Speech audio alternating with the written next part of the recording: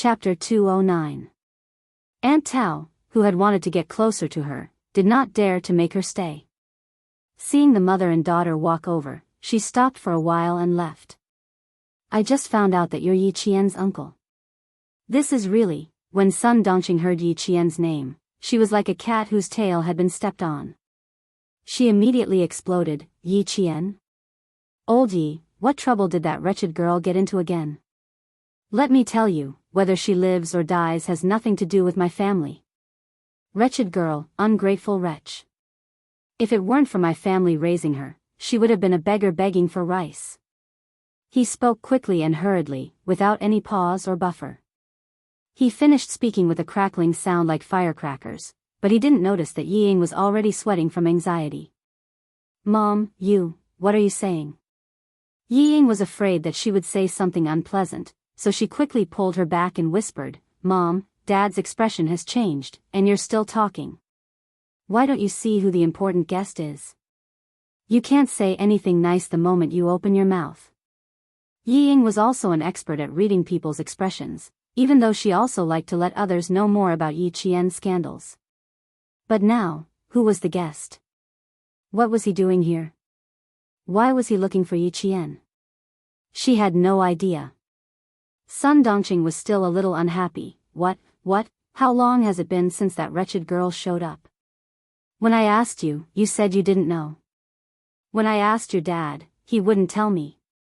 Who knows if she got into trouble outside? This wretched girl, she just doesn't. Mom, can you stop talking? Yi Ying's little face was now pale because Yi Jifan's gaze just now was so sharp that it made her shiver involuntarily. Secretary Wu was talking happily. With Sun Dongqing's reprimand, he could tell that something was wrong. He did not show it on his face, but he smiled and asked, This is, Sai, I've embarrassed myself in front of you. This is my wife. She doesn't know anything. All she knows is to take care of her 3 meals a day. The children like to spread rumors about the slightest mistake. It was impossible for him to teach Sun Dongqing a lesson in front of outsiders. People who worked in the officialdom were good at smoothing things over. They didn't need to explain anything, but they could explain everything clearly. Secretary Wu's expression softened a little. He had wanted to say a few more words, but now he was not in the mood. It seemed that he should wait for Yi Qian to come back. He smiled and said, So it's Madame Yi. That little classmate must be Deputy Mayor Ye's daughter. That's right. Come, Ying, say hello to Secretary Wu. How could Yi Jifan not see the change in the situation? The other party was clearly here for Yi Qian, but he could not bring himself to mention it. He had to smooth things over first. In terms of social interaction, Yi Ying had always been polite and appropriate. With Sun Dongqing's previous offense, Yi Ying's actions and words were very dignified. Hello, Uncle Wu. If my mother offended you just now, please don't take it to heart. She was just worried about my sister, so she spoke without thinking. Please don't take it to heart. Yi Jifan, who was suppressing the anger in his heart, saw this and calmed down quite a bit. His daughter was still sensible, but she was still a little narrow-minded. He would teach her slowly in the future. It's normal for a family to be worried.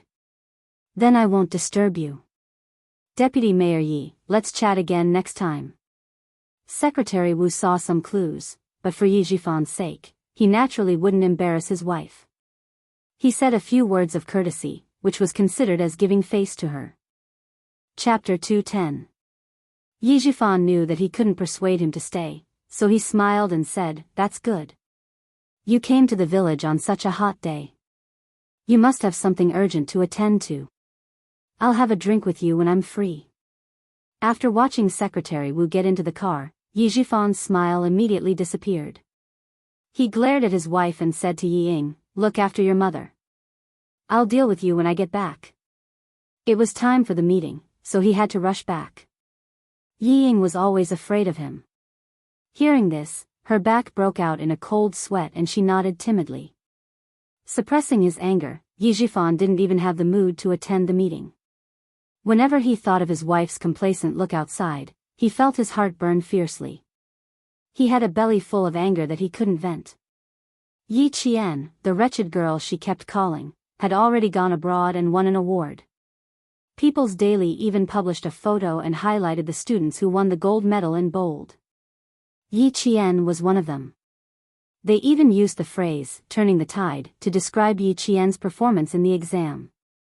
Let's see if he still has the face to talk about Yingying's exam results.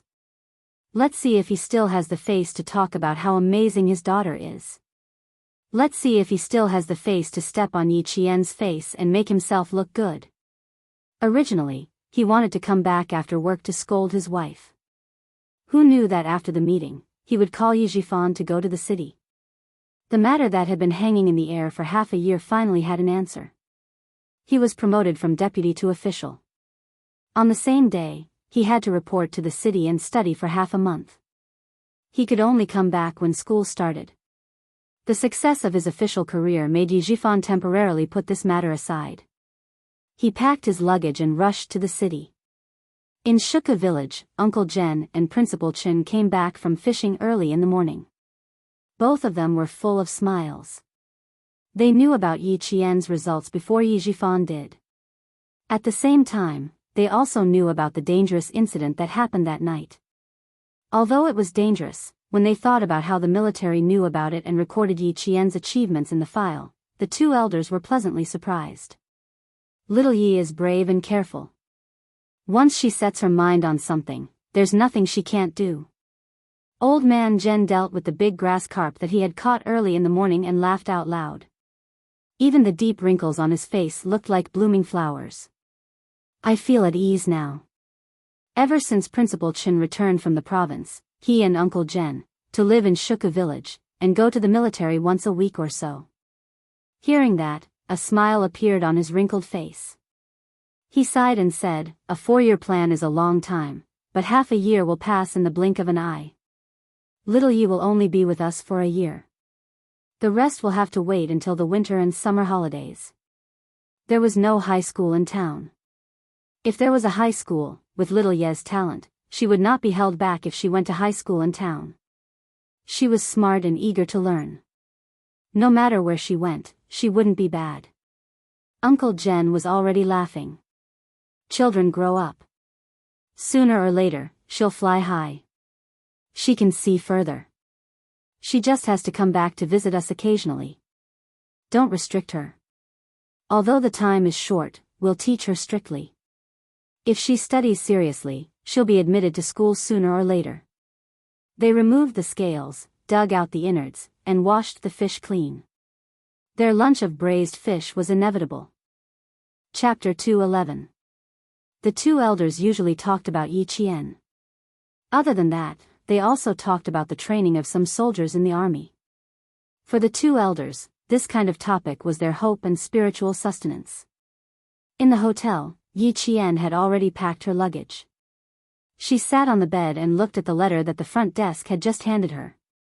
After a while, she finally tore up the envelope and the letter inside, and flushed them down the toilet. It was from Xia Jinyuan. It wasn't a letter, just a few words. He said that he wanted her to rest in Jing City for 2 days and that he could only go back to China after 2 days, so what if he went back to China? Dangerous men were like poison.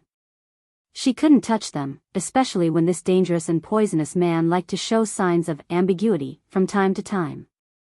This made her even more unwilling to have too much contact with him in her life.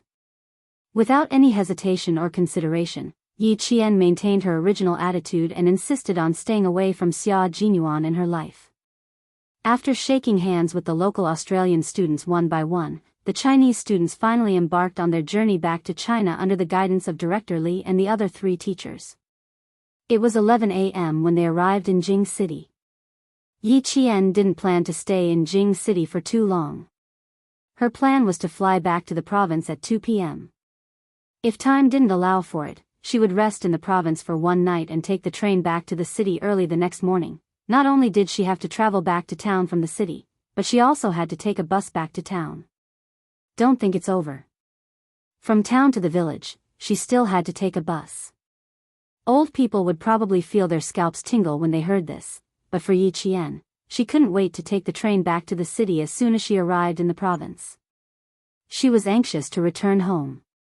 Director Li tried her best to persuade her to stay in Jing City for a few more days and visit their school, but was rejected by Yi Qian. This made the eloquent Director Li so worried that her hair turned white. "You little girl, why don't you understand?" Teacher Li took a big gulp of water. He wanted to persuade Yi Qian to come down, but when he saw the sly smile in her eyes, he didn't know whether to laugh or cry. "Good girl, are you pretending to be confused in front of your teacher?" He was smart and well-mannered, and he handled the relationship between students quite well. He was not arrogant, and he was not arrogant because of his strengths. He really did not want to give up on such a good seedling so easily. When Yi Qian heard that he wanted to continue, he stopped feigning ignorance. He smiled and said, "Director Li, to tell you the truth, if there was a high school in our town, I would have studied there as well." Why was that? Everyone is racking their brains to get into a top school. Why is it so weird when it's your turn? I can tell you that in the whole of Beijing, our school has the strongest teaching staff. Not to mention Hua University and Shi University, most of the students who study abroad have a bonus. In response to Director Li's well-meaning advice, Yi Qian smiled faintly and replied, "You're honey, you're arsenic." He didn't say anything else. This was something that was completely impossible. He could only thank Director Li for his kindness. "You little girl, you really do have a lot of ideas." Director Li didn't try to persuade her anymore. He sighed heavily and said to the two boys, Gao Yang and Wang Mo, "Take care of the girls on the road. When you arrive in the province, remember to call me to let me know you're safe." Chapter 212. Wang Mo chuckled. "Don't worry, I'll definitely call you." Since the three of them were traveling together, Director Li wasn't too worried. However, he still called Teacher Zhu from the provincial high school, who was responsible for bringing the three of them to school. He told him what time the students would be arriving at the provincial high school and personally escorted them to the departure lounge before leaving. "After I get off the plane, I'll go directly to the train station to see if there are any train tickets back to the city tonight." As soon as they boarded the plane, Yi Qian told Gao Yang her plan. "I can go back alone, and I want to go back earlier." She hadn't trained in a long time, so she was very anxious to go back. Gao Yang glanced at her and frowned slightly. He pursed his lips and said, "There are tickets. Let's go back together." He didn't hear her mention that if she hadn't been able to get the tickets, she would have gone back alone. "That's fine too." Yi Qian nodded slightly. Although there was no misunderstanding like before, she wasn't very interested in closing the distance between them. It was enough to maintain a casual friendship. Although she wasn't as cold to him as before, she didn't want to be friends either. Gao Yang, who realized this, felt a little bitter. He didn't say anything more and closed his eyes to pretend to rest. After Wang Mo and Yi Qian chatted for a while, Wang Mo also yawned and closed his eyes to sleep. Only Yi Qian, although she also closed her eyes, her mind was clear. She didn't feel sleepy at all when she thought about how she would soon be able to immerse herself in the intense training. As she wished, when they arrived at the provincial capital at 5:30 p.m., Gao Yang immediately called to book the train tickets for 7:45 p.m. The two of them didn't even meet Mr. Zhu and rushed to the train station without stopping. From Australia to Beijing, then to the province, the city, the town, and the village. Yi Qian spent a total of 2.5 days on the road. At noon, the sun was so hot that even the cicadas were resting. The entire village was extremely quiet. Even the dogs were lying under the shade of the trees, panting heavily. When Yi Qian walked into the peach forest with her luggage, Xia Jinyuan stood at the hotel where he and Yi Qian had agreed to meet. "No one contacted you? Are you sure?" Xia Jinyuan frowned and looked at Han Zheng in disbelief. He pressed his lips together and asked, "Are you sure no one called you when you were at the nightclub?" Han Zheng was on the verge of tears.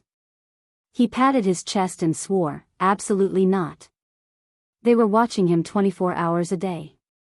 That little girl of yours definitely didn't contact me, I guarantee it." What was this? Could it be that his brother's words were false? The aggrieved Han Zheng pretended to cry and said sadly, "Why would I lie to you? Let me tell you, that little girl is not interested in you at all. The great young master Xia also has a time when he is despised by others. My heart is really, really fucking happy." Amidst his childhood friends' gloating laughter, Xia Jinyuan's face gradually tensed up. The little girl didn't come, so the next time they met would be difficult. It might be a few months, or a few years. Xia Jinyuan was originally supposed to join the team at the end of the year.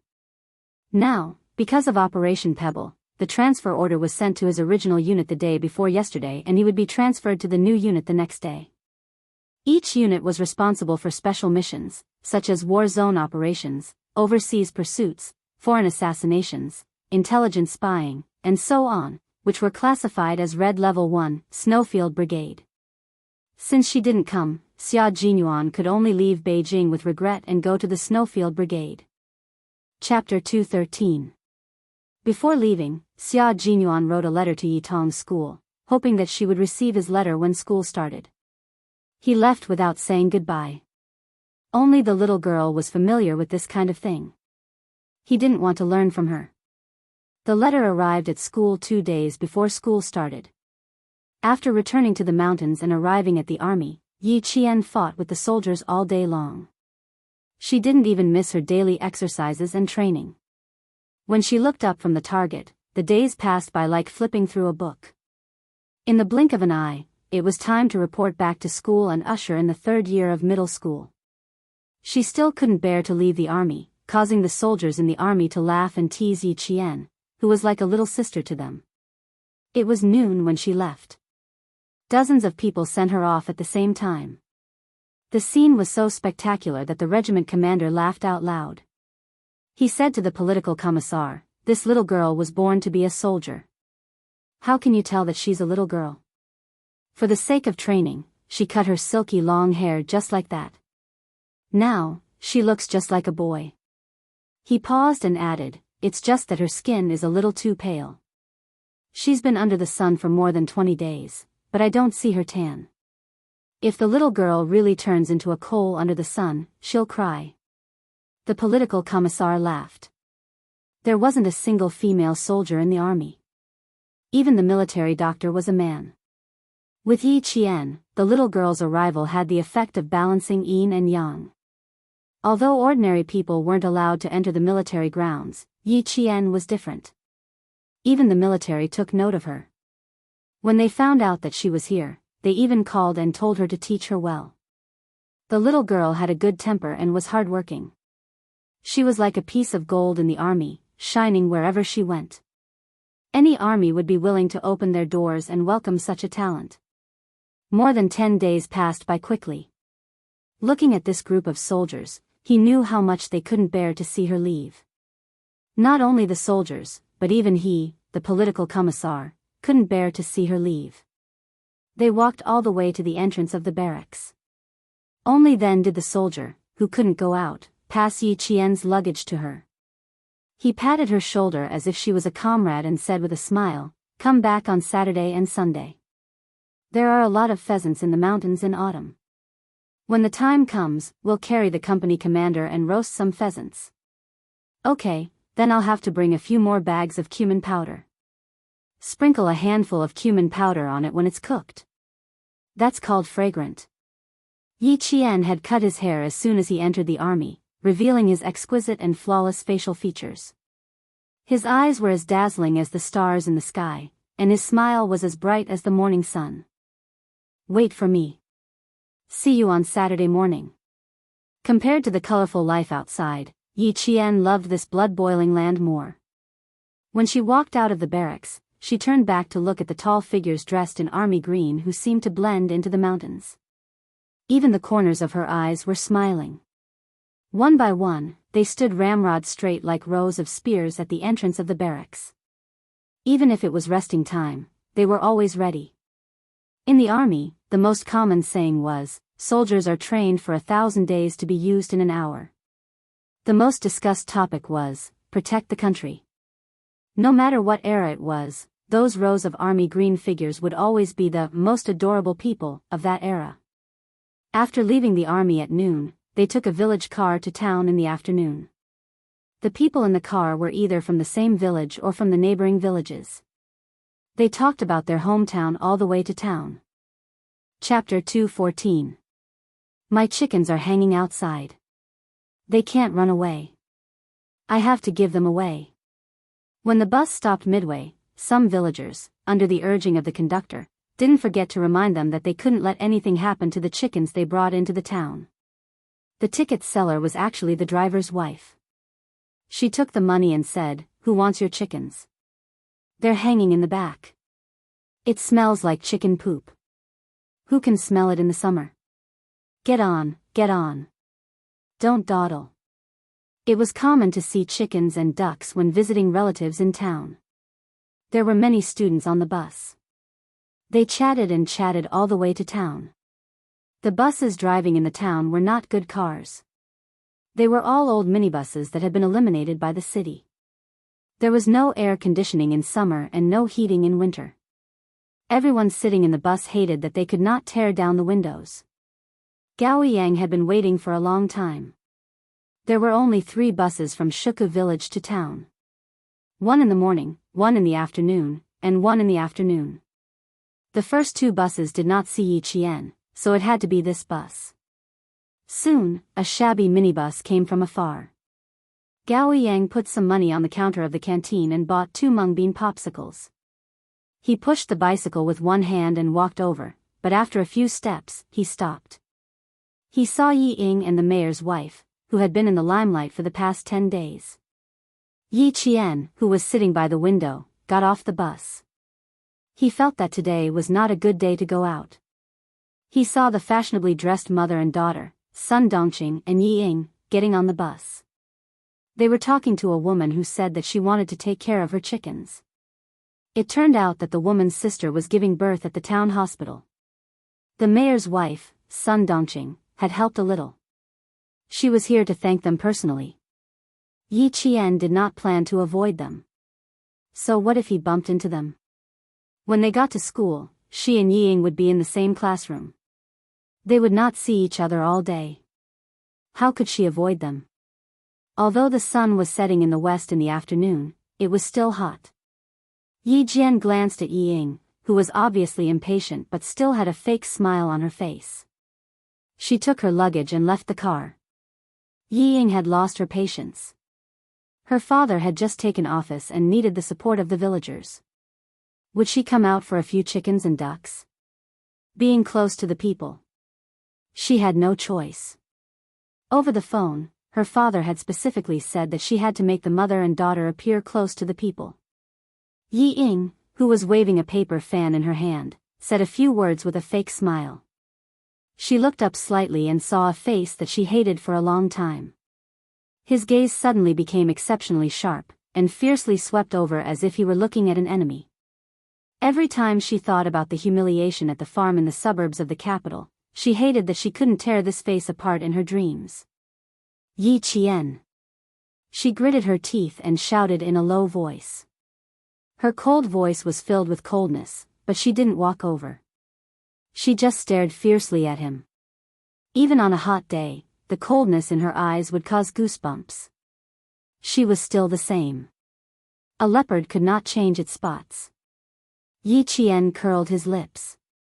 Facing Yi Ying's coldness, he returned a cold smile. His smile was as clear as water, filled with indifference and disdain. Sun Dongqing already had a conditioned reflex when she heard the name Yi Qian. She immediately shouted, "Where are you? Where is the wretched girl?" She looked up and saw Yi Qian grabbing his luggage and leaving the bus. She was furious. Like a weed on fire, it instantly started a prairie fire. "Wretched girl, stop right there. Do you still have any respect for your elders? Hey, where did all the reading go? You don't even have any respect for your elders." Chapter 2:15. After not seeing Yi Qian for a few months, and hearing her daughter say that she was bullied by Yi Qian at school today, Sun Dongqing was so pleased with herself that she wanted to teach Yi Qian a lesson. Yi Qian turned a deaf ear. She wanted to make a fool of herself in front of everyone, but she didn't want to. Of course, if she really wanted to make a fool of herself, she wasn't afraid to play along. He ignored her and didn't even look back. He was clearly ignoring her. Sun Dongqing thought about it. Which one of them didn't greet her with a smile in the past 10 days? Only this wretched girl dared to disobey her. She was so angry that she swung her arms and chased after him. Her reaction was so big that it made Yi Ying's heart sink. She thought to herself, this is bad. She hurriedly chased after her and stopped her. She whispered, Mom, we're on the streets. There are so many people coming and going. Don't embarrass Dad. Don't forget, Dad specifically told you not to. The mention of her husband made Sun Dongqing slam on the brakes. Her chubby body trembled a few times under her skirt before she managed to calm down. She glared at Yi Qian's back, her chest still heaving up and down violently. Wretched girl, she's lucky. She cursed in a low voice before she stopped. Yi Jian, who had walked far away, could still hear her bad-mouthing her to the women in the neighboring village.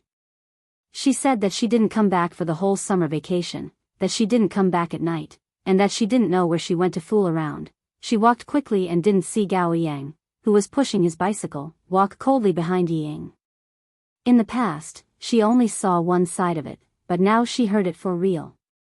She saw it with her eyes, heard it with her ears, and felt it with her heart.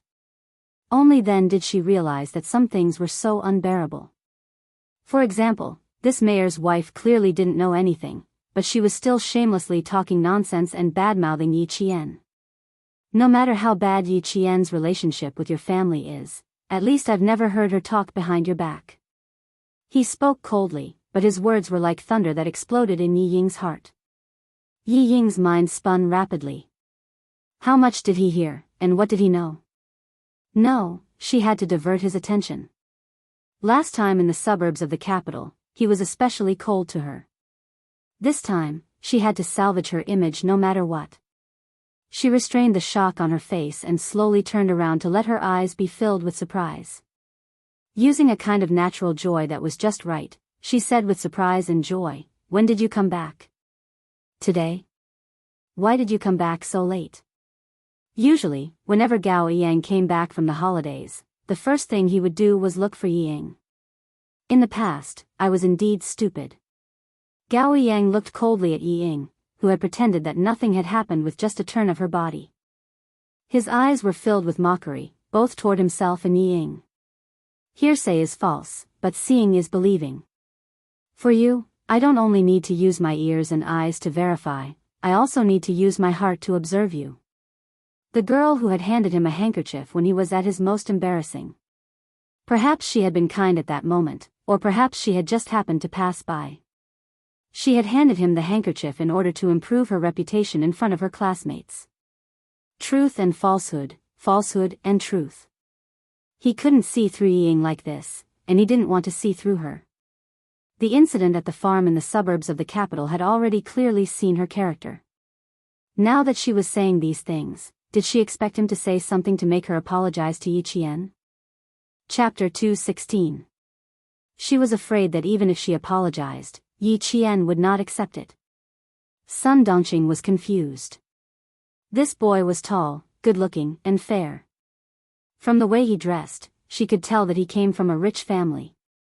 Why couldn't she understand a single word he said? Gao Yang looked at the mayor's wife, who was looking at him suspiciously. She didn't seem to understand what was going on.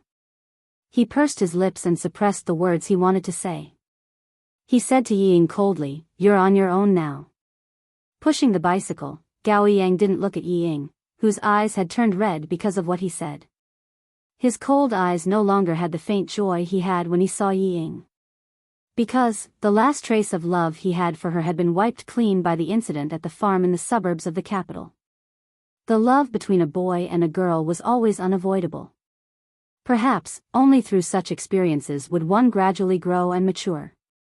Gao Yang, what right do you have to say that to me? You bastard. Yi Ying felt wronged. Seeing that he still didn't say anything to her, she couldn't continue to be dignified. She cried out, "What do you know? You don't know anything. What right do you have to say that to me? What right do you have to say that to me?" Yi Qian was so arrogant in class. He stole everything that belonged to her. Why didn't he stand up for her? Why did he participate in the mathematical Olympiad? He could have helped her deal with Yi Qian, but he didn't. Now, he even helped Yi Qian teach her a lesson. Who did he like? Yi Ying was so angry that she started crying, which made Sun Dongqing panic.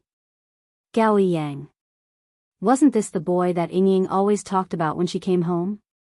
Even old Yi didn't say anything when he found out. It was as if he had silently agreed to the relationship between the two children. It was said that he came from a very, very rich family. Sun Dongqing, who didn't understand what was going on, didn't even know how to comfort her. She wondered if she should bring the boy back. She looked over and saw Gao Yang catch up with Yi Qian and hand him the popsicle. Great! If she still didn't understand what was going on, she would have eaten for decades in vain. Don't cry, Ying Ying. Mom will stand up for you. Damned hoof, his guts were about to reach the heavens. You shameless thing, just wait for your mother to clean you up. She's so young and she already knows how to snatch men. Sun Dongqing, who had misunderstood, cursed in a low voice. For a moment, she forgot about the woman who was still holding the chicken in her hand. At this moment, how could he still remember? If not for Yi Ying crying, she would have chased after Yi Qian and Gao Yang. Yi Ying, who didn't dare to cry out loud on the street, turned around and ran back home. Sun Dongqing wanted to chase after her, but the woman with the chickens in her hands cried out a few times and stood there awkwardly, not knowing whether to leave or not. Just like that, she listened to the whole story. Yo, you haven't left yet. I have to go home. When children quarrel, adults have to worry. Sun Dongqing, whose face had darkened, forced a smile. She said a few words, took the chicken, and hurried home. Yi Ying locked herself in her room the moment she got home. She didn't even come out for dinner. The next morning, she didn't even have breakfast. She went to school with a pair of red and swollen eyes. Sun Dongqing, who hadn't slept the whole night, was afraid that Yi Ying would be late. When she heard the noise, she immediately got out of bed. Yi Ying was just about to go to school when she slammed the door. Damned hoof. Ying Ying was so angry that she didn't even eat breakfast. If I don't tidy up, she really thinks she's going to heaven. She muttered as she tidied up her clothes and hurried out. When the phone rang, she had just finished changing because she was in a hurry to go to school. She ignored it and went straight to school. Chapter 217. At 6 o'clock in the morning, Yi Qian was the first to run to the school. However, Principal Chen was even earlier than her. He held a letter in his hand and stood at the school gate, leisurely waiting for Yi Qian to come over. Not long after, he saw a figure in the school's summer uniform running over. Bathed in the morning sun, the figure was like a young eagle fluttering its wings. Although its wings were still tender, it could already fly freely under the blue sky and white clouds. He took out the letter and read it. When she was about to run past, he hid behind his back with his hands behind his back. His gaze was kind and encouraging as he waited for the young eagle to fly over. Yi Qian, who was drenched in sweat from running, had already seen the elder standing at the school gate. She ran a little faster. You're here so early. Are you here to welcome our new students? The admission of new students has always been handled by Dean Ku. I've been waiting for you. Principal Chen sized up the little girl whom he hadn't seen for a few days. He smiled and said, the army is really good at raising people. You've grown up again. As he spoke, he handed the letter over. Sender, Xia Jinyuan. Recipient, Yi Qian. Little girl, have you become pen pals with Major Xia?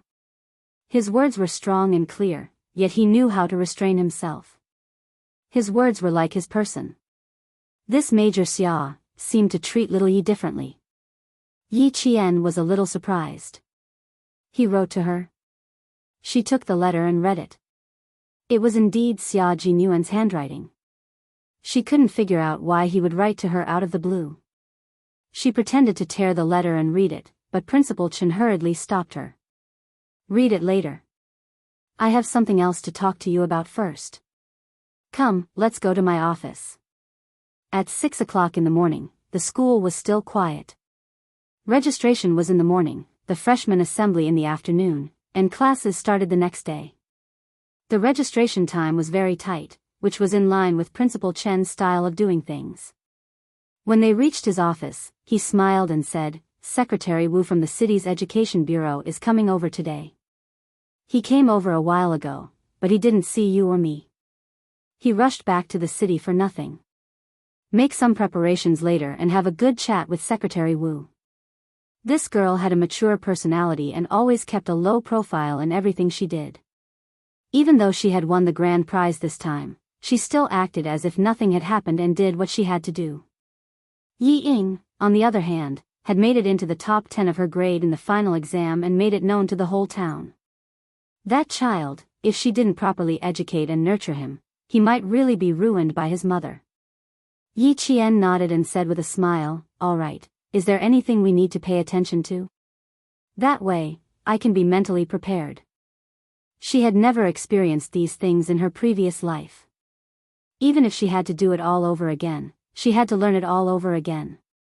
Moreover, if there was no need for them to meet, Principal Chen would definitely decline on her behalf. Now that he had personally told her about it, she had to be cautious. No need, it's because of your award, Anne." Principal Chen paused for a second, then the smile in his eyes deepened. "Also, it's about setting up an outstanding student scholarship in our city. The organizer, Mr. Gao, specifically mentioned your name to the mayor, saying that you were the one who suggested it." Speaking of this, Principal Chen felt proud. She was able to think of things that others couldn't. She was broad-minded, had a deep sense of righteousness, knew how to refuse, and was able to act appropriately. How could he and Uncle Jen not be proud of such a girl? However, this girl was able to keep her composure and didn't mention a word about it when she came back. No one knew that she had done something big without saying a word. Chapter 218. Yi Qian did not expect Father Gao to act so quickly. She joked, "Then I have to work harder and aim for the scholarship. Who knows, maybe I won't have to worry about tuition fees when I go to university." "Ha ha ha, little girl, that depends on what university you go to. If it's a military school, not only will they not charge you a single cent, they'll even give you an allowance." Principal Chen laughed. The little girl could be quite childish at times, and it was very interesting to watch. "Don't worry. As long as you get into a military school, you'll be waiting for a monthly allowance as your living expenses." After laughing, there was some bitterness. A child without parents even had to worry about tuition fees. Fortunately, the little girl was the orphan of a martyr and had no tuition fees for the 3 years of junior high school. Otherwise, Sun Dongqing, the mayor's wife, would probably have to make the little girl quit school and go out to work. It was already past 7:00 in the morning, and there were more and more students in the school. The freshmen who came in for the first year of junior high still looked childish. They laughed and played with each other as they entered the campus. Yi Jian came out of the office and walked around the campus for a while. She didn't go back until the classroom door opened. After not seeing her for a summer break, her classmates seemed to have grown taller. And Jessen pounced on Yi Qian from behind like a tiger pouncing on its prey. She laughed and said, "What kind of food did you eat? You grew so fast." The little girl was getting further and further away from Yi Qian. Yi Qian, who had grown up a week ago, had also started the normal process of a girl's development. Over the summer break, she had indeed grown quite quickly. "You want to eat? Don't eat it for breakfast tomorrow. I'll send some over tomorrow. I promise you'll grow taller." Yi Qian turned around and looked at her friend with a smile. After a glance, she laughed even louder. "Did you go to work as a child laborer? You're so tanned. Your face really makes your teeth look so white." And Jessen, who had gone out with her father for the whole summer break, waved her hand and said boldly, my father said that it's better to travel 10,000 miles than to read 10,000 books. I followed his expedition team for the whole summer break and was exposed to the elements. How can I not be tanned? And Jessen's father was a geologist. Not long after, Zhang Na, Zhang Bin, and the other students who had a good relationship with Yi Qian entered the classroom. Zhou Liao, who was a math enthusiast, was also added in. The few of them sat together to discuss Yi Qian's Olympiad questions. Lagrange's mean value theorem and Cauchy's mean value theorem. These are things that can only be learned in advanced mathematics. This written exam also covers them. Not only that, there's also a higher-order derivative formula. Leibniz also has it. It can be said that the mathematical Olympiad is not just a middle school level. The difficulty of the questions is quite wide. Yi Qian's expression was a little serious. She had seen a lot and knew why Director Li said that there was still a big gap between their country's theoretical knowledge and the international knowledge. The foreign students may not know how to do it, but they have all understood it. As for our own students. Looking at the shocked faces in front of him, Yi Qian sighed and said, "So, there is still a gap between us and them. Oh my God, this is too difficult. I've never even heard of it. TSK, TSK, TSK, no wonder he was eliminated in the exam. Luckily, he was eliminated. Otherwise, he would be a disgrace abroad." And Jessen was very emotional. Although her math results were not bad, it was only middle school math. As for high school, advanced. Sorry, she did not understand any of it. Zhou Liao pushed up his glasses and sighed heavily. That's what I thought too. Fortunately, I was selected. It's fine if I lose face in my own school, but if I really lose face abroad, I'll be a sinner. Chapter 219. Go, go, go. You want to be a sinner of the country? You don't have the ability to make the whole country remember your crimes. Zhang Na rolled her eyes and put her chin on the table dejectedly. She said sullenly, "I'm not good at math. What will I do when I get into high school?" "Yi Qian, you're going to take the provincial high school entrance exam." "I'm afraid I can't even afford to take the city's high school entrance exam." There was only 1 year left until the general entrance exam. Although everyone was smiling, the students with good grades were actually feeling a certain amount of pressure. Yi Qian flicked her forehead with his finger and smiled. "You're worrying too much. There's only 1 year left until the general entrance exam. Work hard and get into high school first. Then work hard for the next 3 years and get into university." Easy for you to say. It's easy to get into high school, but getting into university is difficult. While Jessen was wailing, Ms. Ku and Ying walked into the classroom together. Someone said, "Ms. Ku is here." The noisy classroom quieted down instantly as the students sat at the nearest table. Although Yi Ying's eyes were a little swollen, her complexion was still good. She glanced coldly at Yi Qian's seat and saw a boy in the class. She gritted her teeth and didn't look again. She walked to the seat below the podium and sat down with her back straight. There was no formal class. Ms. Ku started with a bunch of rules and regulations, just like in previous years. When it came to the students who didn't take the exam last semester, she habitually said sternly, "Yi Qian, stand up." Before she could react, she had already called out his name. Yi Qian also stood up quickly. There was a hint of a smile in his eyes. This slip of the tongue. He probably talked about her a lot. "You did well this time. Sit down."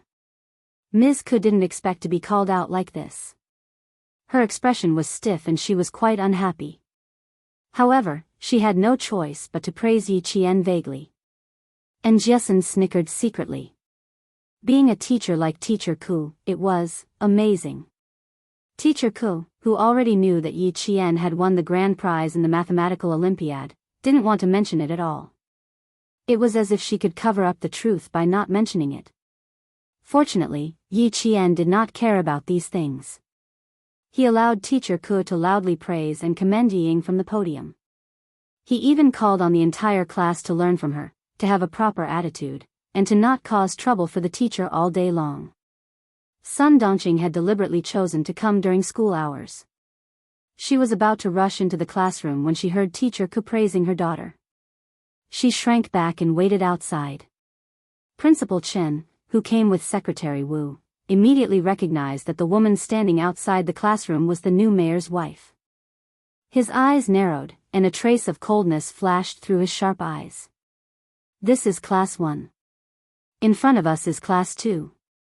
There's no distinction between experimental classes and ordinary classes in the middle school in town. As he spoke, he intentionally guided Secretary Wu into Class 1. Although Fujian Town was only a town middle school and its teachers were slightly weaker than the ones in the city, there was a military unit here. The children of the military's family members were also studying here. Therefore, the teachers here were quite capable. Secretary Wu laughed.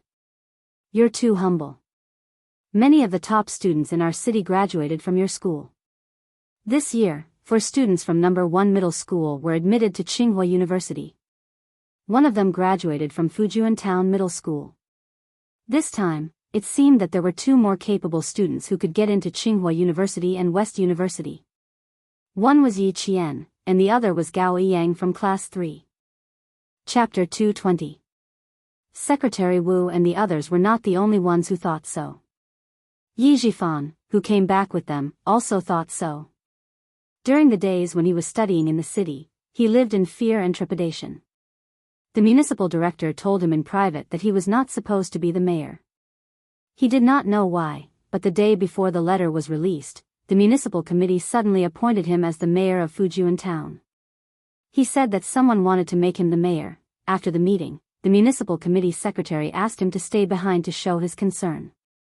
Before he left, he patted him on the shoulder and said meaningfully, "Xiao Yi, you are still young. You are already the mayor of a town at 35 years old. Work hard and you will have a bright future." It sounded mysterious, but it made his heart skip a beat. This was because he remembered the phone call from a few years ago in the middle of the night. For the past few days, he had been thinking about who was secretly helping him, so he forgot about Yi Qian going abroad to win an award. Who would have thought that he would be shocked by the sudden news yesterday morning? His mind was still in a daze. Yi Qian. She actually persuaded the famous Chinese Mr. Gao Qiliang to set up a scholarship for outstanding students charity program in the province. She won an award and helped solve a big problem in the province. Yi Zhifan rushed back to town with Secretary Wu. He did not see Sun Dongqing at home. He asked downstairs and found out that she had gone to school. His heart skipped a beat and he sped to school on his motorcycle. Unfortunately, he was still a little late. In front of Principal Chen and Secretary Wu, Sun Dongqing complained bitterly about Yi Qian. "I am worried. I am so worried that my hair is turning white. I didn't go home for the whole summer vacation. No one knows where I went. He clearly saw me on the street yesterday, but he didn't even greet me. This child, Teacher Ku, Principal Chen, I really can't control him anymore." In the classroom, Yi Ying, whose face was pale, looked at her mother scolding Yi Qian in front of the whole class. She said anxiously and angrily, "Mom, stop it. Stop it." He wanted to drag her out, but Principal Chen's sharp gaze stopped him in his tracks. Yi Ying, who couldn't move even half a step, was so anxious that she sat in her seat with tears in her eyes. She watched her mother make a fool of herself, and also, she made a fool of herself. Sun Dongqing wasn't stupid, but she had a very fatal flaw. She didn't want to verify anything, and only wanted to feel comfortable in her heart. In the past, she had been more cautious. However, as Yi Zhifan's position in the government increased, she became more and more unbridled. Who in this town could be more important than her husband? No. Since there wasn't, then everyone in the town had to follow the mayor's orders. Naturally, they had to listen to her, the mayor's wife. If she said that Yi Qian wasn't good, then everyone had to say that Yi Qian wasn't good. "You're too worried. I wouldn't be this tired even if I taught 10 children. My Ying has never made me worry much since she was young. It's just her. My white hair is all because of her. Her parents died early, so I have to take care of her. However, I can't control her. I really can't control her. She left early, didn't go to school, fell in love, and was whispering sweet nothings to a boy named Gao Yang on the street yesterday. This time, I didn't misunderstand. Yesterday, I saw the two of them side by side. They even shared a popsicle. Teacher Ku, you're a teacher. You have to control them. You have to. Chapter 221. Sun Dongqing's behavior had aroused the disgust of the rebellious students from the moment she barged into the classroom and appeared in a high and mighty manner. When they heard her talk about Yi Jian's achievements, she didn't forget to praise Yi Ying as if she was a goddess who had descended to the mortal world.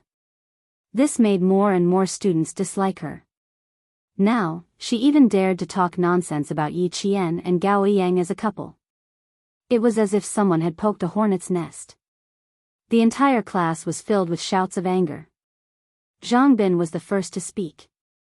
He shouted, "Auntie, you've got the wrong person.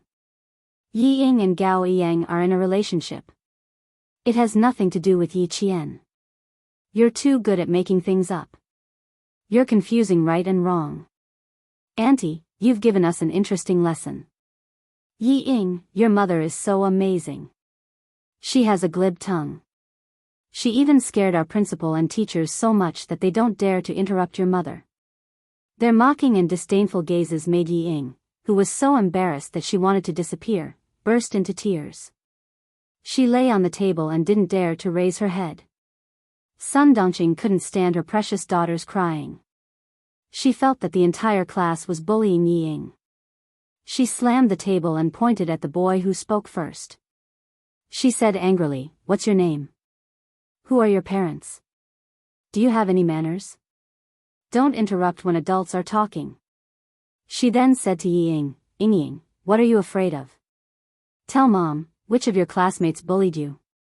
Tell them all." Her reaction made Secretary Wu, who had remained silent, shake his head in secret. Mayor Yi was a capable person. It was a pity that he had such an insensible wife. What a pity, what a pity. Zhang Bin stood up when his name was mentioned. He wasn't afraid of angering her. He said happily, "Auntie, I'm Zhang Bin. My dad went to the city and my mom went to a meeting. If you want to find them, you'll probably have to wait until the day after tomorrow." Principal Chen knew him. He had a father who was a policeman and had a strong sense of justice. Principal Chen, who had remained silent the entire time, finally spoke up. "Parent, after hearing what you said, I also want to know if Yi Qian is as you say. How about this? Can I trouble you to sit in the classroom for a while? I need to make some arrangements first." She then turned to Teacher Ku and said, "Teacher Ku, you're the form teacher, and the podium is also where the teacher stands. Please ask this parent to go down and sit down." Miss Ku looked like she was about to faint. She regretted not stopping Sun Dongqing from entering the classroom. She had hoped that Sun Dongqing would stand up for her. Now, she had to clean up the mess. Hearing this, she shuddered and hurriedly said to the furious Sun Dongqing, "Madam Mayor, you can leave first. Isn't Yi Ying crying? Sit down beside her and comfort her. Principal Chen needs to arrange something." Teacher Ku, who vaguely felt that the situation was not very good, was afraid that she would not cooperate, so she quietly pulled her. "Does he care about this or not? Is there anything wrong with what I said? A mere principal dares to put on airs in front of me. I want to see what he has arranged. If I'm not satisfied, I'll go to the city and ask the leaders to remove him from his position."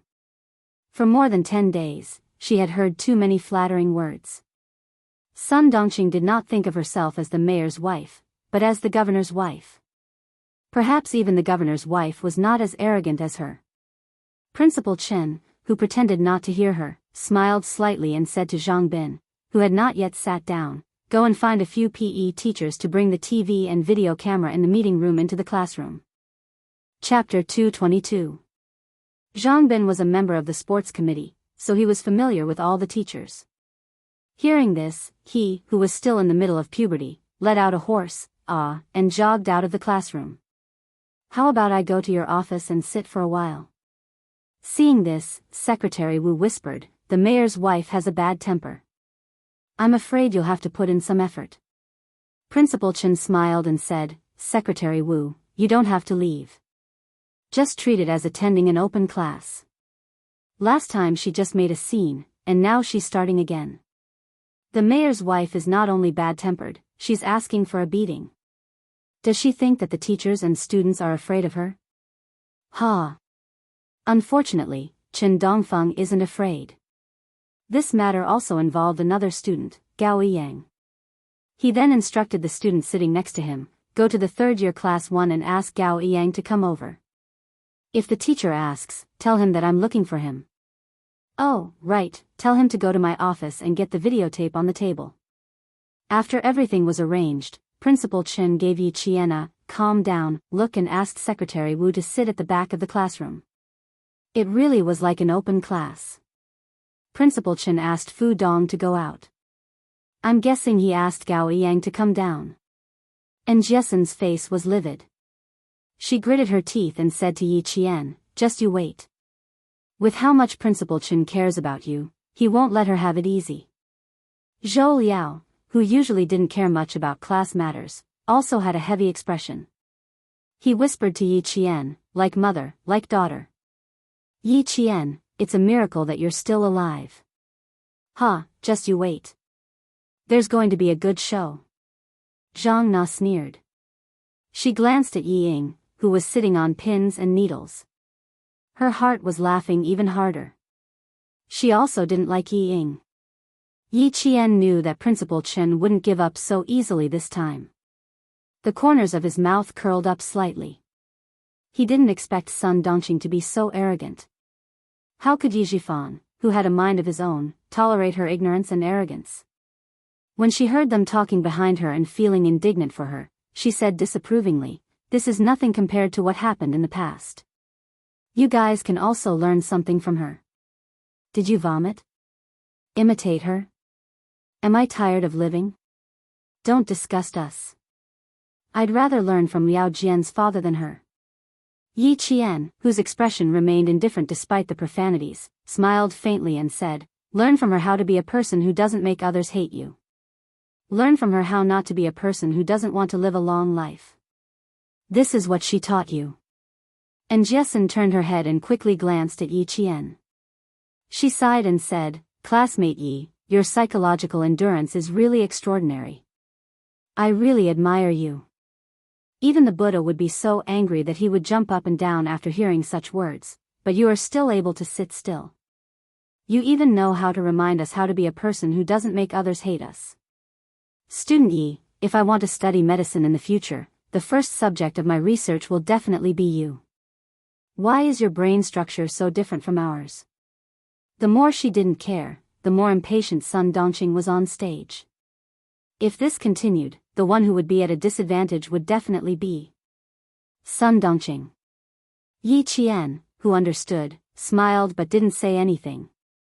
When she saw Gao Yang walk into the classroom with a videotape in his hand, the smile on her delicate lips deepened. TSK, TSK, TSK. No matter how smart Yi Ying was, having an arrogant mother was a tragedy. Chapter 223. Yi Ying was almost out of breath from crying. At this moment, she finally understood why her father reminded her to keep an eye on her mother. She didn't come to school to stand up for her. She was clearly here to make a fool of herself. Listening to the students' mockery, Principal Chen glanced at Yi Ying, who hadn't stood up to speak to protect herself. It would be a lie to say that he didn't feel sorry for her. She was also a smart child, but she had raised such a selfish and narrow-minded person. However, with such a mother, it wasn't strange. Principal Chen, who was determined to dampen Sun Dongqing's spirit, signaled for the students to be quiet. He then asked Gao Yang in a deep voice, Yi Ying's mother said that she saw you and Yi Qian kissing on the streets yesterday. Is that true? Tell me about your relationship with Yi Qian first. Gao Yang, who was unprepared, frowned. He glanced coldly at Sun Dongqing, who had her chin raised. He pursed his lips and said in a deep voice, I don't know how she saw Yi Qian and I having that kind of relationship. When Yi Qian came back yesterday, I did buy a popsicle for her. As for what happened, it was because I brought back a set of mathematical Olympiad questions from Australia. There was one question that I didn't know how to solve, so I wanted to discuss it with Yi Qian. He had specifically asked his father to find the most difficult set of mathematical Olympiad questions so that he could have more topics to talk about with Yi Qian. He wanted to clear up all the misunderstandings so that she wouldn't have any prejudice against him. But before the plan could even begin, there was already news of him kissing Yi Qian. Sun Dongqing didn't even bother to comfort her daughter. Good boy, he's still so stubborn. She aggressively questioned, you're so dishonest. I saw it with my own eyes, and you're still trying to deny it. What mathematical Olympiad questions from Australia? You're just a wretched girl. You can't even get into the grade. How can you do Australian questions? Tui. That's clearly an excuse. She pointed her spear at Yi Qian, who didn't respond at all. She shouted, Yi Qian, stand up and explain yourself. Don't make me clean up your mess all day long. Damn girl, you've been fooling around every day and didn't come back for the whole summer vacation. Could it be that you went out with this guy? Being unreasonable was also one of her abilities. Yi Qian looked at Sun Dongqing, who was still oblivious to the fact that she had stirred up public outrage. His eyes were full of smiles.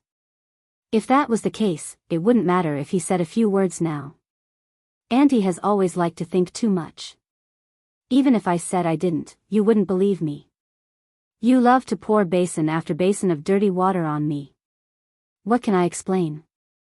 My explanation is that I don't understand what you're talking about. Why didn't she see that Sun Dongqing was so stupid in her previous life? Things had already come to this point. Did she really think that Yi Qian would be the one making a fool of herself? What do you mean you don't understand? Just admit that you're in a relationship with this guy. You didn't go home for the entire summer vacation and fooled around everywhere. In Sun Dongqing's eyes, Yi Qian would never be able to escape from her grasp. Moreover, she was now the mayor's wife.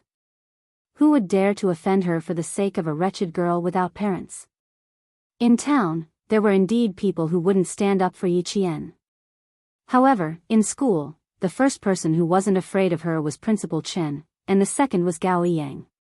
Before Yi Qian could speak, Gao Yang's eyes were filled with obvious disgust.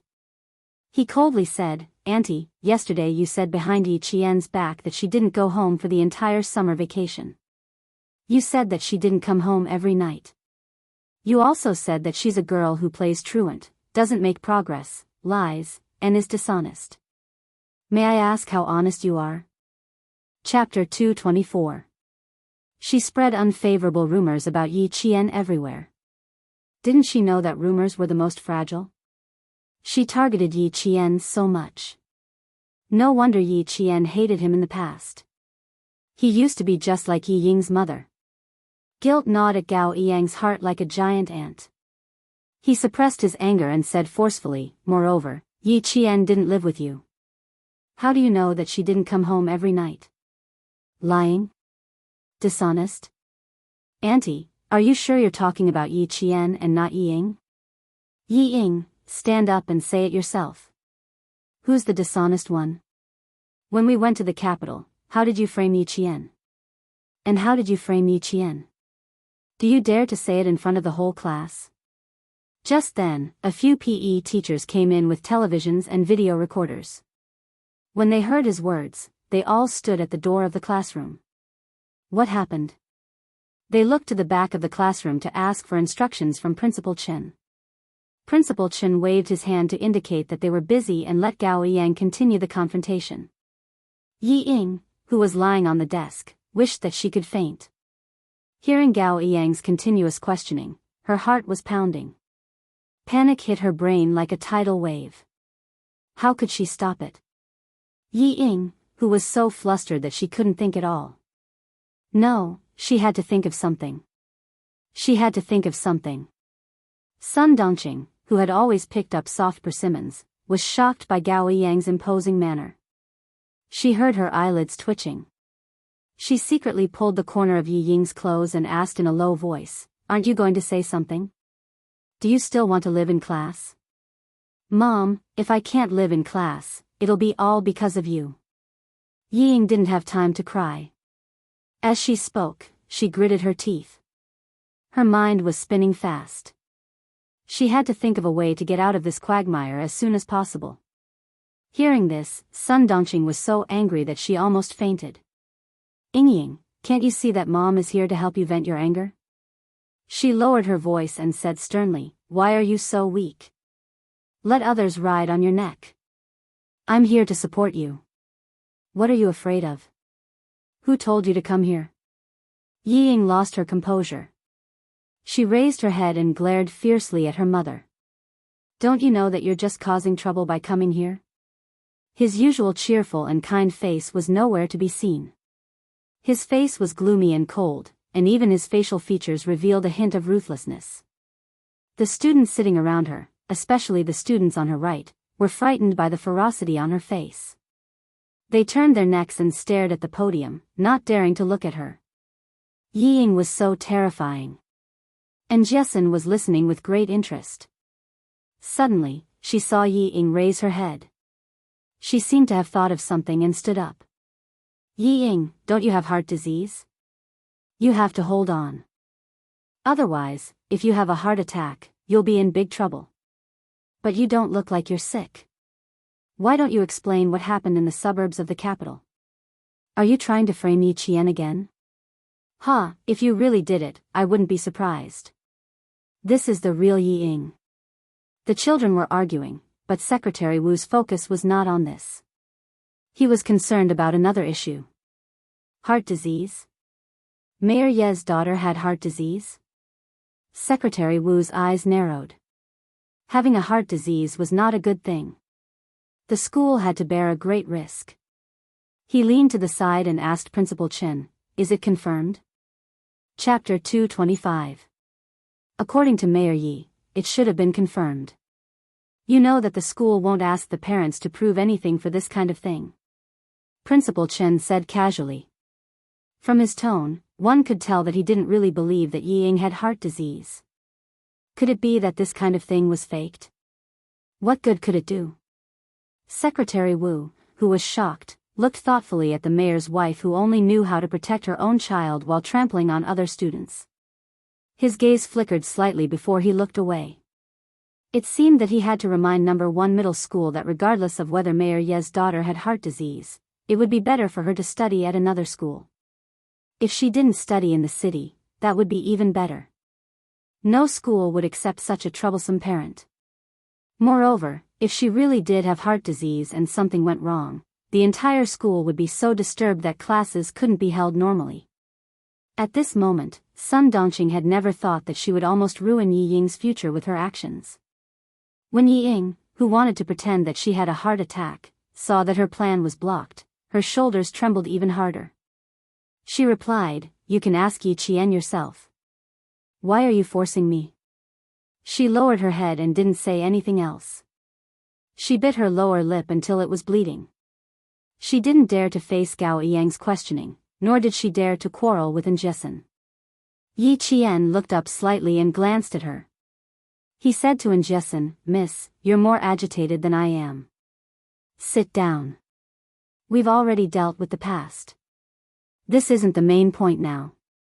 At this point, was there still a need to harp on the past trivial matters? No, there was no need at all. Making a scene like this would not only embarrass Yi Ying, but also embarrass Sun Dongqing. Of course, it would also embarrass Yi Zhifan. If that was the case, why did she have to add insult to injury? Gao Yang wasn't a man who would force Yi Ying. He didn't force Yi Ying to answer. Instead, he looked at Sun Dongqing. "Auntie, why don't you go back and ask Yi Ying what happened when we went to the capital to study?" Went to the capital school? What else could they do when they went to the capital to study? Wasn't it just studying? The problem was, Yi Qian, that wretched girl, was also there. Why didn't Ying Ying mention it? Sun Dongqing only knew that her daughter had excellent grades and was going to the capital to study and participate in the competition. Other than that, she didn't know anything else. She also didn't know that Yi Qian was also going. This was because Ying had never told her parents that Yi Qian was better than her and had even been selected to compete overseas. How could Sun Dongqing not understand her daughter? After being interrogated by Gao Yang, she quickly understood that her daughter had concealed the fact that Yi Qian had gone to the capital to study.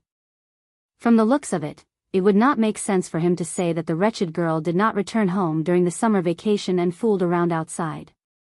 Fine, since he couldn't win this argument, he would talk about something else. And this kid from the Gao family is also a playboy. He was clearly with Ying, but in the blink of an eye, he was seduced by that wretched girl. Little brats, if this old lady wants to take care of one, it's the same as taking care of two. Today, she won't let this pair go. Sun Dongqing, whose expression was cloudy, slammed her hand on the desk and accused him, Principal Chen, look at how the school teaches the students. Each and every one of them has no respect for their elders. How can I be at ease sending my Ying to the school if all of you are like this? Teacher Ku, you are a teacher, you know best what kind of person Yi Qian is. I'm not lying. Chapter 226. Besides, if the adults find out that the two of them are in a relationship, they won't admit it. I don't care, as long as it doesn't affect my Ying. Now it was up to Teacher Ku to deal with it. Sun Dongqing's mouth felt dry. If Ying wasn't still crying, she would have gone downstairs to buy a bottle of water and watch how the wretched girl would embarrass herself in class. Her words made Teacher Ku's body sway slightly. She was about to be killed by the mayor's wife. Gao Yang thought that even the stupidest person would know that they were wrong after what he said. Who would have thought that she was still twisting words and forcing logic, trying to pin the groundless accusation on Yi Jian? He, who had always been calm, suddenly felt that his internal organs were burning with anger. Madam Mayor, who is the one who got one of the gold medals that only 6 middle school students in the world can get? Gao Yang, who didn't waste his breath, slammed the table and shouted angrily. Sun Dongqing was indeed a genius to be able to force a person who always had a cold expression to show his emotions. Gao Yang, who had never lost his temper, suddenly shouted. In addition, Gao Yang also had such a strong aura. Sun Dongqing was so scared that she jumped up and her heart trembled. You, who are you challenging? Don't you have any manners? Principal Chen stood up when he saw that she was about to start throwing a tantrum again. He said in a dignified voice, now you can all be quiet. Zhang San is right. Li Si is also right. Let's see who is right. Madam Mayor, you are an adult. Don't be so calculative with a child. Sun Dongqing was indeed shocked. What did Yi Qian, that wretched girl, get? What gold medal did only 6 middle school students in the world get? Why did it sound like it was very impressive?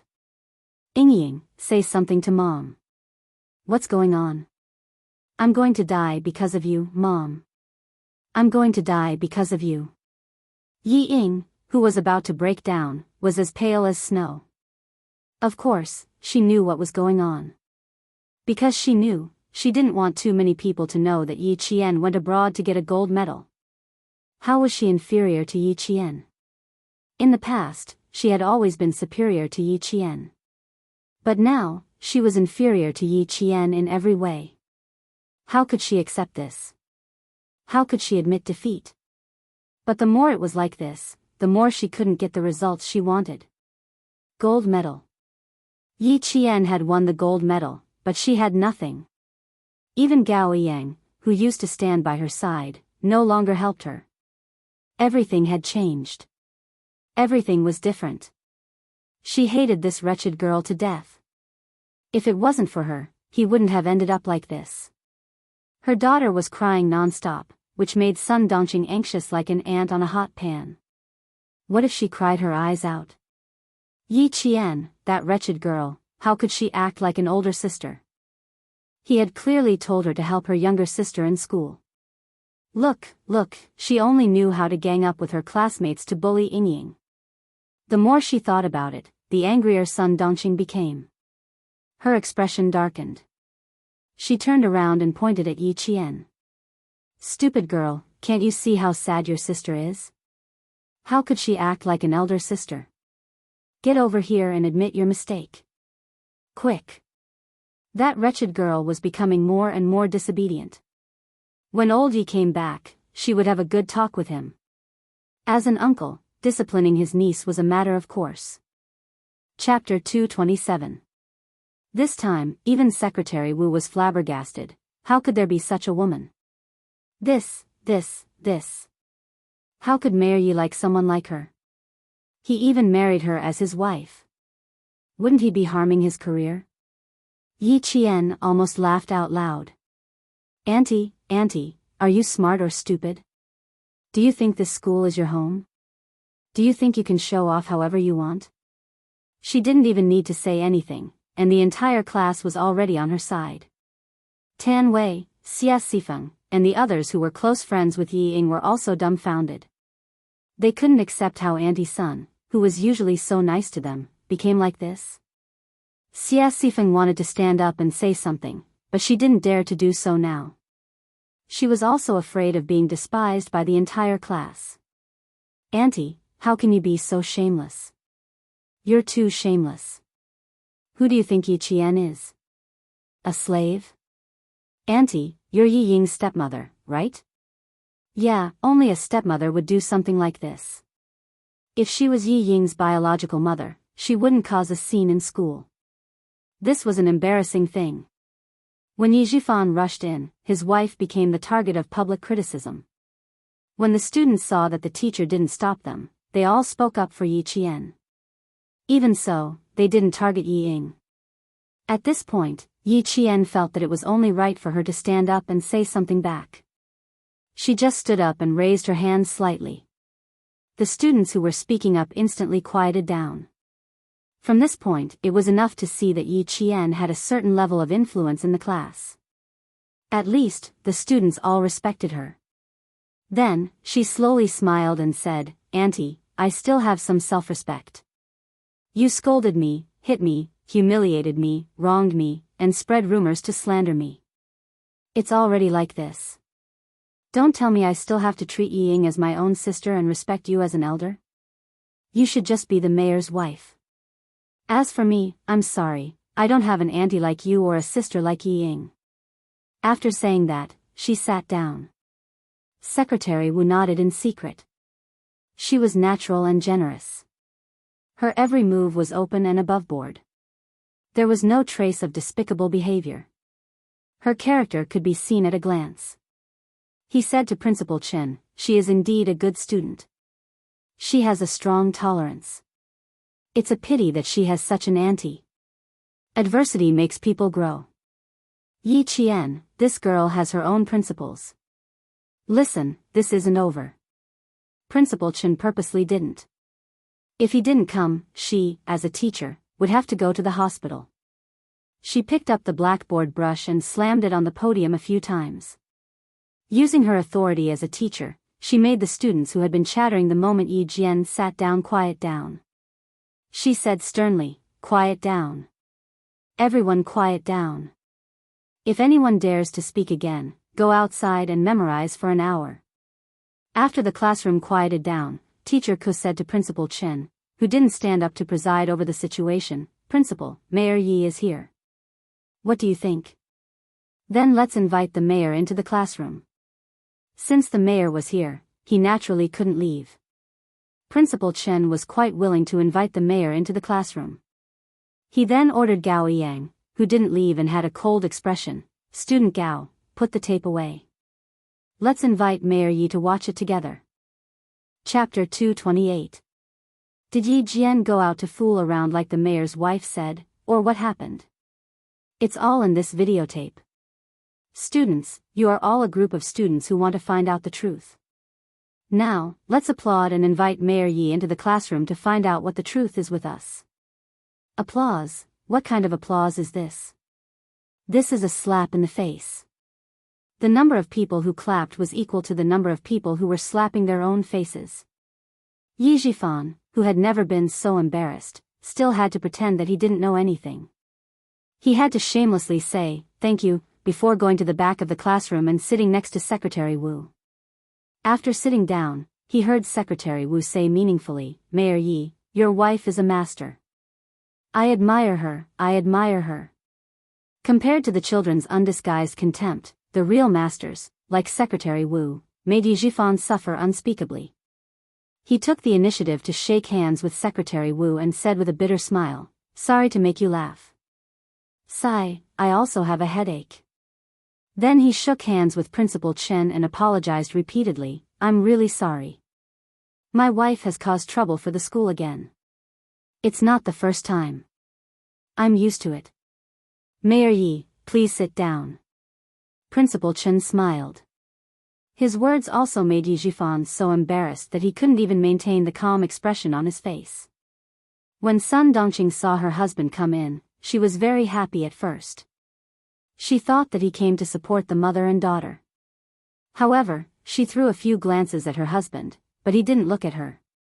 While muttering in her heart, she faintly felt a little scared. "I didn't cause any trouble this time. I came to the school because I saw with my own eyes that the wretched girl was in a relationship." The classroom quieted down and no one spoke anymore. As the video played, the first scene that appeared was the blue sky and white clouds of Australia. A plane flew over and the scenery of the University of Sydney was shown. About a minute later, the camera began to turn to a bus that drove into the campus. Students got off the bus one by one. Under the guidance of the teacher, the students, who only had a pencil box in their hands, neatly walked into a spacious and bright classroom in an orderly manner. The camera fell on a horizontal curtain with the words, "Mathematical Olympiad," written in English, and the Chinese translation also appeared on the screen. Throughout the entire process, no one explained anything, nor was there an announcer. The camera was only focused on the Chinese student, and Yi Qian's figure appeared the most in close-up shots. "This is our first day participating in the Mathematical Olympiad. The time limit is 5 hours, but Yi Qian only used less than 4 hours to solve all the questions and get the highest score for the day. He also got the highest score for the team." Gao Yangyi became the live commentator. The boy's slightly hoarse voice spoke slowly. There wasn't much emotion in his introduction, but it made the students inexplicably excited. It was unknown when the applause started. Especially when the accompaniment of the national anthem played on the television, the applause was even louder. Even if the palms of his hands were red and in pain, he did not stop. "Damn, Yi Qian, you're too awesome. That's awesome. Look at that Vietnamese guy. Damn, he's about to cry. He can't beat our Yi Qian, so he's crying. Isn't that embarrassing?" The video was already showing the third day of the oral calculation competition. Yi Qian stood alone in front of the examination table, calmly and quickly explaining the process of solving the questions and the answers. At the same time, the contestants from various countries were so nervous that they were wiping their sweat because of the speed at which he answered the questions. At the end of the competition, Yi Qian and another boy almost took the lead. They fought fiercely for the questions, and their accuracy reached 100%. Chapter 229. When one of the students made a mistake while answering the question, Yi Qian immediately took over and accurately matched the student's answer to the question. When she finally answered the correct answer, the entire class heard applause from the television. "Good. Very good." Endless praises were heard. At this point, the screen froze Yi Qian. Everyone saw that compared to the other students who were sweating profusely, Yi Qian did not even have a single drop of sweat on the tip of her nose. She maintained absolute calmness throughout the entire process. She was calm all the way to the end. That kind of calmness, that kind of confidence, that kind of confidence, that kind of confidence, that kind of confidence, that kind of confidence. From her eyes, from her demeanor, you could tell that she was definitely not the Yi Qian sitting in the classroom right now. It was as if she was a completely different person. Especially when she spoke fluent English. Her classmates had never heard her speak it before. Who knew that she could speak English? No one knew. All the students stared nervously at the television. Even though the competition had already ended, they could still feel how nervous they were through the television. Every one of them secretly clenched their fists, waiting for the final result. Sun Dongqing was already dumbfounded. The one who spoke a foreign language was Yi Qian, that wretched girl? She even went overseas to compete? Why did it feel like it wasn't real? How could she not know what that wretched girl was capable of? Ying, this must be fake. She raised her head suspiciously and gently nudged Ying, who was no longer crying. Why does it feel like it's fake? If there's a winner, you should be the one standing at the top. Ying did not reply. She was completely dumbfounded as she kept muttering, how could it be, how could it be, how could she? No, it's impossible, it's definitely impossible. Something was wrong with her. It was as if she was having a nightmare. The television finally reached the end. When the Chinese team was announced as the winner, thunderous applause rang out. Sun Dongqing, who had called out Ying several times but did not get a response, was so scared that her hands and feet went cold. She stood up and shouted at the back, Jifan, come and see your daughter. Something happened, something big happened. She only had this one seedling, so nothing could happen to her. Ying was not a person who was easily defeated. After being yelled at by her mother, she quivered and came back to her senses. She stared intently at the television until the end of the broadcast. She saw all the Chinese students hugging Yi Qian, saw the smiles on their faces. Those smiles pierced her eyes deeply. The applause was much louder than Sun Dongqing's. Her roar only woke Ying up from her stupor. Mom, I'm fine. Don't say any more. Yi Ying's face was cold as she clapped along numbly. Go back with Dad and see if you can find a way to transfer me to another school. I can't stay in this school anymore. Sun Dongqing, who was scared out of her wits, finally heard her daughter speak normally. However, after hearing her daughter speak, she frowned. What are you talking about? Transfer to another school? Where? Read it here. It's all fake, yet you believe it. Do you think I don't know how capable that wretched girl is? She did not know how many cold glares Yi Jifan had given her in the dark. She was a woman who could not do anything but spoiled everything. She refused to listen to him when he told her to stop. This time, she even came to the school. He did not know what she had done.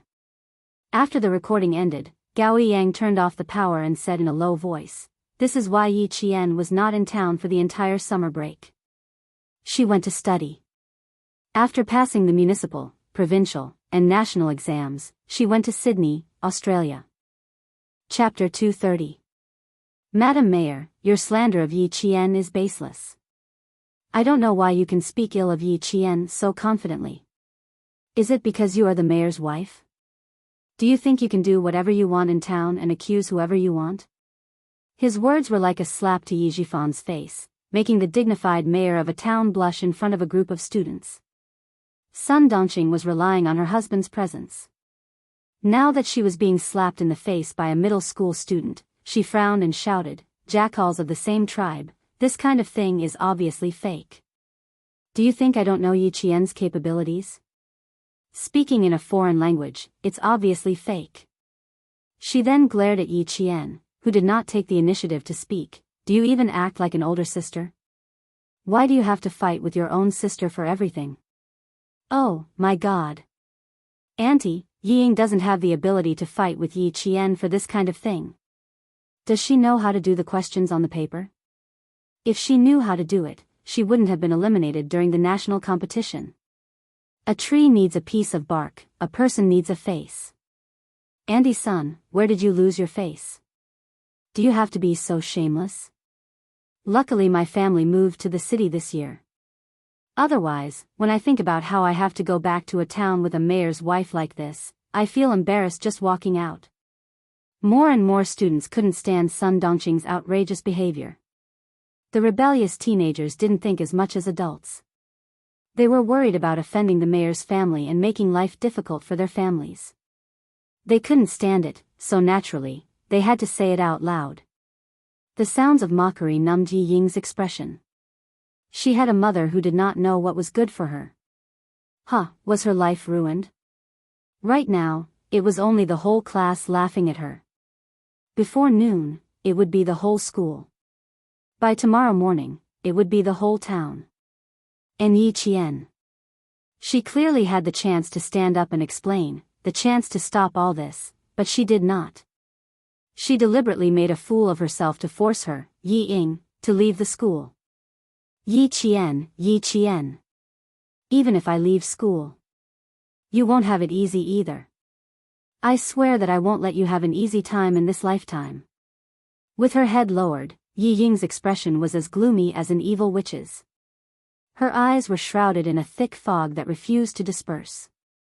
Her eyes were heavy, deep, and filled with resentment. She did not raise her head to look at Yi Qian. She was afraid that she would not be able to stop herself from rushing forward, and tearing Yi Qian's face apart. Well, let me get up and say a few words. Student Gao Yang must be tired after standing for so long. Why don't you sit down and listen? How could Secretary Wu not see the anger on Yi Jifan's face? It was because he was there. After watching and listening for so long, he understood the situation. When it was his turn to say a few words, this matter became Mayor Ye's own family matter. After walking to the podium, he first introduced himself. He deliberately looked at Sun Dongqing, who was sitting down, and said with a smile, about Yi Qian winning the gold medal in the mathematical Olympiad, I can be sure that it is not fake. No one would dare to fake something like this. Mayor Yi, you know this very well. No. It is not fake. Then it is real? That's not right. Didn't Ying say it was impossible just now? Sun Dongqing, who actually understood in her heart, was not willing to choose to believe it. She, no matter what, did not believe that her daughter was inferior to a wretched girl. That wretched girl could not even be raised like this. How could she be satisfied? Chapter 231. She didn't forget to put on a brave front and said harshly, so what if it's true? Our Ying can also participate. It's all because of Yi Qian, that wretched girl, who tricked me and made Ying suffer. Get out. Get out. Before she could finish, Yi Jifan, who couldn't take it anymore, walked over and pointed at the classroom door. His gaze was as if he wanted to eat her alive. How long do you want to embarrass us, father and daughter? Look at yourself. Even a middle school student looks down on you. How dare you stand here and say such things? Yi Ying smiled lightly. Dad, I'm already prepared to transfer schools. After Mom's mess, I can't stay here anymore. I don't agree. If you want to leave, you'll die.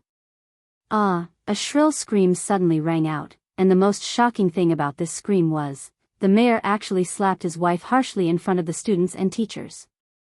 The slap was quite heavy. The mayor's wife's face was clearly imprinted with a red handprint. She deserved it.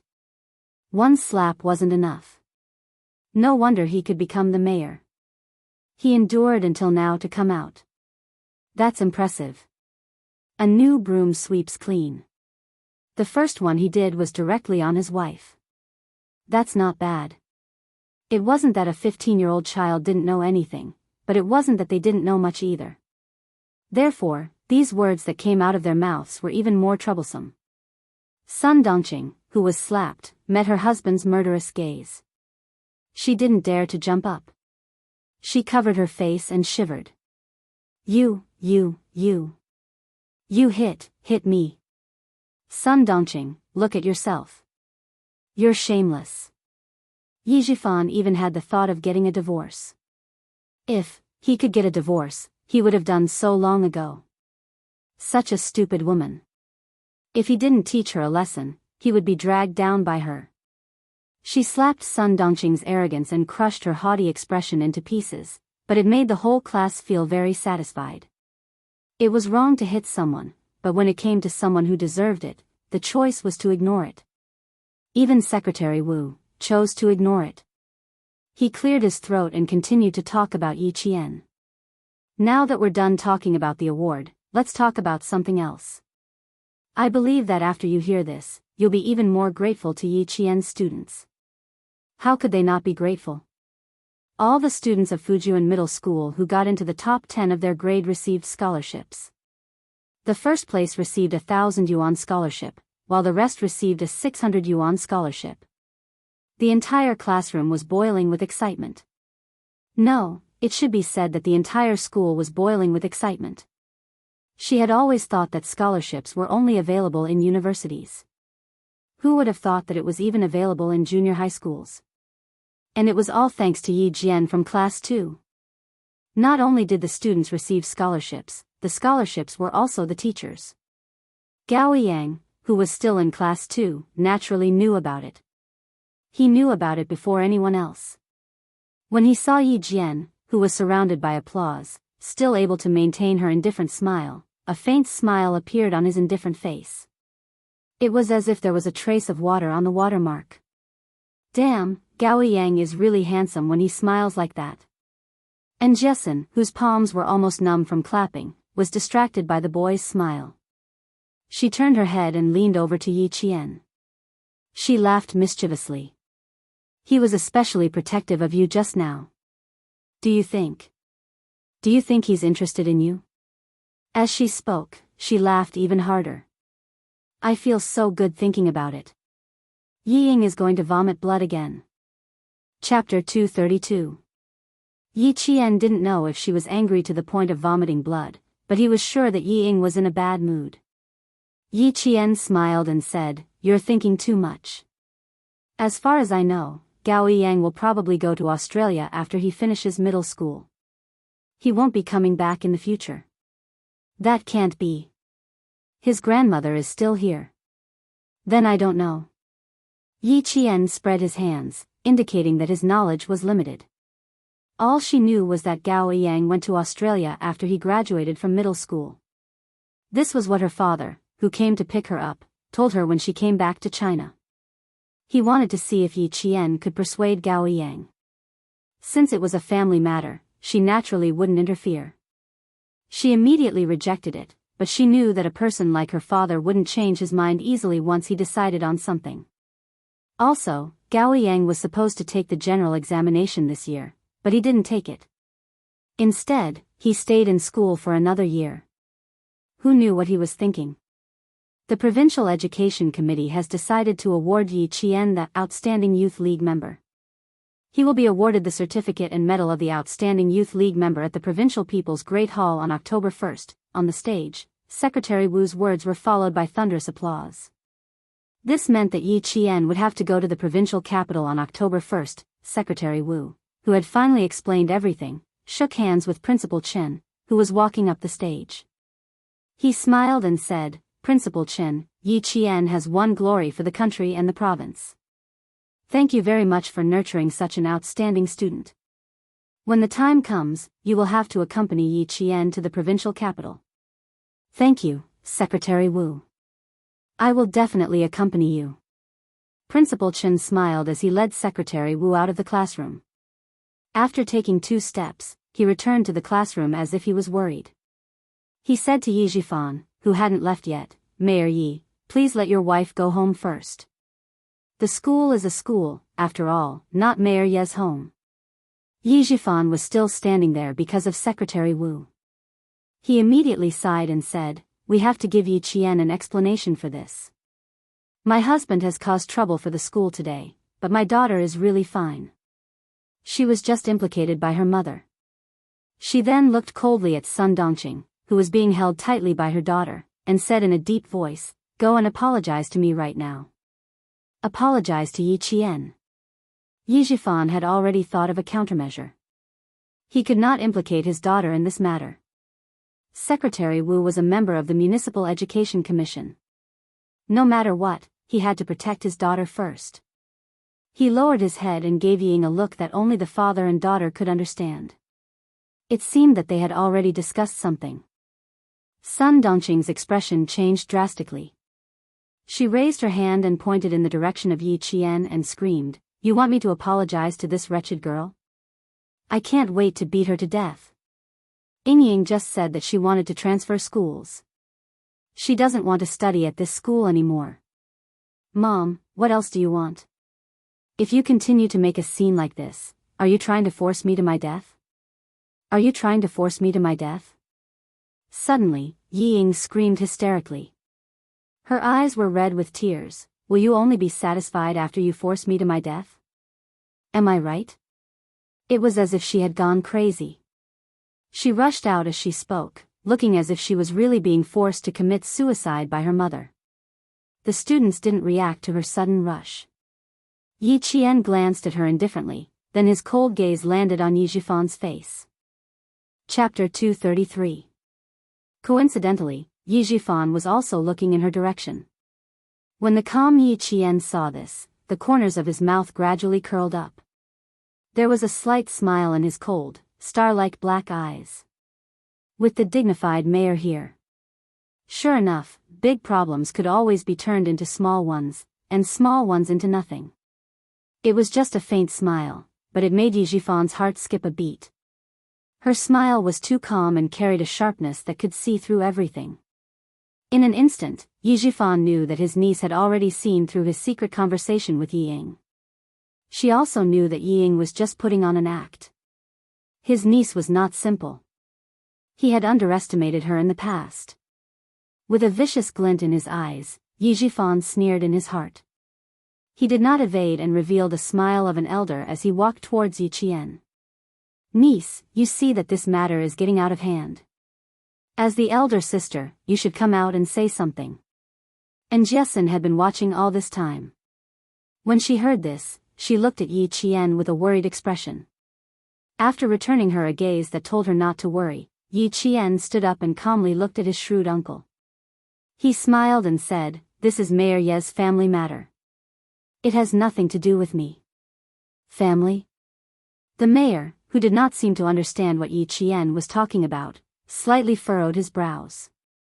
Then, he smiled and said, "Yi Qian, you are also my family.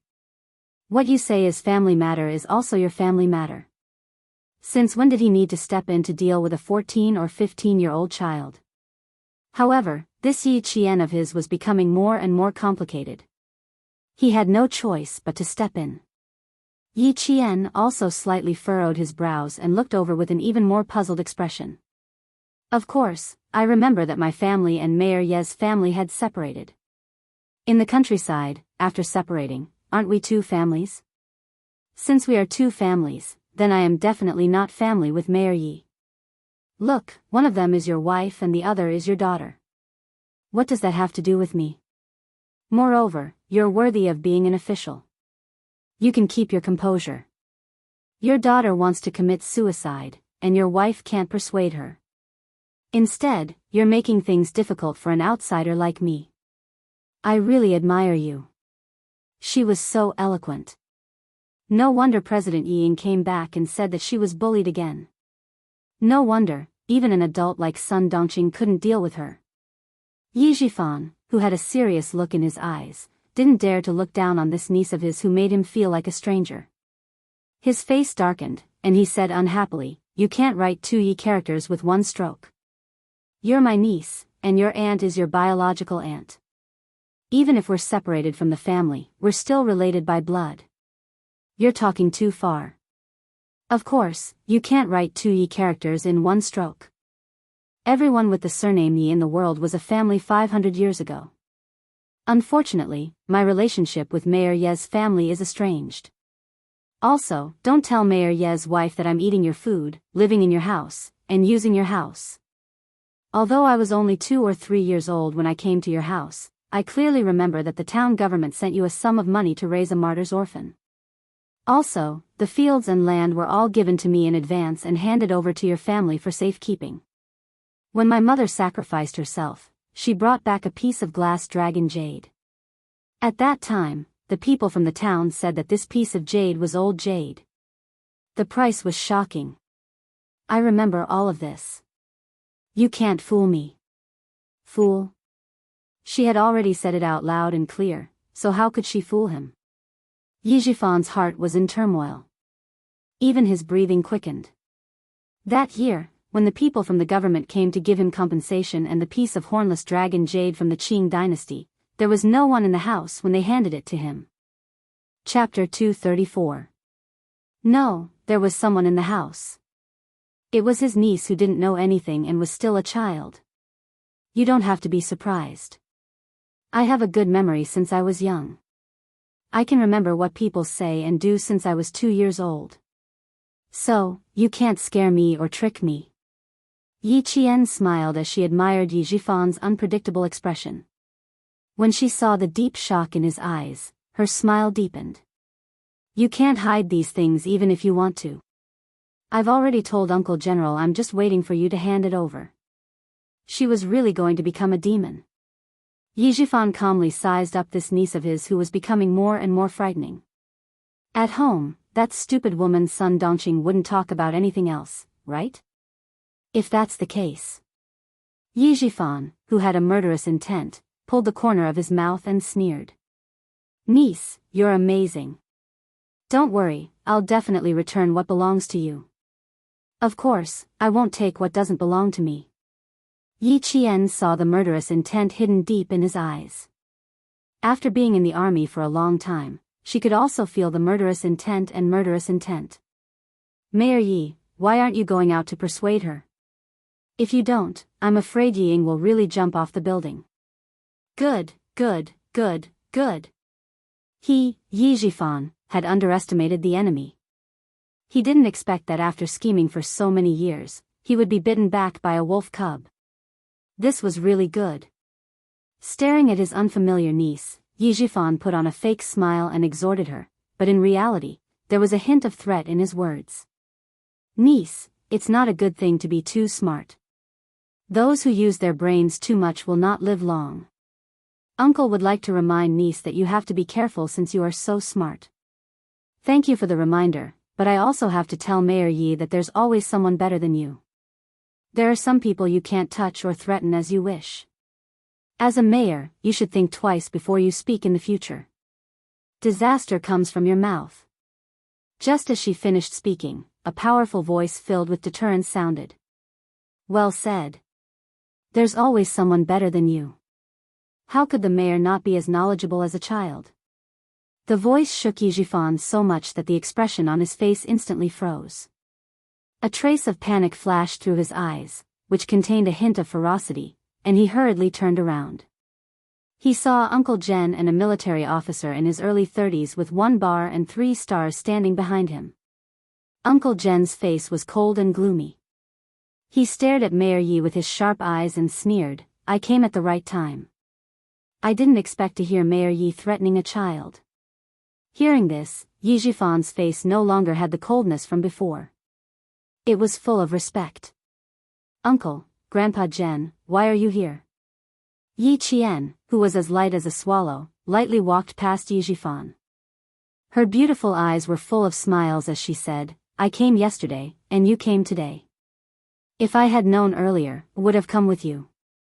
Perhaps, this morning's incident wouldn't have happened.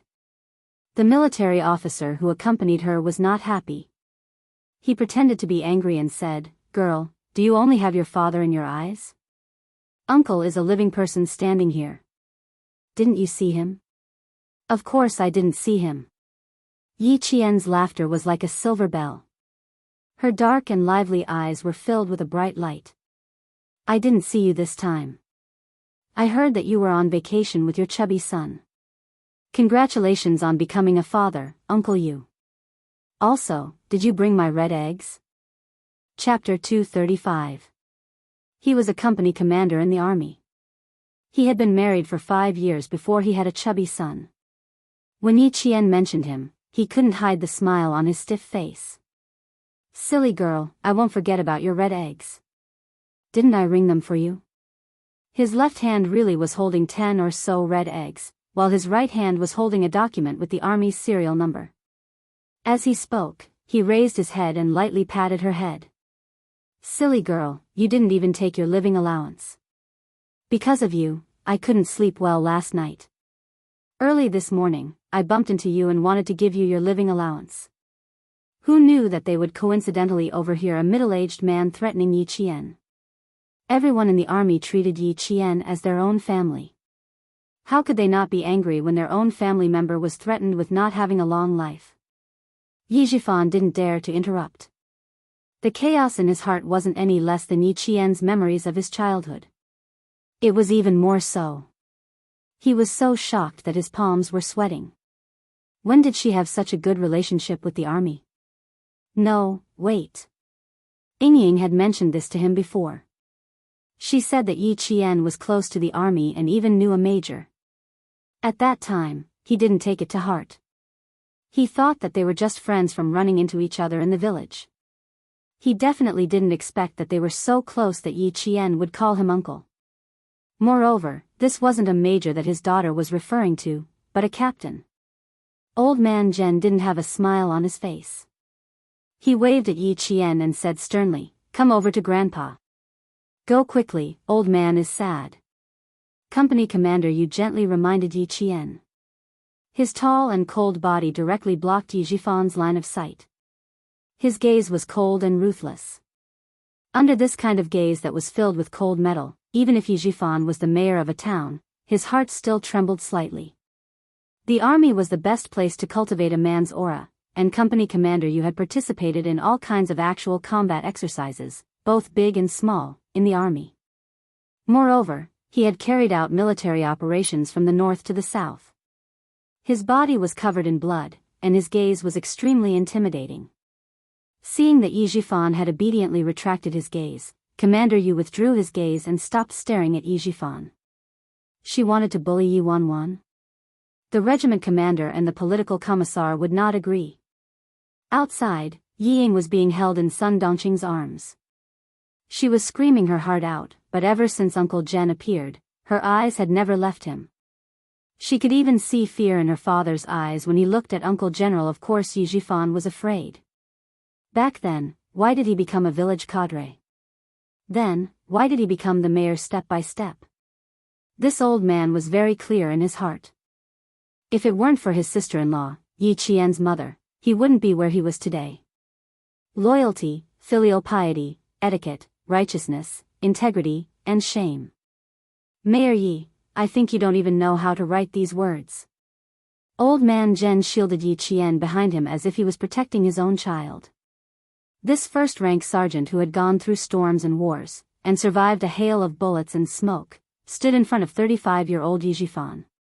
He was like an insurmountable mountain with a majestic aura that made Yi Jifan unable to straighten his back. The old man's voice wasn't loud, but every word he said made Mayor Yi feel ashamed. Threatening a little girl, what? You can control the entire Fujian town with one hand, but you're a local tyrant? Chapter 236. What is Yi girl? The orphan of a martyr. Her mother's body was personally sent to the crematorium by the premier. Her pension was personally sent to the town by the head of the military commission. The prime minister had personally instructed that Yi Jian, the orphan of the martyr, must be raised into a talent. You say she's smart, but of course, with a smart mother, how can a daughter not be smart? It's because she's too smart and too kind that she tolerated your family time and time again. The vigorous voice had a great penetrating power. The surrounding students and teachers all heard it clearly. They really didn't expect Yi Qian to be the daughter of a martyr, and even more so that she even knew the premier. Yi Qian's heart felt like it was being pierced by thousands of sharp needles at that moment, piercing thousands of holes and dripping with blood. In her past life, Grandpa Zhen came looking for her. She was blind and rejected him.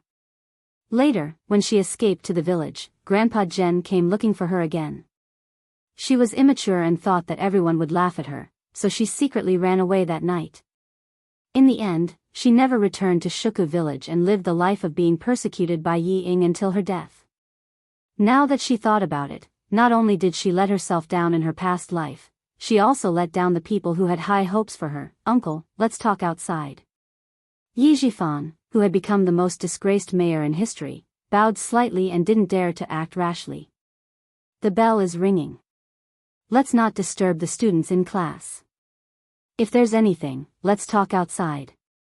He had lost a lot of face today. If this matter was blown out of proportion, the mayor position that he had been in for less than 15 days might very well be gone. The bell rang urgently. The surrounding students had no choice but to return to class under Teacher Ku's yelling. Girl, go back to class. Grandpa is here. Let's see who dares to touch you. Uncle Jen didn't want to disturb Yi Qian's studies. He turned around and said kindly, "Go back to class. Let Grandpa handle this." Things weren't that simple. If Yi Jifan dared to make a move, then he dared to make a move. Yi Qian hesitated and pursed her lips. Just as she was about to speak, she saw Commander Yu secretly give her a hand signal. After a slight pause, she pursed her lips and smiled. "Okay, then I'll go back to the classroom first. Please don't be angry, I'm really fine. If there's a problem." She leaned closer and smiled slyly. "Yi Ying is the one who's in trouble. Don't worry, I won't let anyone bully her." The girl was right. She was no longer the taciturn person who could endure being taken advantage of in the past. "Go to school quickly. Grandpa knows what to do." Seeing her smiling face, Lord Jen also smiled happily. "It's good that you didn't suffer any losses. It's good that you didn't suffer any losses." However, this wasn't a matter of whether they were at a disadvantage or not. They had to deal with it properly so that they wouldn't be disturbed every few days. He was right to come today. Yi Ying did not return to the classroom. Her face was pale as she clutched her chest. However, she secretly reminded Sun Dongqing, "Mom, leave quickly. Don't cause trouble for Dad. Uncle Jen is a respectable old man in the village. Dad doesn't dare to refute anything he says. Good girl, if you really leave, then it'll be even more difficult for your dad." Sun Dongqing was bad to others, but she protected her husband and daughter wholeheartedly. She was worried that if she left, Uncle Jen would take her husband's life. She wasn't smart when she should be, but now she's worried. Yi Ying, who was full of resentment, wanted to curse out loud, but in front of her was her mother. No matter how stupid she was, she had to accept it. Chapter 237. She clenched her teeth and suppressed the anger in her heart. "If we don't leave now, we'll be a burden to Dad. Mom, can't you see how bad Uncle Jen's face is? Let's go." Then, she clutched her chest and started screaming in pain. She didn't give Sun Dongqing any time to prepare. She grabbed Sun Dongqing's arm tightly and gasped for air as if she would suffocate in the next second. Even if it was an act, it was too real. Even Sun Dongqing was scared and screamed.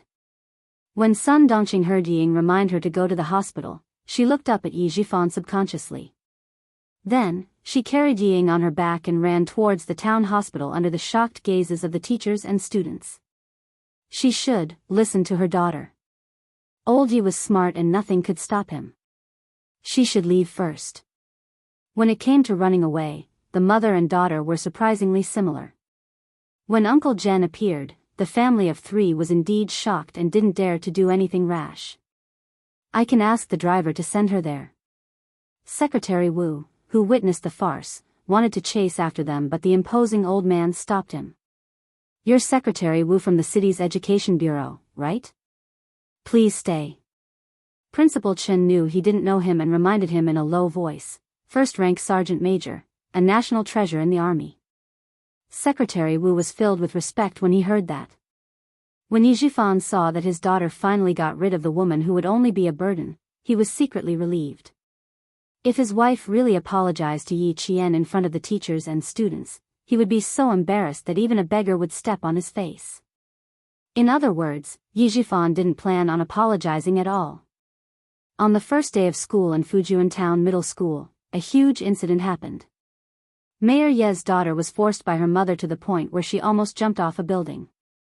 This incident was like a spring breeze that blew across the entire town. Even the villagers in Shuku village knew about it. There were many parents coming and going on the first day of school. Sun Dongqing was good at picking the day. Once she made a fuss, the entire town knew about it. To others, this was just a small chat after dinner, but to old Jen, it was the best time to settle an important matter.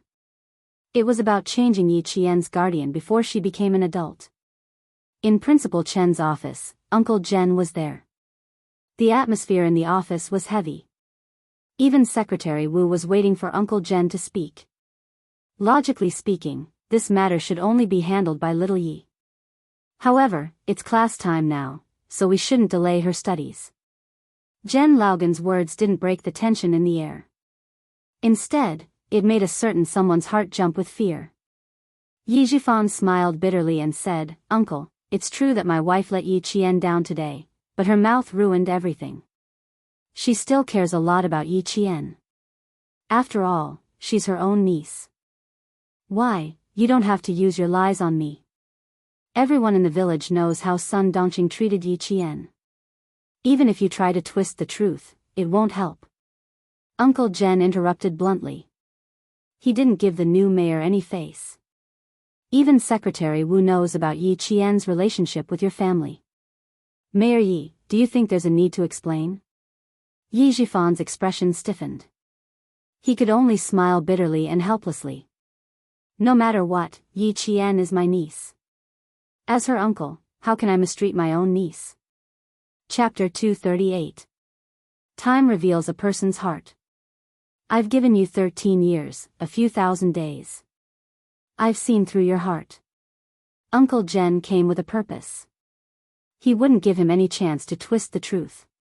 He wanted to remove Yi Qian's household register from Yi Jifan's household register.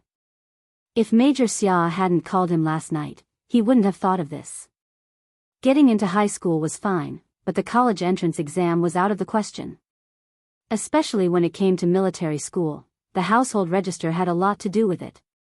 If Yi Jifan used his status as Yi Qian's guardian to do something, it would ruin Yi Qian's future.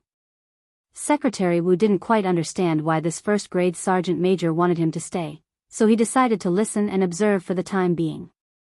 Before he knew the reason, he wouldn't say anything. After a while, Uncle Jen stopped Yi Jifan from saying anything and asked Secretary Wu, "I heard that Secretary Wu came here last time and found out that Mayor Yi was Yi Qian's guardian. That's why you came here personally, right?" "That's right. If it wasn't for the record, I wouldn't have known that Yi Qian's guardian was Mayor Yi." Secretary Wu, who was prepared, said calmly, "Do you have any questions?" Otherwise, he wouldn't have suddenly mentioned the guardian. At this moment, Yi Jifan seemed to have thought of something. His pupils slightly constricted, and even the corners of his mouth began to tighten. Uncle Jen nodded slightly and said, "I want to ask if the household register is changed and the guardian is changed to someone else. Can the record be changed?" Yi Jifan clenched his fists. It was just as he had guessed. Uncle Jen wanted to remove Yi Qian's household register from his family. He wanted Yi Qian to have nothing to do with his family in the future. Of course it can be changed. It's not a big deal. Secretary Wu smiled and explained in detail. But a minor can't be the head of a household. Once the household register is changed, he must have a guardian until he reaches adulthood. Why did a minor need a guardian? This is related to the regulations in the law of minors in China. Combined with Article 16 of the General Principles of Civil Law and Article 53 of the Law on the Protection of Minors, parents are the guardians of minors in the first order, unless they die, lose their guardianship, or are deprived of guardianship. Yi Qian's parents had passed away, and her mother was a martyr. Then, as an orphan, her first guardian was her immediate family. She was under the legal guardianship of a designated relative. For the legal guardianship of specific relatives, the guardianship ability was a very important factor. Yi Jifan was the best candidate for legal guardianship of this specific relative. Now, if she wanted to move Yi Qian's household register out and change the legal guardian of a specific relative, it was still a little difficult. The court still needed to see if the second designated supervisor had the ability to supervise and protect the person, property, and other legal rights and interests of minors. What Uncle Jen needed to know was whether he could change the guardian on the file. "Uncle Jen, are you saying that you want to remove Yi Qian's household register?" Yi Jifan knew the answer. It was not his style to sit and wait. He crossed his arms and said calmly, "The problem is, once the household register is removed, who will be her guardian?" "You?" "I'm afraid it's not suitable." Chapter 239. How could someone who was older and had one foot in the grave become a second guardian? Besides, they weren't related. Yi Qian, who had been standing outside the door for a while, knocked twice before pushing the door open. He looked at Yi Jifan and said calmly, "It's not up to Mayor Yi to decide whether we're suitable or not. Although I'm still a minor, as a middle school student who already has a certain level of judgment, I can completely decide who my guardian is based on my own opinion." No one had expected that Yi Jian would actually appear at a time like this, and it caused everyone to be slightly stunned. As Grandpa Zhen said, "My relationship with Mayor Ye's family is obvious to everyone in Shuka village. If I ask the court to change my guardian and request to move my household registration, the court doesn't even have to make a discretionary decision. They can judge me on the spot." The 14-year-old was able to talk about matters that only adults could decide in an orderly manner. No one doubted that she didn't have a specific level of judgment.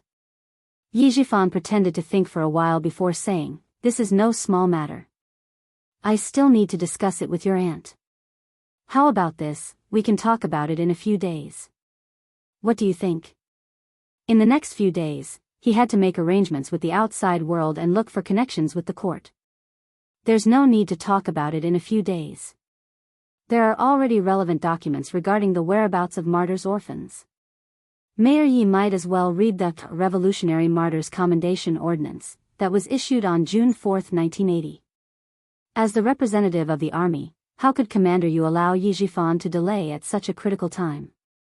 He opened the document bag that he had been holding in his hand and took out a special document with the words, XX Military Commission, written in red and handed it to Yi Jifan.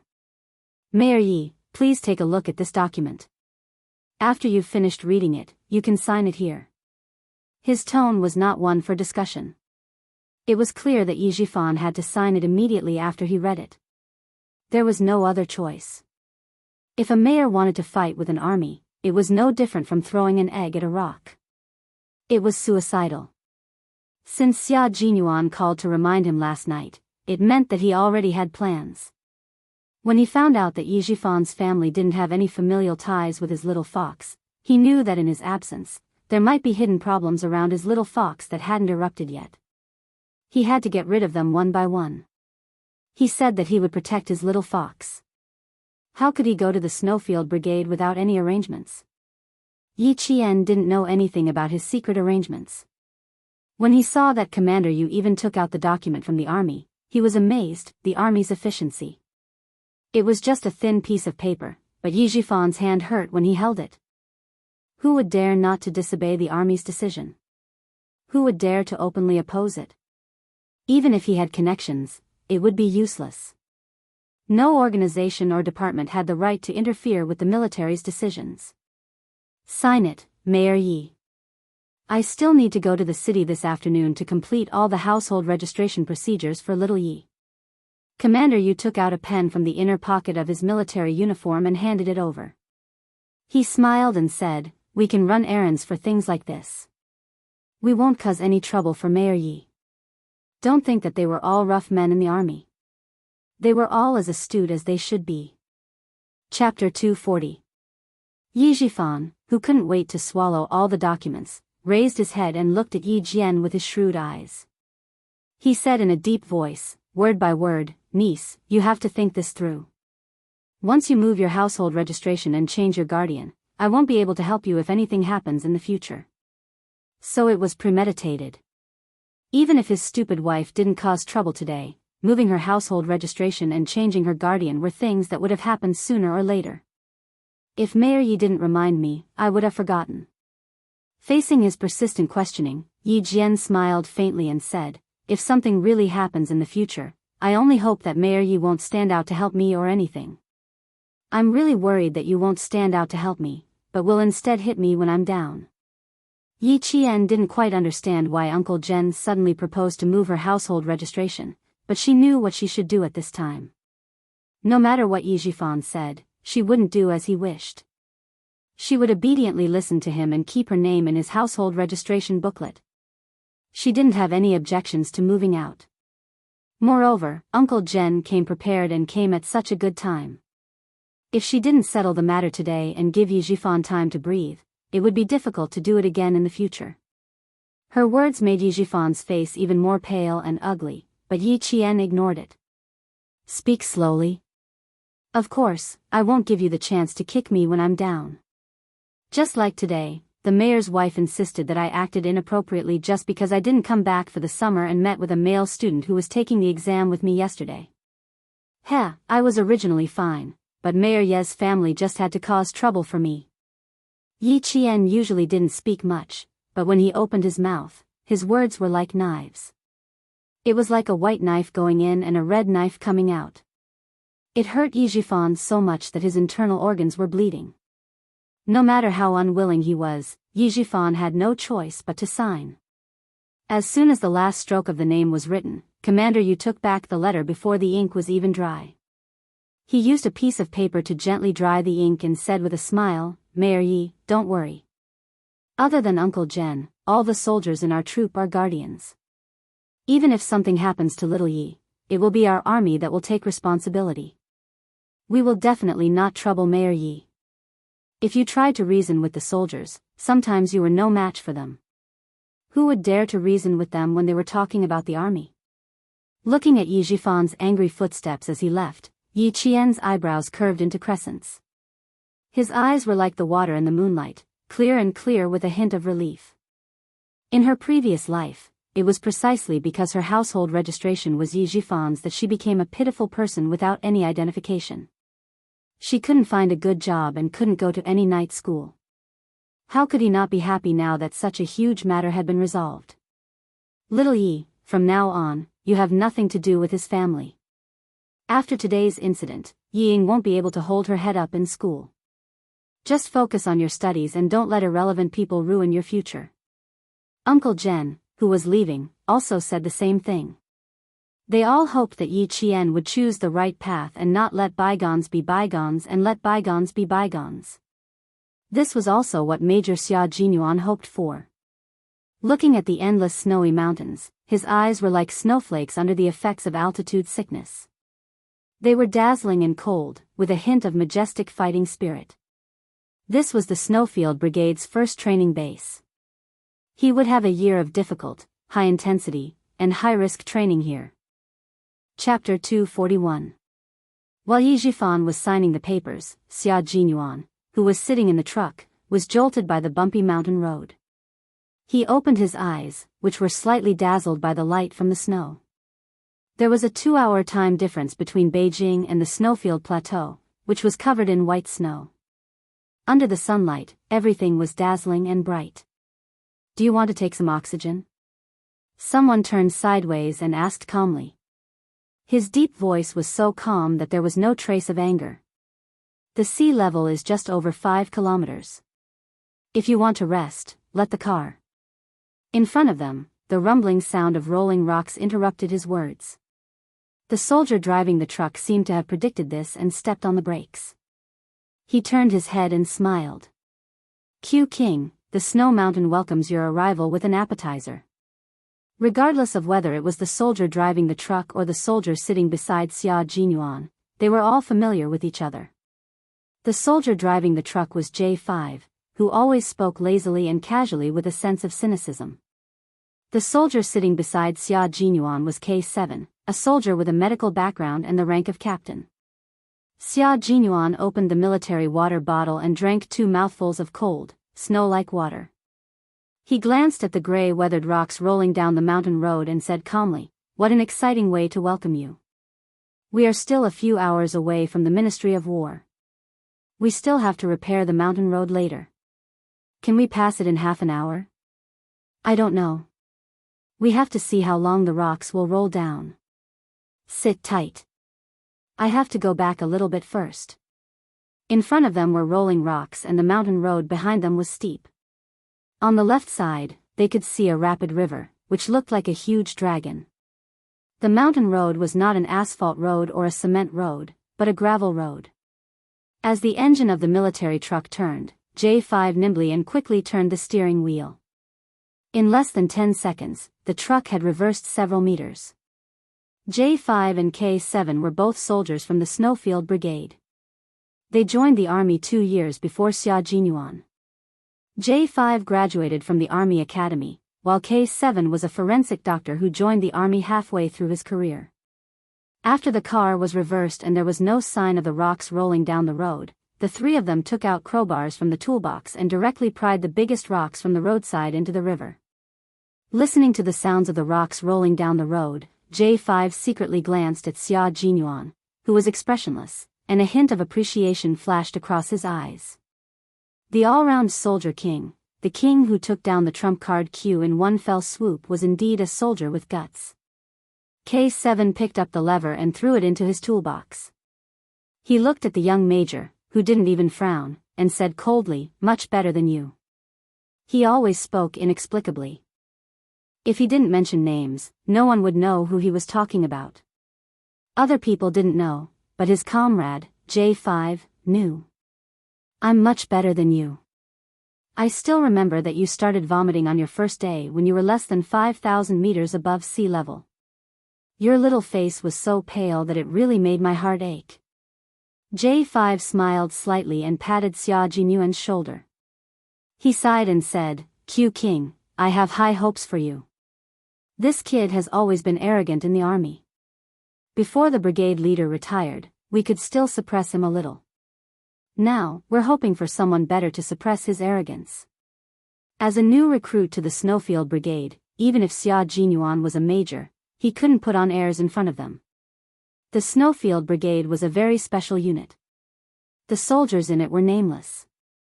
No one knew where they came from, and no one knew where they were going. Even if they died, they were nameless heroes. Their code name was their name until they retired. Chapter 242.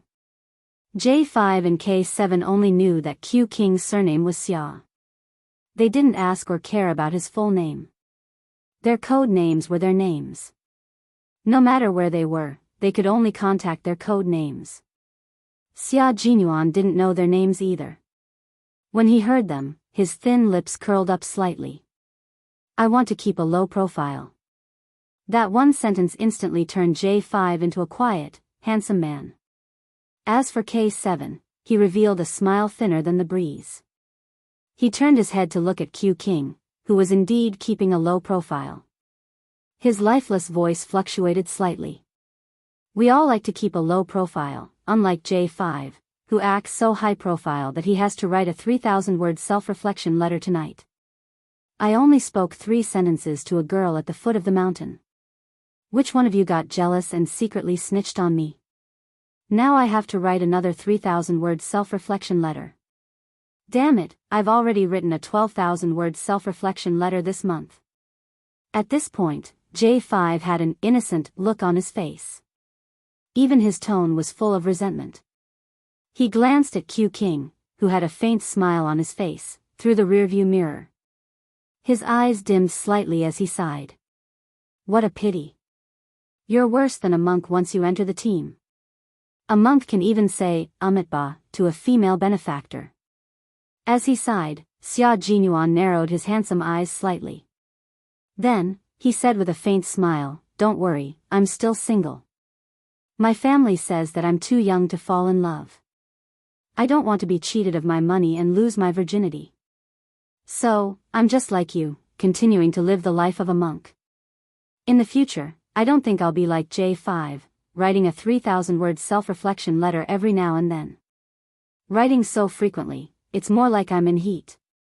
It was very quiet in the car. J5's face was wooden and expressionless.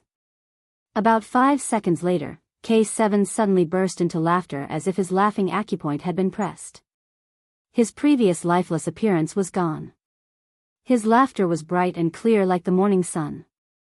J5 said in a wooden voice, "As far as I know, only male animals go into heat. I think Q King is right. You're also in heat. Otherwise, why can't you control yourself and want to talk to the girls? Isn't it just a male animal? Once it's in estrus, it can't control itself. As a result, it has to write a self-reflection every few days." K7's laughter was short, and when he spoke again, his face was still as calm as a mirror. The only thing that remained on his thin cheeks was the trace left behind by his laughter. Xia Jinyuan sneered. It was a unique way of reminding him to keep a distance from women. From this, it could be seen that the Snowfield Brigade was indeed as mysterious as the rumors said. They were like orphans without a home, and the only companions they had were their comrades. Thankfully, he had already made the most important arrangements for Little Fox before he left. In the coming days, even if he wasn't by her side, even if he couldn't contact her, he believed that with her ability, she would be able to handle any difficult matter beautifully. The sky was blue and the clouds were white. On the ground, the snow was white. In the car, Xia Jinyuan's smile was like a blooming lotus, clear and eternal. The mountain was getting higher and higher, and the road was getting more and more rugged. J5 and K7 didn't stop talking in the car. They took turns driving carefully, not daring to slack off in the slightest as they headed towards their first training base. Chapter 243. The only scenery that could be enjoyed in Fujian town and the snowy highland was the bright sun in the sky. Yi Jianyan, who was standing under the shade of the tree, was a little stunned. It was Xia Jinyuan who reminded Uncle Jen to relocate his household registration. "Girl, when Major Xia comes back, you have to thank him properly. Luckily, he reminded me. Otherwise, no one would have thought of it." Uncle Jen, who did not know that Xia Jinyuan had already left Fujian town and was heading to a new unit, said earnestly, "He has helped us so many times unconditionally. You can't not thank him at all. He had helped them so many times. If he did not thank him properly, he would feel bad." Upon hearing this, Yi Qian smiled and shook her head. "It's okay, Grandpa General Major Xia came to Fujian town to train at the basic unit. After he's done, he will return to his original unit. In the future, he won't be coming back to us, so I'm afraid you'll have to wait a long time for him to thank you." She did owe him a thank you. If he had not reminded her in time and caught Yi Jifan off guard, she would have moved her household registration in one fell swoop. If Yi Jifan held on to her household registration like he did in her previous life, she would have to live without an identification card again and would be restricted everywhere she went. Yi Qian, whose heart was trembling slightly, calmed herself down and thought about the letter Principal Chen had given her. It only had 4 words: "Wait for me to come back." Wait for him to come back. Wait for him in Fujian town. And wait for him to come back. See you next time. She did not think too much about it. Wait for him to come back. You can think of it in a normal way or a more complicated way. When faced with such a dangerous man, she naturally avoided it and thought of it in a simpler way.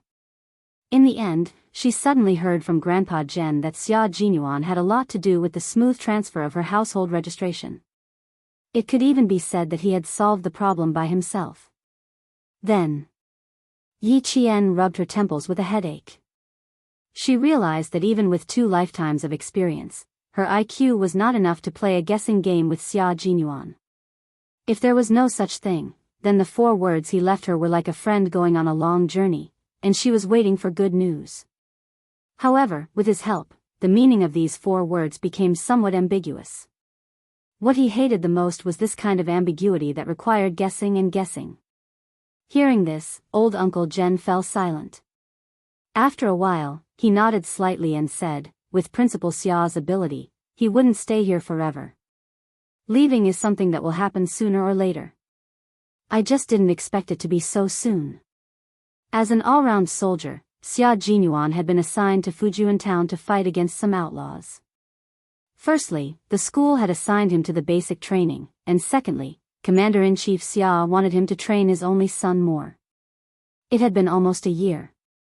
Even if Xia Jinyuan wanted to stay, Commander-in-Chief Xia would not allow it. Therefore, his departure was destined. It was a result that could not be changed. Faced with Grandpa Jen's sigh and his admiration for Xia Jinyuan, Yi Qian smiled faintly and said, "You don't have to feel that it's a pity. I won't be bad either. I definitely won't embarrass you and Principal Chen." That dangerous and elegant man had already left, but his brief appearance had left a deep impression on many people. In her life, because of his appearance, her memories of that year and that day were imprinted in her mind. Chapter 244. Fighting side by side on a rainy night, drawing a gun and killing people in a foreign country. These memories, filled with the flames and smoke of war, were all wonderful memories he brought to her. Actually, before she left Australia, she wanted to ask him how he dealt with the dozens of kilograms of poisonous powder that had been swapped, and how he dealt with those international police officers who were biased and looked down on Chinese soldiers, and how he retaliated against them. However, based on his personality and the bravery of a Chinese soldier, he definitely wouldn't let those arrogant megalomaniacs off so easily. You don't have to worry about the hornless dragon jade. This isn't something that can be explained in a few words. Although it's valuable, it's just a dead object in your hands. If Yi Jifan and his family try to hide it, little girl, you. Uncle Jen didn't know how to bring up the hornless dragon jade, but as he spoke, he noticed that the little girl was looking up at him. Her left hand was gently caressing the silver wire that was wrapped around her right wrist. Her gaze was pierced through the mottled sunlight and the twinkling leaves. She was lost in her thoughts as she stared at it. This little girl, when it came to serious matters, she could still be lost in her thoughts. Yi Qian's mind was filled with memories of fighting side by side with Xia Jinyuan. She blinked, her dewy, obsidian eyes were still a little dazed. Suddenly, she pursed her lips and lowered her head in embarrassment. I thought of something. I didn't hear what you said just now. I'm sorry, Grandpa Jen, her hand that was caressing the silver wire quietly lowered and hung naturally by her side. Seeing this, Uncle Jen laughed. I know. You're thinking of Major Xia, right? He was old, but he wasn't blind. However, after laughing, Uncle Jen's aged face turned serious. But little girl, regardless of whether you're thinking of him or not, you're still too young. There are some things that you can't just rely on your feelings alone. Regardless of what Major Xia thinks, you still have to take care of yourself. There was a hint of sadness in Lord Jen's eyes, as if he was recalling something that made him sad. No matter how powerful a girl is, she will always be at a disadvantage when it comes to love. Uncle Jen carefully looked at the calm little girl and smiled again. But, I don't think you're the kind of girl who would easily fall in love with you. If that guy really likes you, he's going to fall in love with you. This was also why Uncle Jen did not interfere even though he noticed that Xia Jinyuan treated Yi Qian differently. Don't worry. No matter how outstanding Major Xia is, he's still someone else's Major Xia. It has nothing to do with me. Yi Qian was indeed open-minded. She had always been an indifferent person. She had been through so much, and had even survived the calamity of death. How could she be so easily swayed? After brushing it off with a smile, he asked about the hornless dragon jade. You seem to have mentioned the hornless dragon jade earlier. Is there something I don't know about it?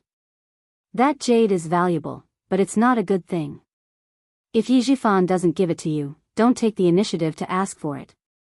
Our focus is on moving out of our household register. Material things don't matter. To Yi Qian, what Uncle Jen said was the most important thing. As for the matter with Xia Jinyuan, it didn't matter. Hearing this, she smiled and said, okay. Whether the jade was valuable or not was not Yi Qian's main concern. Since it wasn't a good thing, of course she wouldn't take it. Chapter 245. On the other side, Secretary Wu, who was about to leave with Uncle Jen and Commander Yu, reminded him in a low voice, Mayor Yi signed the document so reluctantly. It's obvious that he's not satisfied with the transfer of Yi Qian's household registration.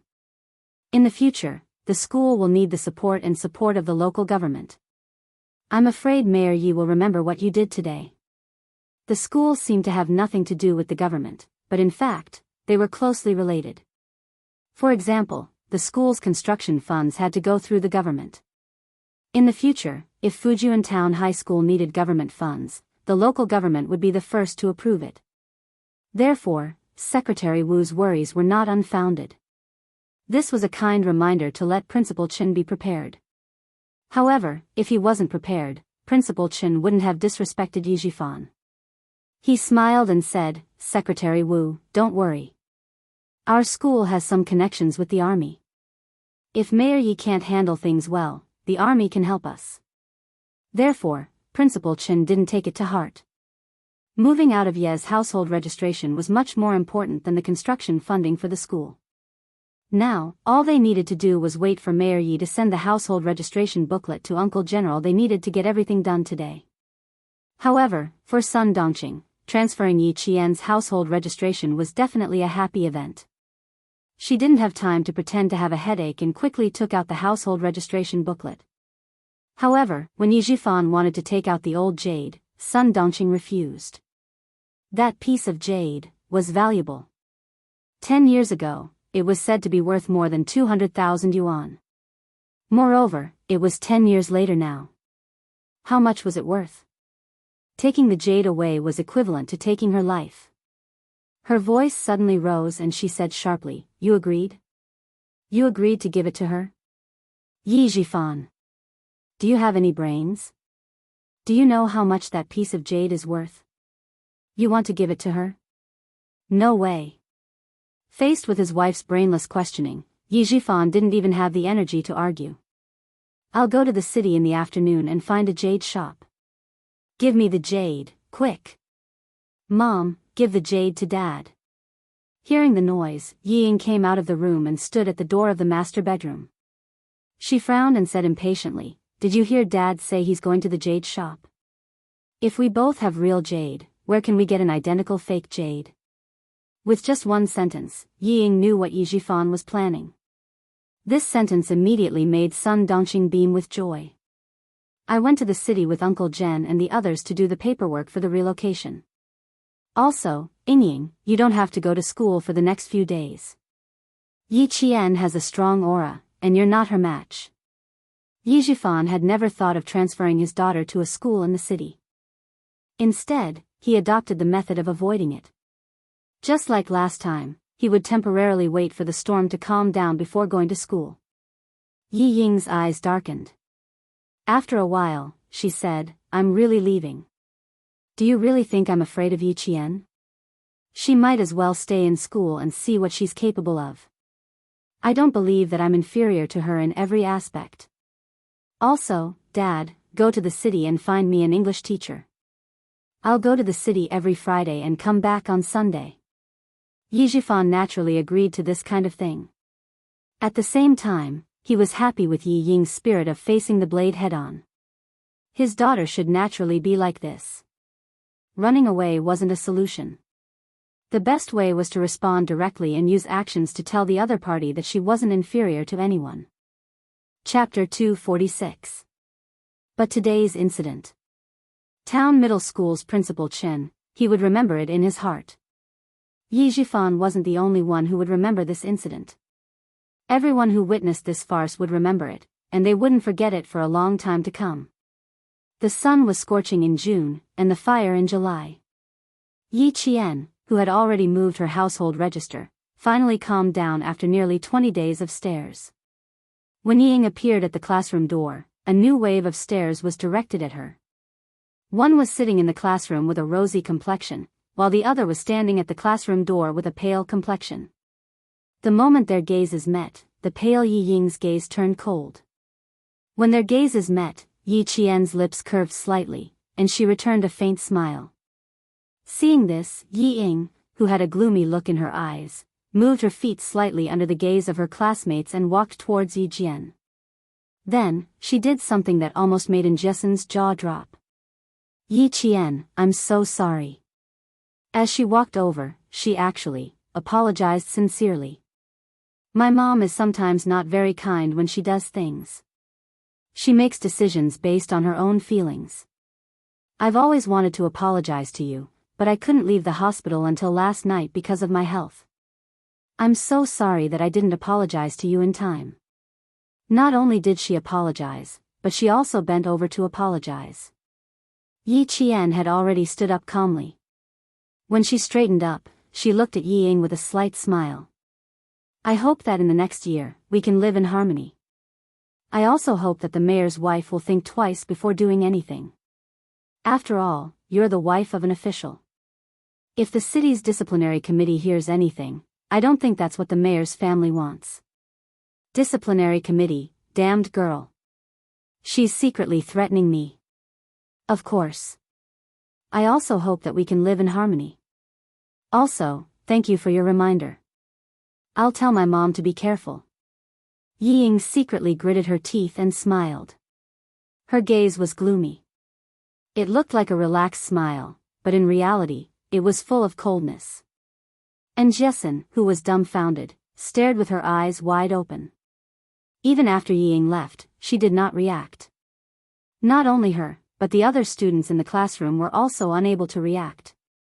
Yi Qian was the only one who had already exchanged countless blows with Yi Ying in secret. With a calm smile, he easily infuriated Yi Ying again. Over the next few days, Yi Ying would hear some very unpleasant words. However, no matter how unpleasant they were, she would endure them. Yi Qian could vaguely see the shadow of the Yi Ying from his previous life in this Yi Ying. On the 30th of September, the students who had only been in class for half a day left school like runaway horses without looking back. Yi Qian and Principal Chen also left the school without looking back. They needed to catch the 12:30 bus from town to the city.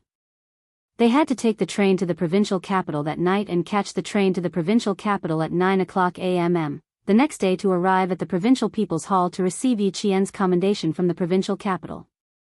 Time was so tight that they could not afford to waste even a second. After boarding the bus, Yi Ying, who was heading to the city to learn English, saw Yi Qian holding the handrail. She clenched her fists on her knees and a trace of coldness flitted across her eyes. Ying, be careful. The bus is about to leave. Yi Zhifan, who sensed something, spoke calmly. After reminding his daughter, he smiled and greeted Principal Chen, who came up behind him. There was nothing strange about him at all. Chapter 247. This Yi Zhifan was the Yi Zhifan that Yi Qian was familiar with. He was a smiling tiger who stabbed people in the back, but always had a smile on his face. He was kind and generous. Everyone on the train knew Yi Zhifan and started chatting with him enthusiastically. Yi Qian, who was sitting in the back, said to Principal Chen in a low voice, "You should rest first. It's a bit far to drive 5 to 6 hours. You still have to catch the train at night. Your body won't be able to take it if it takes too long. The train leaves at 8 o'clock p.m. If you arrive early, you can find a place to rest for a while." Last time, Xia Jinyuan left at 6 o'clock p.m. and didn't arrive in the city until after 11 o'clock p.m. When she got on the train, she saw Principal Chen gently rubbing his left shoulder. Then she looked at the gloomy weather. It was July. As long as it rained, the temperature would turn cold. Principal Chen's shoulder, which had been shot, would ache faintly. Yi Zhifan, who was sitting in the front, turned his head. He looked past the seat and said to Principal Chen, "Principal Chen, our train leaves at 8 o'clock p.m. too. Why don't we go to the train station together?" What a coincidence. They took the same train to the city and took the same train to the city. Wasn't that a coincidence? After 5.5 hours, they arrived in the city. When they got to the train station, what a coincidence, was that even the sleeper carriages were in the same carriage. Yi Ying looked at Yi Qian, who appeared in front of her again. She didn't hide her calm expression under the light. Instead, she glared fiercely at the figure who was about to board the train. Yi Qian, who was about to board the train, turned his head back as if he sensed something. Then he gently looked away. Such strong malice. It seemed that not only was he taking the same train as Yi Ying, but he was also in the same carriage. They were both in the number 8 sleeper carriage. "Hey, are you going or not? If not, don't block the way," a man urged in a gruff voice. Seeing that the person in front of him didn't move for a long time, he rushed forward with a gray travel bag. The bag directly bumped into Yi Qian's body. The fat man pushed Yi Qian to the side and got into the car first. There were some hard objects in the bag. When Yi Qian's shoulder was in pain, Yi Qian also heard the sound of metal pipes colliding with each other. In 1995, the security checks on trains were not as strict as later years. Things like metal pipes could be brought on board. If it was normal, Yi Qian would not have paid much attention to it. But after sensing a fierce aura from this fat man, Yi Qian pursed his lips. Principal Chen, who was escorted onto the train by Yi Qian, saw this scene clearly. After she got into the car, he said in a deep voice, "You were frowning just now. Did it hurt?" Yes, that man's bag contained some metal pipes and things like that. And his body had a strength that made me uncomfortable. Yi Qian didn't hide anything. After she spoke softly, she asked in a low voice, I remember the story you told us on the train the last time we came to the province. Principal Chen didn't treat Yi Qian's words as the words of an overly sensitive child.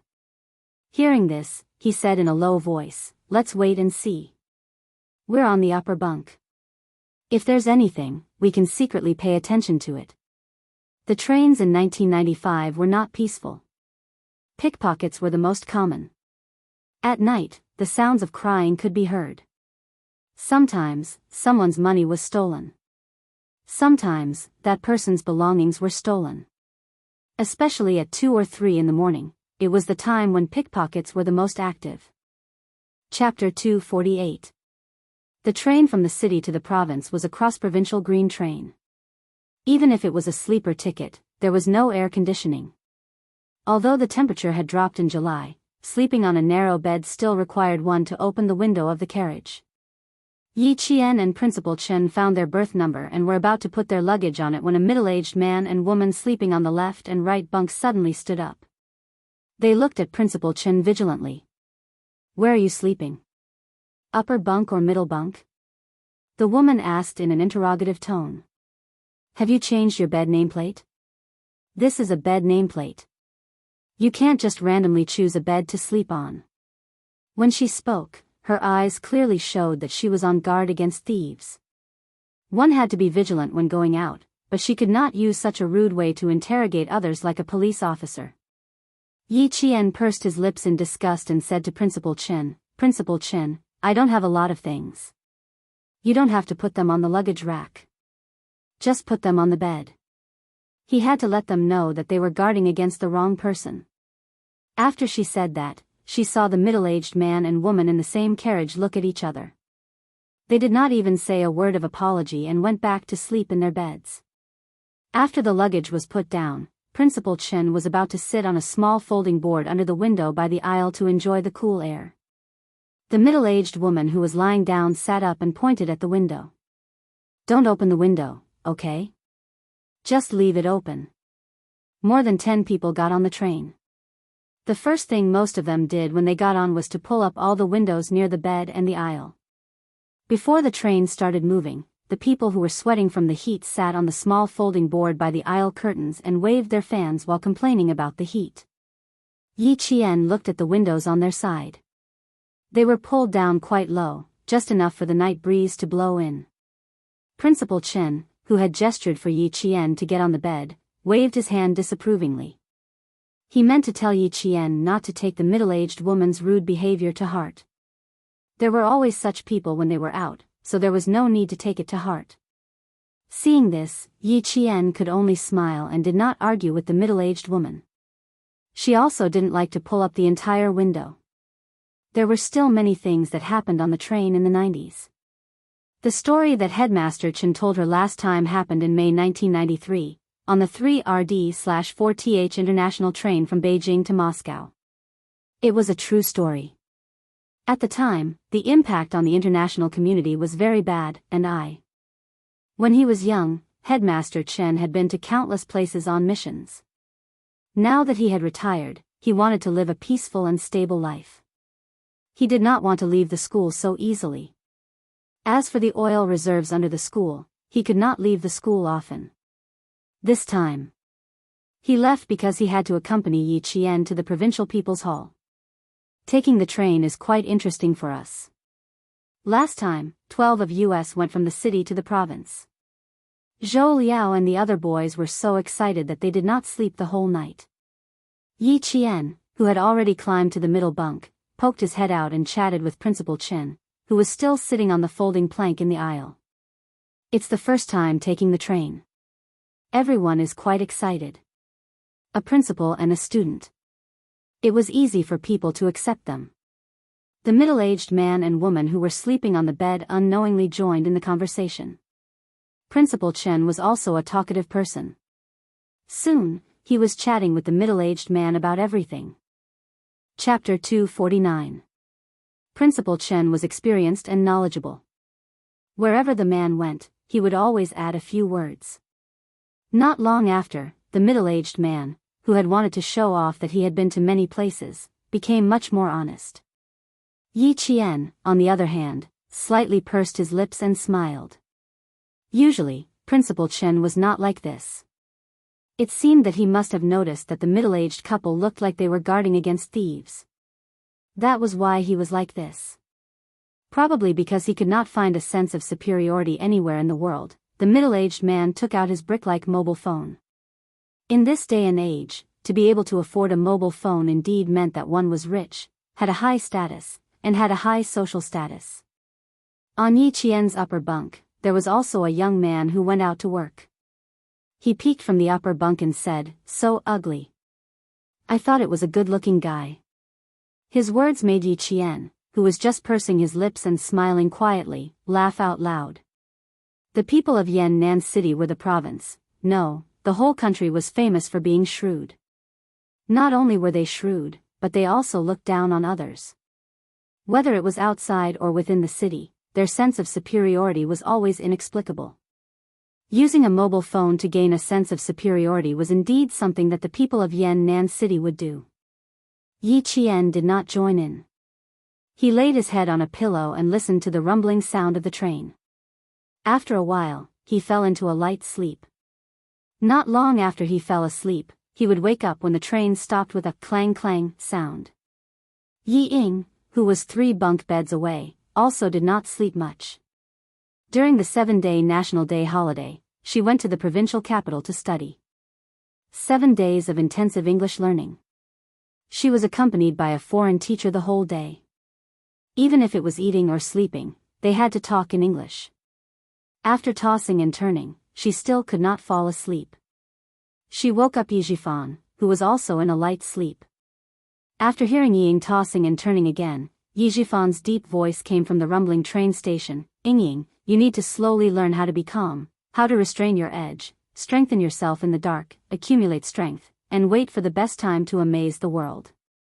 Dad has said this countless times, but you don't seem to be listening." She had only met Yi Qian once, and they hadn't even exchanged a few words, but she had already lost her cool. Yijifan thought about Yi Qian's behavior during the day. Yi Qian's expression was calm. Even when he was talking to Yijifan, Yi Qian had a slight smile on his face. Regardless of whether it was his expression or his tone, he was calm and composed, as if he had forgotten everything that had happened in the past. He had to admit that Yi Qian was indeed much more outstanding than his daughter, Yi Ying.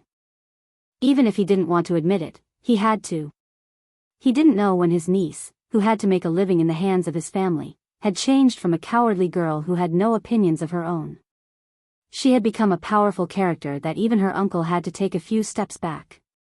Her strength was not in the sense of being aggressive.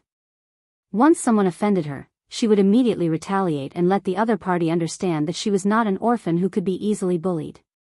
This could be seen from the countless times Sun Dongqing had suffered in her hands. Fortunately, she was not powerful in the sense of being aggressive. Otherwise, the incident at the start of school would have caused Ying to be unable to continue studying in school. "Yi Ying, you have to admit that she is more outstanding than you right now, and you have to clearly understand that her excellence is far beyond what you can compare to now." She went abroad to win awards, and persuaded the Chinese to set up a charity organization called Outstanding Student Scholarships. Ying, ask yourself, if you had gone abroad to compete, would you have achieved what she has today? Chapter 250. Have you ever thought of asking the Chinese to step forward and willingly fork out money to share the burden of the country? No, you don't have that kind of ability. So, no matter how jealous you are, you can only endure it. Because you're not as good as Yi Qian. As a father, Yijifan was definitely a qualified father. As a father, he seriously taught his daughter how to plan step by step. How could he win people's hearts? But the bad thing was that Sun Dongqing's personality and way of dealing with things had more or less affected Ying. It wasn't too late to teach her now. But unfortunately, Yijifan only taught his daughter how to scheme. He didn't teach her how to be a proper person. One had to know that not everything in this world could be obtained through scheming. Ying didn't say anything. She just listened quietly. She looked like she was listening attentively, but in fact, her lower lip had already been bitten by her teeth, and there were faint traces of blood seeping out. Making her admit that she wasn't as good as Yi Qian was harder than killing her. Yi Ying fell asleep in the midst of this discomfort. She had bizarre dreams. She felt like she was sitting in a classroom, or at home, or on a train. She was on the same train as Yi Qian, but their roles had already been switched. She was the one suffering.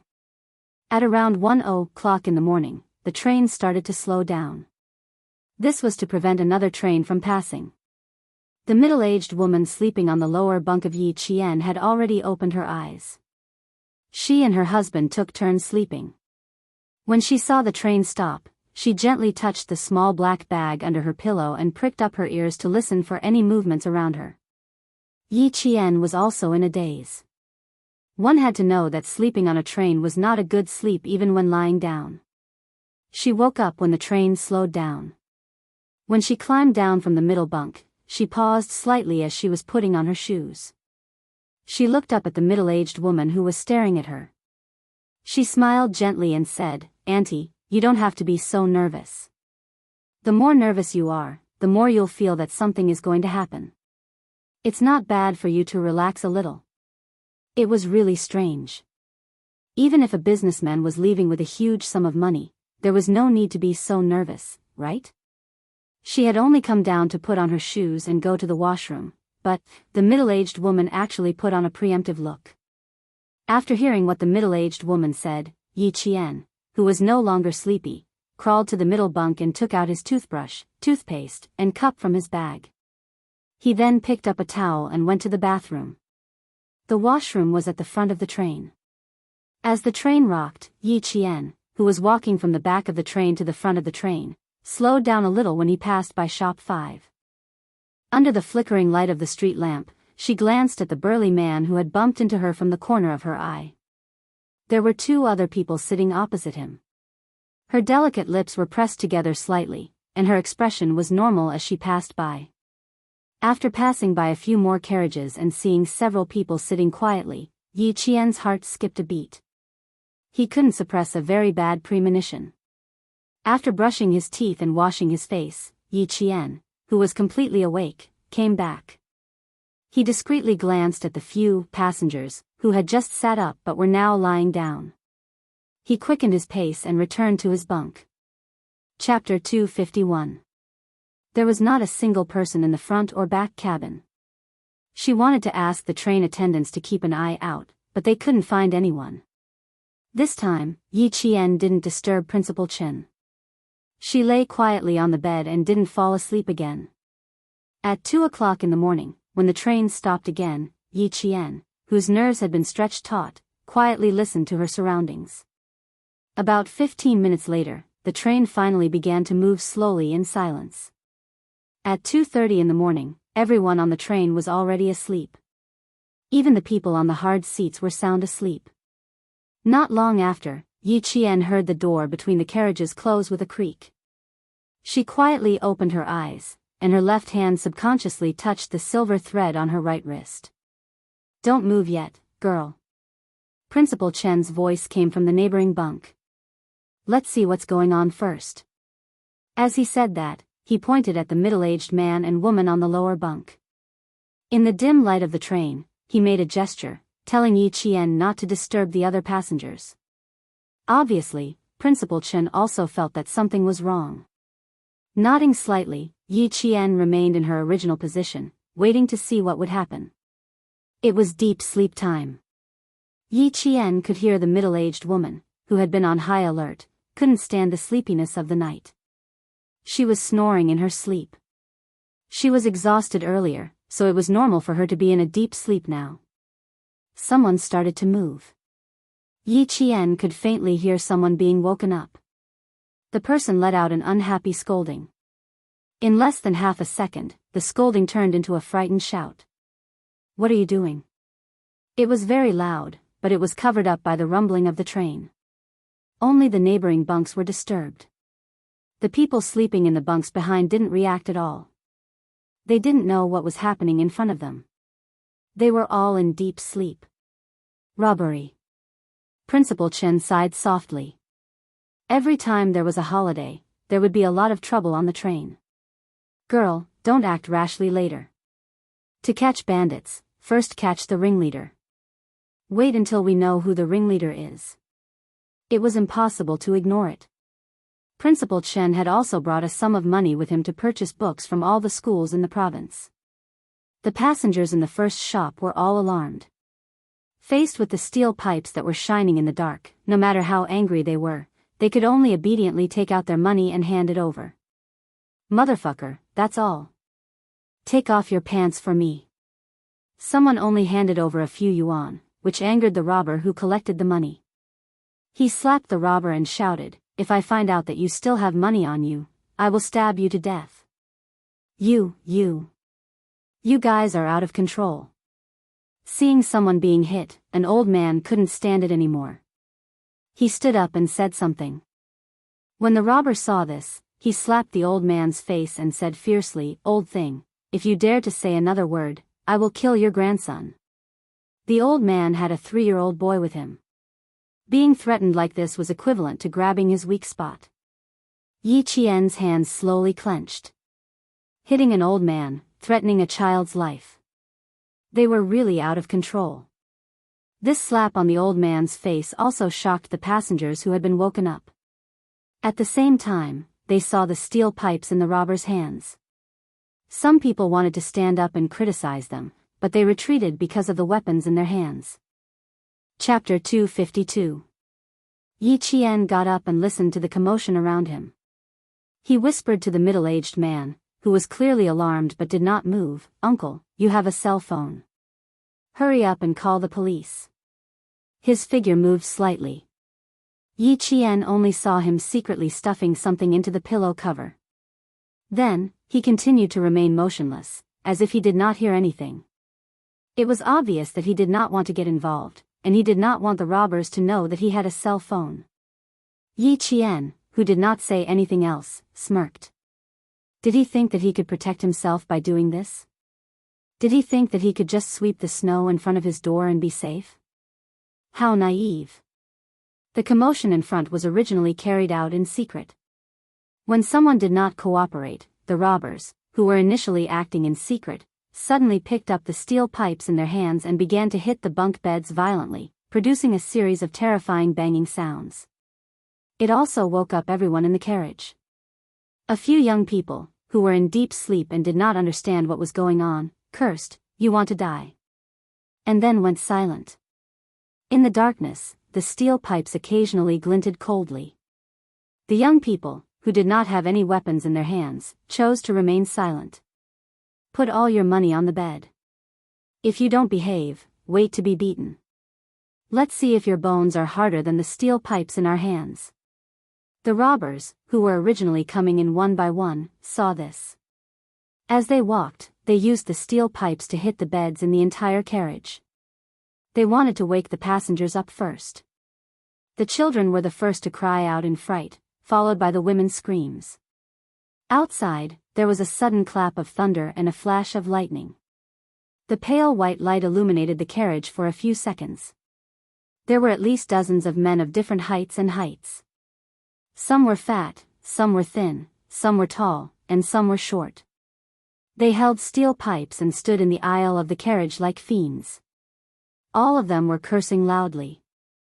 They used the steel pipes in their hands to point at the frightened passengers sitting on the beds, threatening them to hand over all their money.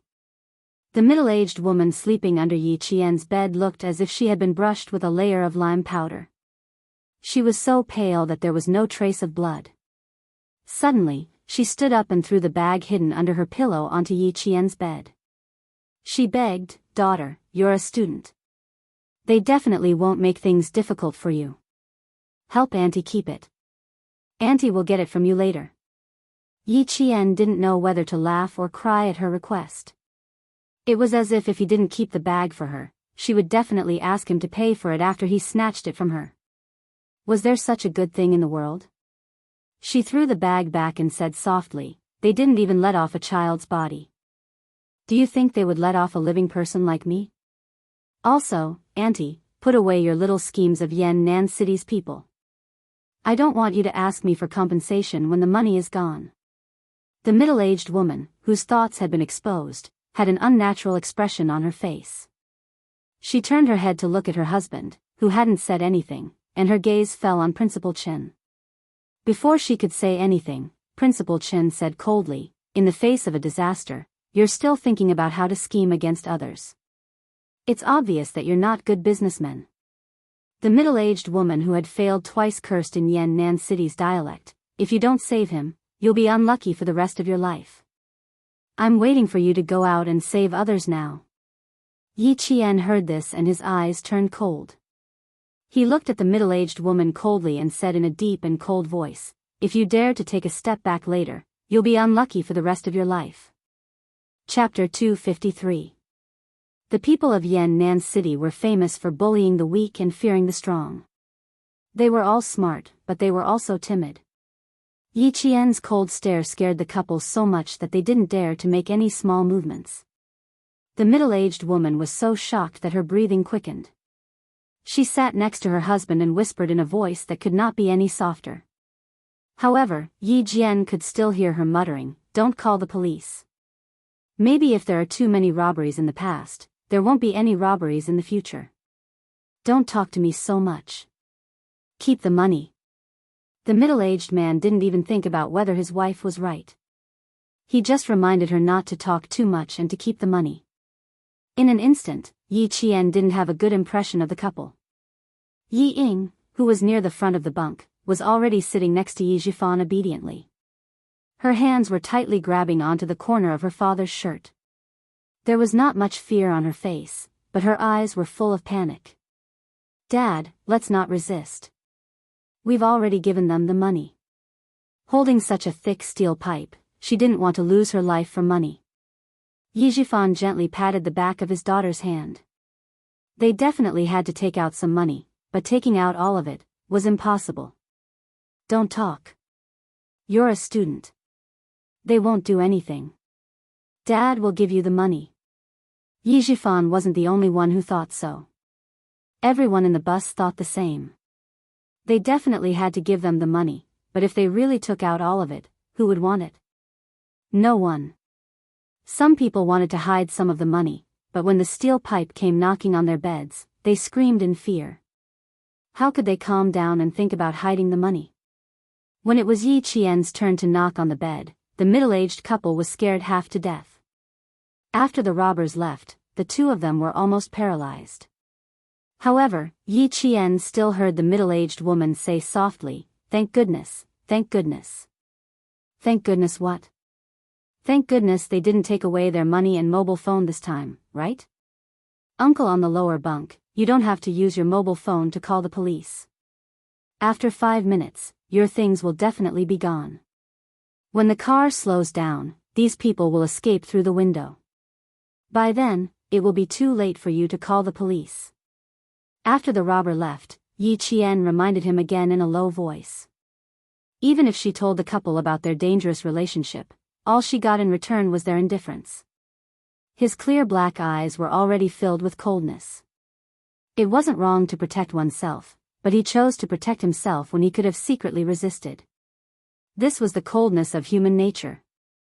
Principal Chen sighed softly and waved his hand at Yi Qian. "There's no point in saying more. Everyone just wants to protect themselves." His tone was full of disappointment and helplessness. After a short pause, he asked Yi Qian, "Have you figured out who the leader is?" "I just took a look. There's still one person who hasn't stepped forward." Yi Qian didn't look at the couple on the lower bunk. He lowered his voice and said softly, "The man who knocked into me hasn't stepped forward." In front of them, there was another person who didn't cooperate. In return, they were punched and kicked. They could only hear the person being beaten scream, but no one stepped forward. "Damn it, I can't stand it anymore." The person sleeping on the upper bunk of Yi Qian suddenly spoke in a low voice. It was a young man who had gone out to work. He got up from the upper bunk and walked downstairs.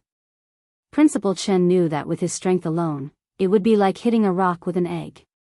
He stopped him. "Young man, wait a little longer. Let's think of something together. As long as someone couldn't stand it anymore and took the initiative to stand up for justice, then it would be easy to handle. Chapter 254. If this goes on, everyone on the bus will be in trouble. The young man jumped off the bed, gritted his teeth, and said in a low voice, "If no one resists, we'll let these bastards have their way." The middle-aged woman on the lower bunk heard this. She rolled her eyes and said lightly, "If you're so capable, why don't you rush out now to uphold justice and chase these bastards away?" Not to mention Feng Liang's words, just her behavior of treating others like fools was enough to make Yi Jian's eyes as cold as a bottomless abyss, with only a little bit of cold light. In front of them, a voice familiar to Yi Qian could be heard. "What are you all hiding for? Your lives are more important. If these people are really ruthless, do you think we can win? The doors on both sides are locked. Who can get in? Call the police? It's no use. This is a mountainous area. When will the police get here? They've already left." It sounded like he was doing it for the good of others. He wanted the passengers to obediently hand over their hidden money. Saving their lives was more important, but it made Yi Qian's pupil's contract. Take out the money as soon as possible and chase them away. Save your lives first. As long as you're alive, you can earn the money back, right? As the man spoke, he put the money on the bed. It's not worth it to throw away your life for a little money. It's that man's voice. He's persuading them to hand over the money. When Yi Jian recognized the voice, a faint smile appeared on her face. He's right, but he's also wrong. This place is indeed a little far from the next station. Based on the current speed, it'll take about half an hour to get there. That means they have about 20 minutes to ransack the entire bus. Yi Qian looked at the young man standing beside him and laughed quietly. "Brother, what you need to do is very simple. There's a cell phone under this uncle's pillow. Borrow it and then call the police. This kind of thing requires the police to step in." He emphasized the word borrow, to tell the young man not to borrow it properly, but to be forceful.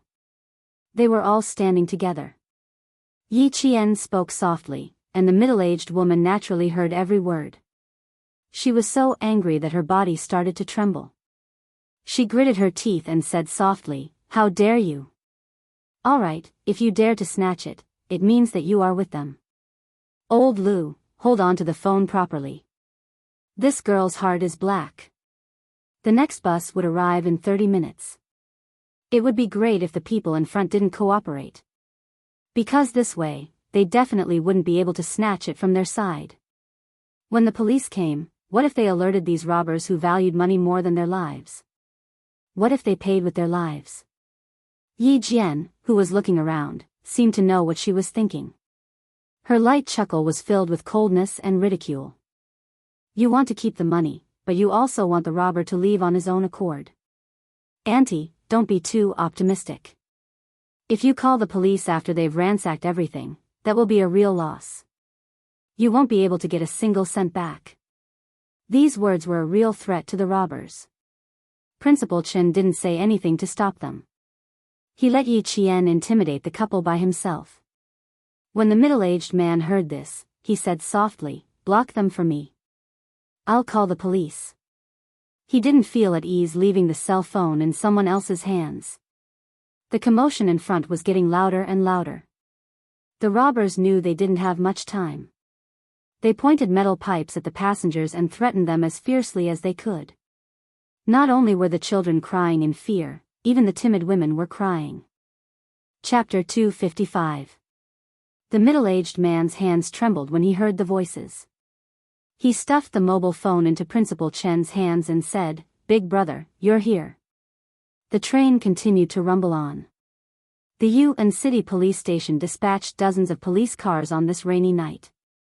All of the police officers were armed as they rushed towards the train station. They received a report that a group of robbers armed with controlled weapons was robbing the number 9 sleeper compartment of train 6483. There were more than 10 of them, and they were robbing the entire compartment. The police did not alert the staff on the train. The person who called the police had made it clear that there was not a single train attendant on duty in the number 9 sleeper. Therefore, it was not advisable to alert the staff on the train. Therefore, they only informed the conductor to slow down the train when the police arrived. Principal Chen, who had made the report, leaned forward slightly and looked at the robbers who were robbing the compartments one by one. Then, he gestured to Yi Qian. "No, I'm the most suitable person to go." Yi Qian immediately shook his head and rejected the idea. "You're an adult, and I'm a child. It's best if I go. Also, I have a self-defense weapon. I can protect myself. Also, I have my own considerations. My uncle." She had shown enough trump cards during this period of time. She had to show that she was brave but not astute. Yi Zhifan obviously had his eyes on her. During this period of time, whenever she returned to the recruit station after school, there would always be people following her in secret.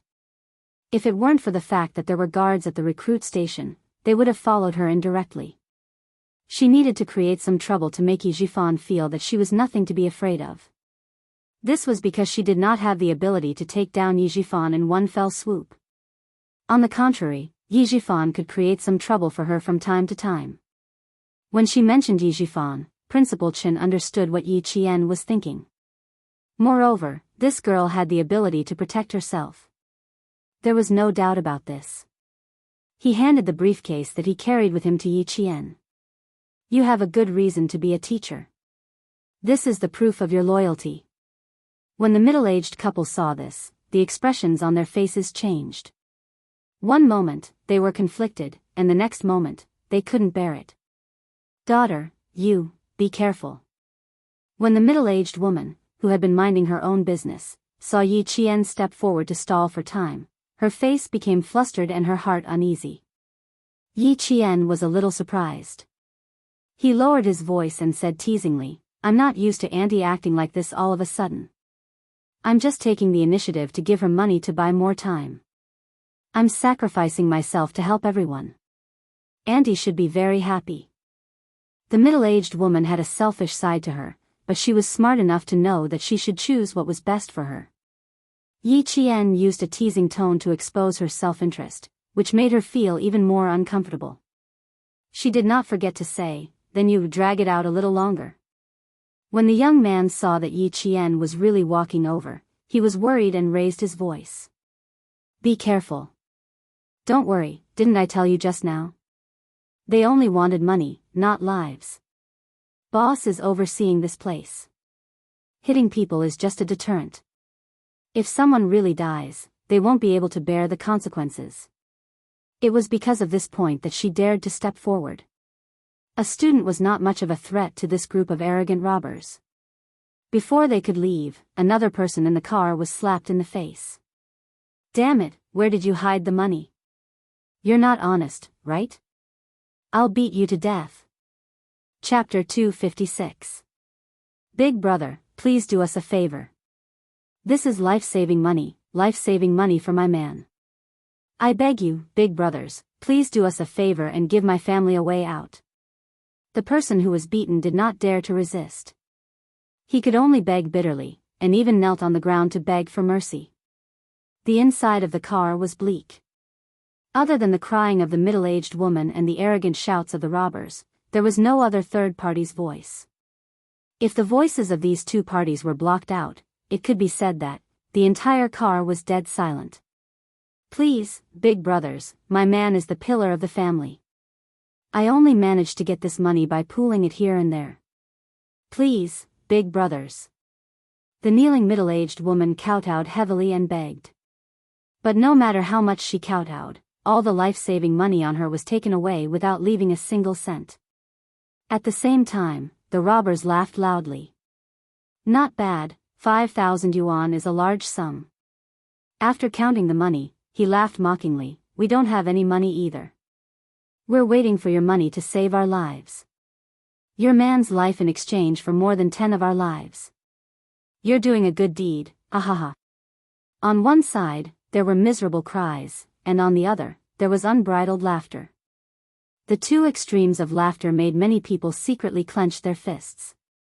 The mournful cries were too tragic, making everyone's heart tremble. But what was the use?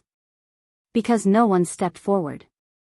If they helped her, if their own lives were threatened, who would stand up for them? When the middle-aged woman saw that no one stepped forward to help her, she asked for help from the people nearby. Big brothers and big sisters, please help me. That money is really life-saving money for my man. Who dared to agree? No one dared. No one dared to step forward. Even if someone dared to step forward, they would be secretly held back by the people in the same line, who would quietly warn them not to go out.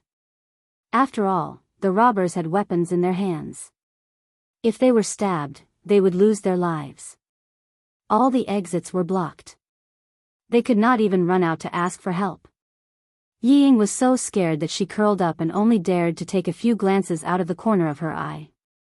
Coincidentally, the robber's flashlight swept over. Her heart skipped a beat as she saw the middle-aged woman who was kowtowing crawling towards them on her knees. "Dad, raise your leg. Quick, raise your leg." She was afraid that the middle-aged woman would hug Yi Jifan's leg and ask for help. She was so scared that her face turned pale. She reminded him, "We can't interfere. We definitely can't interfere." How could the robber give the middle-aged woman a chance to ask for help? Seeing that she was blocking his way to collect the money, he directly swung the iron pipe at her back. Just as the steel pipe was about to fall, a slender figure suddenly stumbled and fell. At the same time, she coincidentally knocked away the robber holding the steel pipe. "Motherfucker, who is it again?" The robber who had been knocked away reacted and was about to hit the person who had tripped over with a metal pipe. The robber who had pushed Yi Qian over laughed out loud. "What are you hitting him for? He's just a student. He's scared and took the initiative to give us money. What kind of job is this?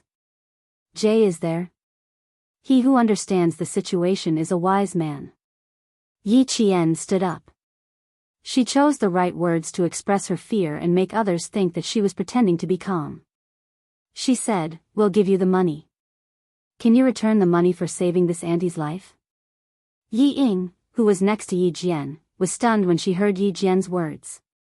When she came back to her senses, a strange smile appeared on her face. She overestimated herself. Did she really think that she was omnipotent? Chapter 257. Yi Jifan, who had already paid to avoid the disaster, looked even more serious than before. A few days ago, when he went to Liao Yud's house, his son, Liao Jian, heard them secretly discussing Yi Qian, and he mentioned something. He said that when Ying arranged for him to go to the city to do something to Yi Qian, he didn't expect to be accidentally discovered.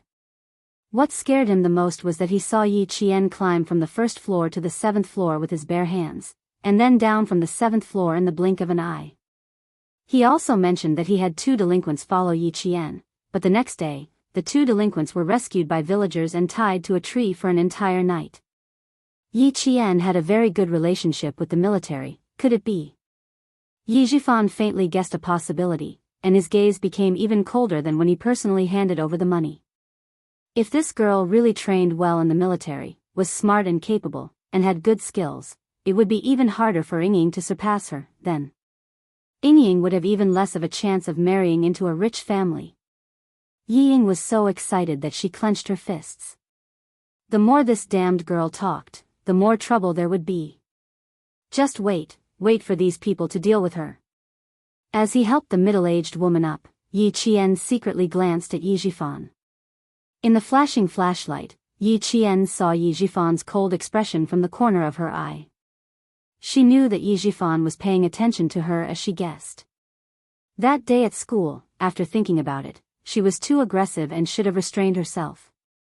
With a slight sneer, Yi Qian said to the robbers in a negotiating tone, "If we give you our money, then can you return this auntie's money to her?"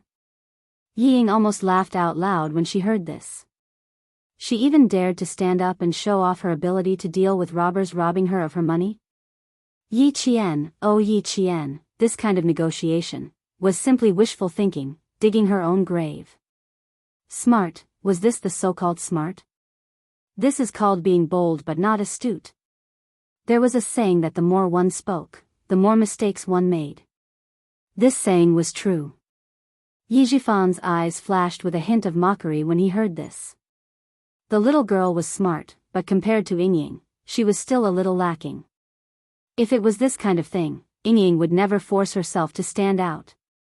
It was probably the first time the robbers had encountered such a newborn calf that was not afraid of tigers. After being stunned for a while, one or two of them laughed out loud. After laughing, they said ruthlessly, "Little girl, are you bargaining with us? Hurry up and scram, or else, we won't be polite anymore." Someone stood out and gave many people hope. However, when they saw who it was, their hope was instantly extinguished like a shooting star. When Yi Qian helped the crying middle-aged woman to sit down, a man who seemed to be a businessman walked out from the middle. "Don't make things difficult for a student. Take the money yourselves." As he spoke, a few people took out the money and placed it on the bed. They all wanted Yi Qian to quickly return to his own bed. If there was evil, there would be good. At least these people dared to stand up and speak. This made Yi Qian's dark eyes light up with a slight smile. In a voice as soft as a mosquito, he said to the middle-aged woman, "Auntie, when the boat reaches the bridge, it will cross that bridge. Don't think too much." It was impossible for him and Principal Chen to intimidate this group of robbers with just their strength alone. They had to unite everyone in the bus. Only then would the boat reach the bridge and cross that bridge when the boat reaches the bridge. Chapter 258. It was said that a group of dragons had no leader, and that applied to humans as well. As long as there was a leader, things would be much easier. First, it would be her student, followed by Principal Chen, and then the righteous young man. Presumably, the passengers who had helped her earlier would also step forward. This way, things would not be difficult. Furthermore, to catch the bandits, one must first catch the ringleader. But she still had to ensure the safety of everyone on the bus. Xia Jinyuan had once told her to never give the other party a chance to retaliate. The best way was to lead these people to the back and separate them from the passengers, so that they would not have a chance to take hostages to retaliate. Money was bait to the robbers. The more enticing the bait was, the higher the chance of them taking the bait. Yi Qian opened his bag and took out a few thousand yuan. "My uncle said that if you go to the back and talk to him, he will give you more money." He took out a few thousand yuan in one go. The first round of bait had already aroused the robbers' desire. Now that the second round of bait had been put out, it was time to see if he could lure out the real boss who had not made a move until now. Principal Chen stepped forward and coughed softly. He said unhurriedly, "Come over here and talk. Don't scare the others.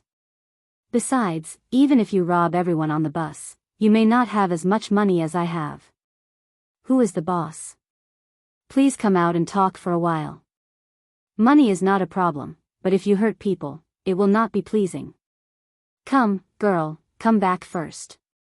Leave the rest to the adults." He waved his hand and gestured for Yi Qian to come to his side first. The leader of the robbers did not expect his job to be so exciting. When he heard this, he moved his arms and did not ask anyone to stop Yi Qian. He chuckled and stood up. The passengers who were sleeping in the same compartment as him seemed to realize something. Their expressions changed, and they all fled to the side like frightened rabbits. They did not even dare to return to their own beds. He shrugged his shoulders and walked over with a smile. "Money is good, but boss, I have to see how much money you have. You want to send me off with a few thousand yuan? It won't be that easy." Greed took the upper hand, and the whole car belonged to him. The gang leader laughed wildly. "Money? I have, but not much. I can give you 30 to 50,000 yuan. If you are afraid that I will do something, why don't you call everyone here and leave 2 guards at the front and back of the car? Wouldn't that be better?" Compared to these fellows who only used iron pipes as weapons, Principal Chen, who had been on the battlefield and had secretly killed countless enemies with a sniper rifle, had an imposing aura that directly suppressed everyone present. When the gang leader heard this, the fat on his face trembled. He sneered and said, "Me? Scared? Everyone here is my people. If she dares to be dishonest with me, I'll play her to death. He pointed at Yi Qian and said, such a lively student. I'm sure it'll be fun to play with him. Yi Qian's emotions were stirred by her words. His dark eyes were instantly filled with hostility. Play with her. It seemed like someone had said it before. What was the final outcome? Ha! She used a pair of scissors to viciously stab his heart. Her eyes narrowed slightly. She looked at the gang leader who was walking over. Her left hand was already quietly grasping her right wrist. If he dared to move, she dared to move too. Chapter 259. She didn't hide her hostility from Principal Chen, who used to be a sniper. Seeing this, he gently patted Yi Qian's shoulder and motioned for her to go to the back of the carriage. Let the passengers at the back come to the front. This child, sometimes it felt like she had a lot on her mind. Just like just now, one sentence from him made her want to kill him. She had to continue polishing him. He and Uncle Jen would only feel more at ease on the battlefield if she could control her emotions and desires. If a girl didn't polish herself, how could she survive on her own? This was what Uncle Jen and Principal Chen thought. They both hoped that even if they weren't around, Yi Qian would still be able to live a wonderful life on her own. And this wonderful life had to be achieved by her own hands, not by relying on others. The two elders had been cultivating Yi Qian's independence, so much so that it gave Xia Jinyuan a headache. At that time, Yi Qian really lived a wonderful life, so wonderful that she thought that a life without love would be more perfect. The gang leader didn't care about the old and the young. He walked to the back of the carriage and blocked Yi Qian and Principal Chen. Old man, don't play tricks with me. Hand over the money obediently. Don't worry about anything else. There wasn't much time left. When the gang leader saw this, his eyes, which were squeezed by the fat on his face, flashed fiercely. He grabbed a metal pipe from one of his underlings and pointed it at Principal Chen. Hand over the money. Quick. He then said to the other robbers, 3 minutes. Hurry up. They were going to rob him. When the young man sleeping on the upper bunk of Yi Qian heard this, he gritted his teeth and picked up a thermos filled with hot water. He shouted at the top of his lungs, what are you waiting for? Are you really waiting for them to rob you? After that, he pulled the cork out of the thermos and looked like he was going to pour the hot water out at any moment. Once someone stepped forward, it was like a butterfly effect. A few of the passengers who had wanted to step forward reacted quickly. They picked up the water bottles on the ground, and some even took out fruit knives as weapons to resist. When one person stepped forward, a second one followed. There was no lack of men in the carriage, especially those who had not been robbed of their money. They did not hesitate to step forward. The train was already slowing down. The robber, who was observing the surroundings, shouted loudly, "Boss, the train is slowing down. We haven't fucking arrived yet."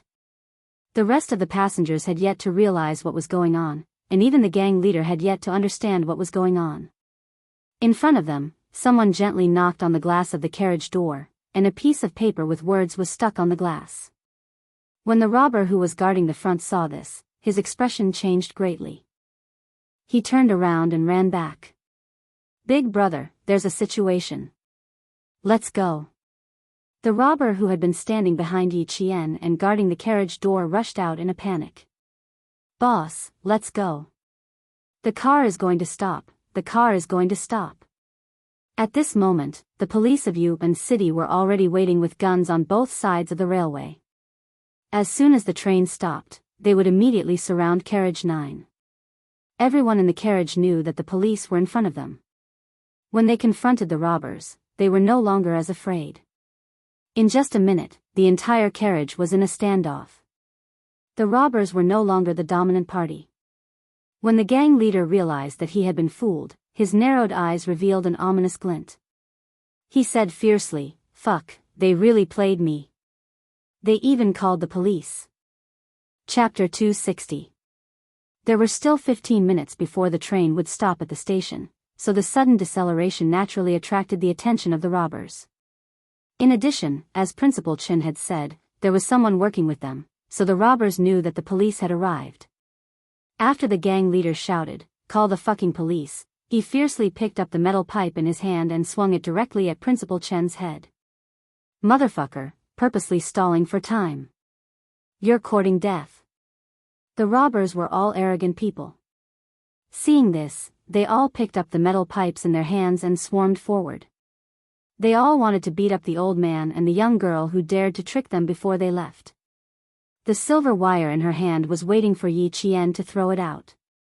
One end of the silver wire was like a snake as it tied tightly to the metal pipe in the gang leader's hand. With another tug, the metal pipe flew out of the gang leader's hand and landed in Yi Qian's hand in the blink of an eye. "Principal Chen, this is for you. See if it's convenient for you." Everyone was squeezed to the back, and the front was a mess. How could Yi Jifan have the chance to care about her? The king was already in front of him, so he naturally had to capture her. Her move really scared the gang leader. He stared at his hand that was still holding the metal pipe, then looked at Yi Qian. The muscles on his face twitched. It was obvious that he was extremely angry. No wonder you dared to ruin my plans after eating a bear's heart. You actually have some skills. Brothers, whoever kills this old man and the young girl today will have all the money stolen from just now. Although the gang leader was angry, he was still quite smart. He knew that killing people was against the law, so he didn't do it himself. Instead, he instigated his subordinates to do it. Under the stimulation of money, these daydreaming robbers who were only in their 20s suddenly became excited. They raised the metal pipes in their hands and swung them at Yi Qian and Principal Chen. The passengers in the back were tense. When they saw the robbers swinging the iron pipe at the old man and the young man, who were obviously trying to save the passengers, the young man in the upper bunk of Yi Qian shouted, "You bastards will burn to death." As he roared, he poured the entire pot of hot water on the robbers. He started it, and all the male passengers who had hot water bottles in their hands did the same. They all splashed the hot water on the robbers. It was late at night, and the robbers were all wearing thin clothes. When the scalding hot water splashed over, their screams were even louder and more miserable than the screams of the passengers. They were all screaming because they were scalded. Women and men, moved to the back. Quick! Joining the melee, the brave male passengers protected the old and young, and the women ran to the back. There were also timid men who ran after them. When they reached the corridor connecting the number 9 and number 10 cars, they found that the door was locked by a hexagonal lock. One by one, they slammed on the door. More than 10 people rushed over. The robbers who were originally guarding the door were so scared that they immediately threw away their metal pipes. They had no choice but to pretend to be passengers and squeeze in the middle. It was 3 a.m, and the sleeping passengers in the number 10 car didn't move at all. Even when the passengers in the number 9 car banged on the door, they didn't wake up. The door to the number 9 car wasn't the only one that was locked. The door from the number 10 car to the number 9 car was also locked. Naturally, someone did it on purpose to not disturb the passengers in the number 10 car. It was unknown which passenger was agile, but after climbing onto the luggage rack, he pushed all the luggage onto the aisle. In the face of danger, a person's strength was limitless, and so was their wisdom. Using this method could be considered a way to prevent robbers from harming the old and young. Chapter 261. Some people threw their luggage, while others began to throw the sheets and blankets on their beds. This way, the robbers with metal pipes had no choice but to retreat. My bag, my bag. Hubby, our bag. In the chaos, a woman's scream was always the most penetrating, comparable to the sound of a war drum. But no one cared, and it seemed like no one heard her. Even if they did. Who cared about bags at this time? Beating the robbers away and letting the police take them away was the most important thing. Yi Ying, who was closest to the middle-aged woman, had been stepped on countless times and elbowed her in the chest countless times. She couldn't help but yell back, "You're still worrying about your bag? Is there something wrong with your brain?" A thin blanket suddenly covered her head. She, who was plunged into darkness, subconsciously tried to pull the blanket away. Suddenly, something hit the blanket heavily and repeatedly. A robber climbed onto the luggage rack and started beating people up. Yi Ying, who guessed it, didn't dare to pull the blanket away.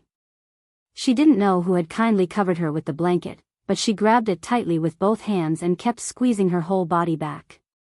The middle-aged woman who had called out, "My bag," was also under the blanket. When she realized that there was someone on the luggage rack, she instinctively reached out to grab the blanket to protect herself.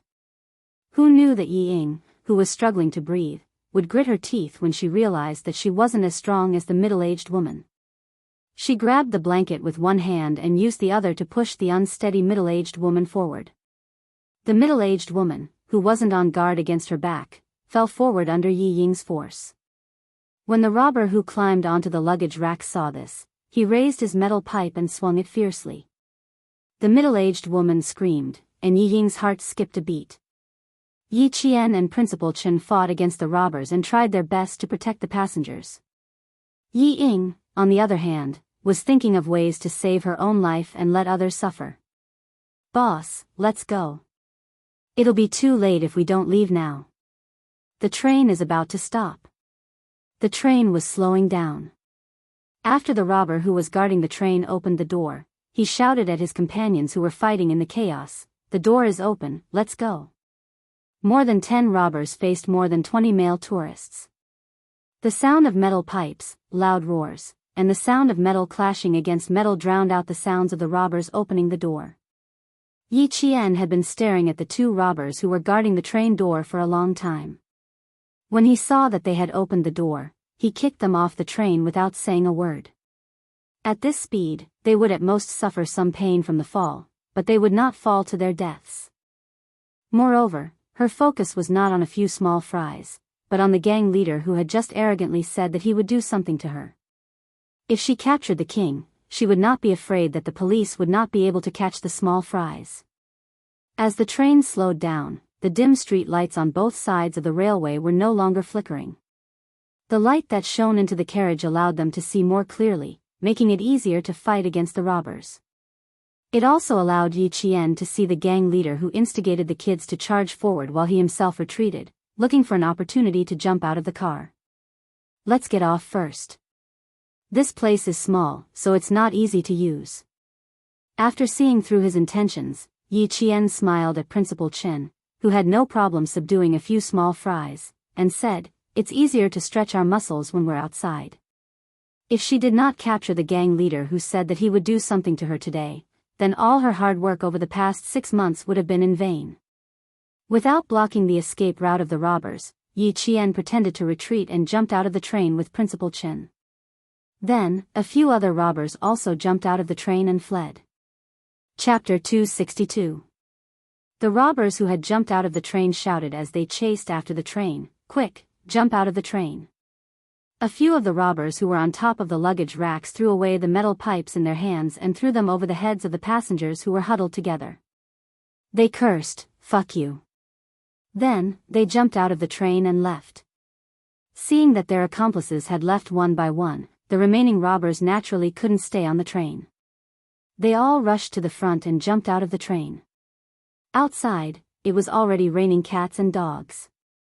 After the gang leader got out of the train, he sneered viciously and pointed at the old man and the young man in front of him. "Brothers, what I said on the train just now still counts." Who told their heads to explode? This money, he shook the travel bag that contained at least tens of thousands of yuan. This money is for whoever it is. After getting out of the train, the gang became even bolder. The train came from behind them and the robbers who were holding the metal pipes fearlessly chased after it. Gunshots were heard. The police in Yuban City realized that something was amiss and fired a warning shot. They quickly rushed over with their men. Fuck. When the gang leader saw this, he knew that it was impossible to deal with the old man and the young man in front of him. He shouted, "Go," and left first. "Just you wait. Sooner or later, I'll get my revenge."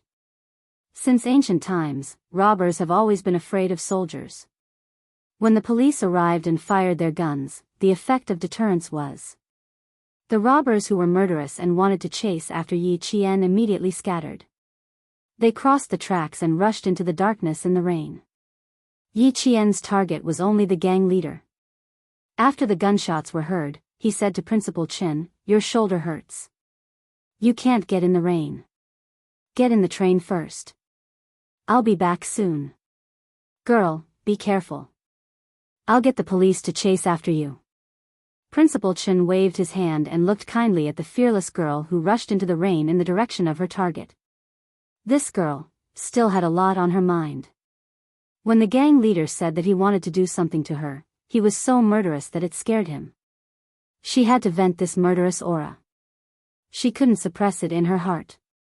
Since she wanted to chase after him, then go ahead. As for killing someone, she wouldn't do it. When the armed policeman caught up with them, Principal Chen told them the direction in which the gang leader had fled, but he did not mention that Yi Qian had followed him. The train stopped with a long creaking sound. No one dared to move in the number 9 carriage, which was filled with cries.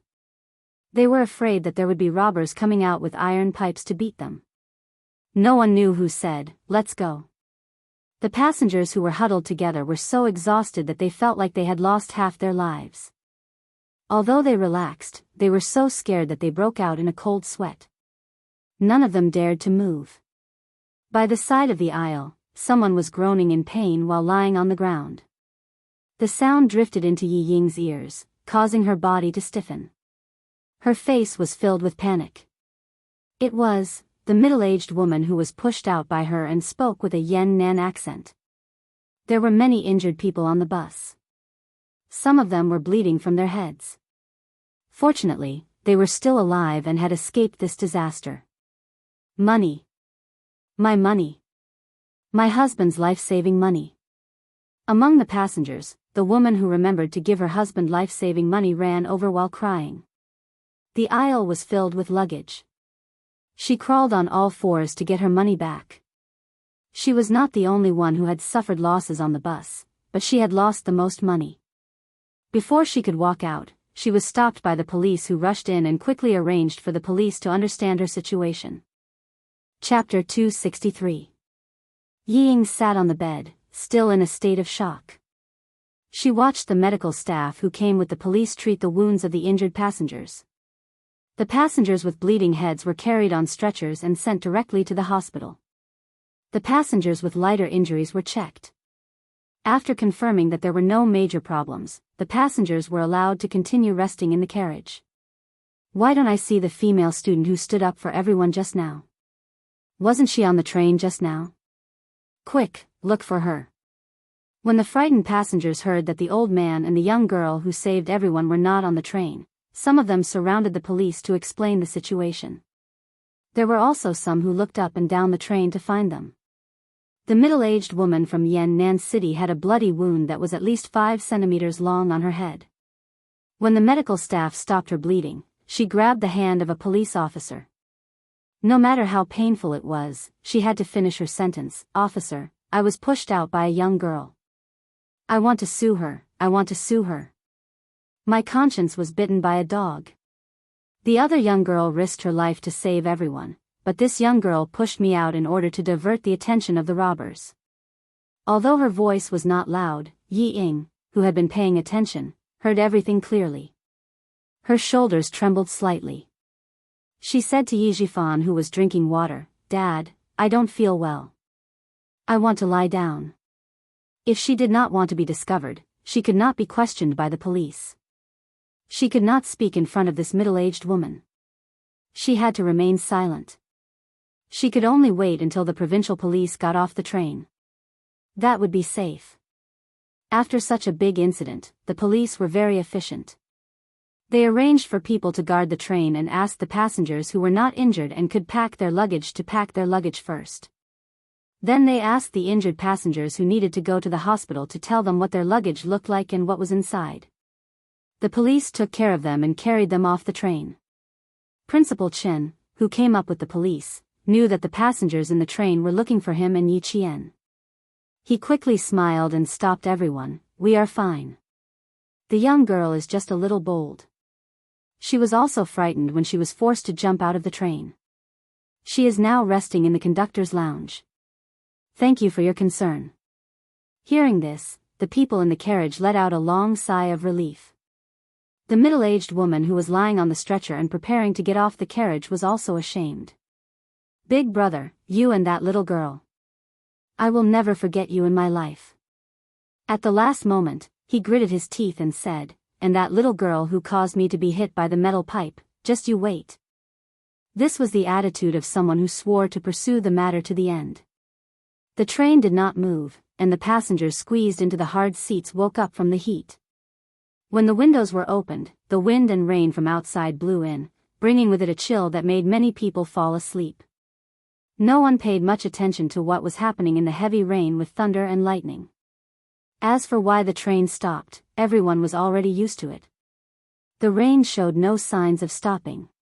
While the police were dealing with the matter in the 9th carriage, the police arrested several robbers in the rain and escorted them into the police car. The gang leader who was stopped by Yi Qian was no longer as arrogant as before. His wrists were tied tightly by something that he could not pull off no matter how hard he tried. The high school student who stood in the dark like a ghost did not make a sound from the beginning to the end. He just chose to hit different places. Chest, lower abdomen, knees. He hit wherever it hurt the most. He hit him until he was afraid. Chapter 264. Big bro, you're looking for Lele? Aren't I with you right now? Why don't I see Lele? The silver wire in his hand was like a part of Yi Qian's body. It wrapped around the man's wrist. He raised his heel and kicked the man's chin hard. The force was a little too strong. The kick knocked the gang leader's lower and upper teeth, breaking 2 of his front teeth on the spot. His mouth was filled with the smell of iron. His right arm was tightly bound. Even though his right hand was not bound, his palm was riddled with wounds. The deepest wound was so deep that his flesh could be seen. He had tried to grab the silver wire, but he didn't know that he had used the wrong method. The silver wire had cut into his palm and left a wound. He couldn't help but scream in pain. Yi Qian couldn't hide his viciousness. When he thought about how he died in his previous life, his viciousness was still faintly cold. Her short hair was already wet, and rainwater flowed down her forehead. Her dark eyes that had been washed by the rain looked especially cold and indifferent in the rainy night. "Why wouldn't I be happy to play with you? Didn't you say you wanted to play on the train?" Her voice was so cold that it was as if it had seeped through a cold lake. Every word was like a blade that cut through the gang leader's ears. Fear rose in his heart at this moment. Yi Jian's hands were tied together, and as Yi Jian leaped behind him, the long silver thread was already wrapped around his neck. "Save! Save! Save me! Save me!" The silver wire continued to tighten, but his hands were also entangled by it. The more it tightened, the more his hands were pressed against his neck. He didn't dare to use any strength. If he used his hands, the silver wire would dig into his flesh and wrap around his wrist bones. His feet had only taken half a step forward when the back of his knee was ruthlessly kicked. The kick caused him to stagger and fall to the ground on one knee. The gravel below him was so painful that he felt as if his kneecap had been shattered. "I'm having fun now. Why are you still shouting for help? Isn't this what you wanted to see? It's just a swap of roles. You're the one being played by me. Isn't the process the same?" In that life, if she had the skills she had today, she wouldn't have been humiliated by a villain. Why would he pay with his life in the end? Since she was reborn, she would never allow anyone to humiliate her again. Absolutely not. Her voice brushed past the gang leader's ear. It was cold and as sharp as a blade. The gang leader was so scared that he peed his pants and begged for mercy. "I'm not playing anymore. I'm not playing anymore. I didn't see empty tie. I'm sorry." His neck was strangled, his hands were tied, and the pain in his knees was unbearable. Even so, he had to open his mouth and beg for mercy. "I won't dare. I won't dare. In the future. I won't do it again. Spare my life. Beg for mercy, I don't dare offend. Help." Yi Qian, whose eyes were cold and fierce, blinked lightly. His eyes were a little sore, and then warm tears washed down his cheeks along with the rain. It was as if something heavy had been lifted from her shoulders, causing her shoulders to relax completely and her back to straighten completely. A strong flashlight shone over. It was the police who were chasing after the culprit in the rainy night. There were about 5 of them, and they were closing in on them in an outflanking manner. Yi Qian slightly exhaled a mouthful of turbid air. His pursed lips curved slightly.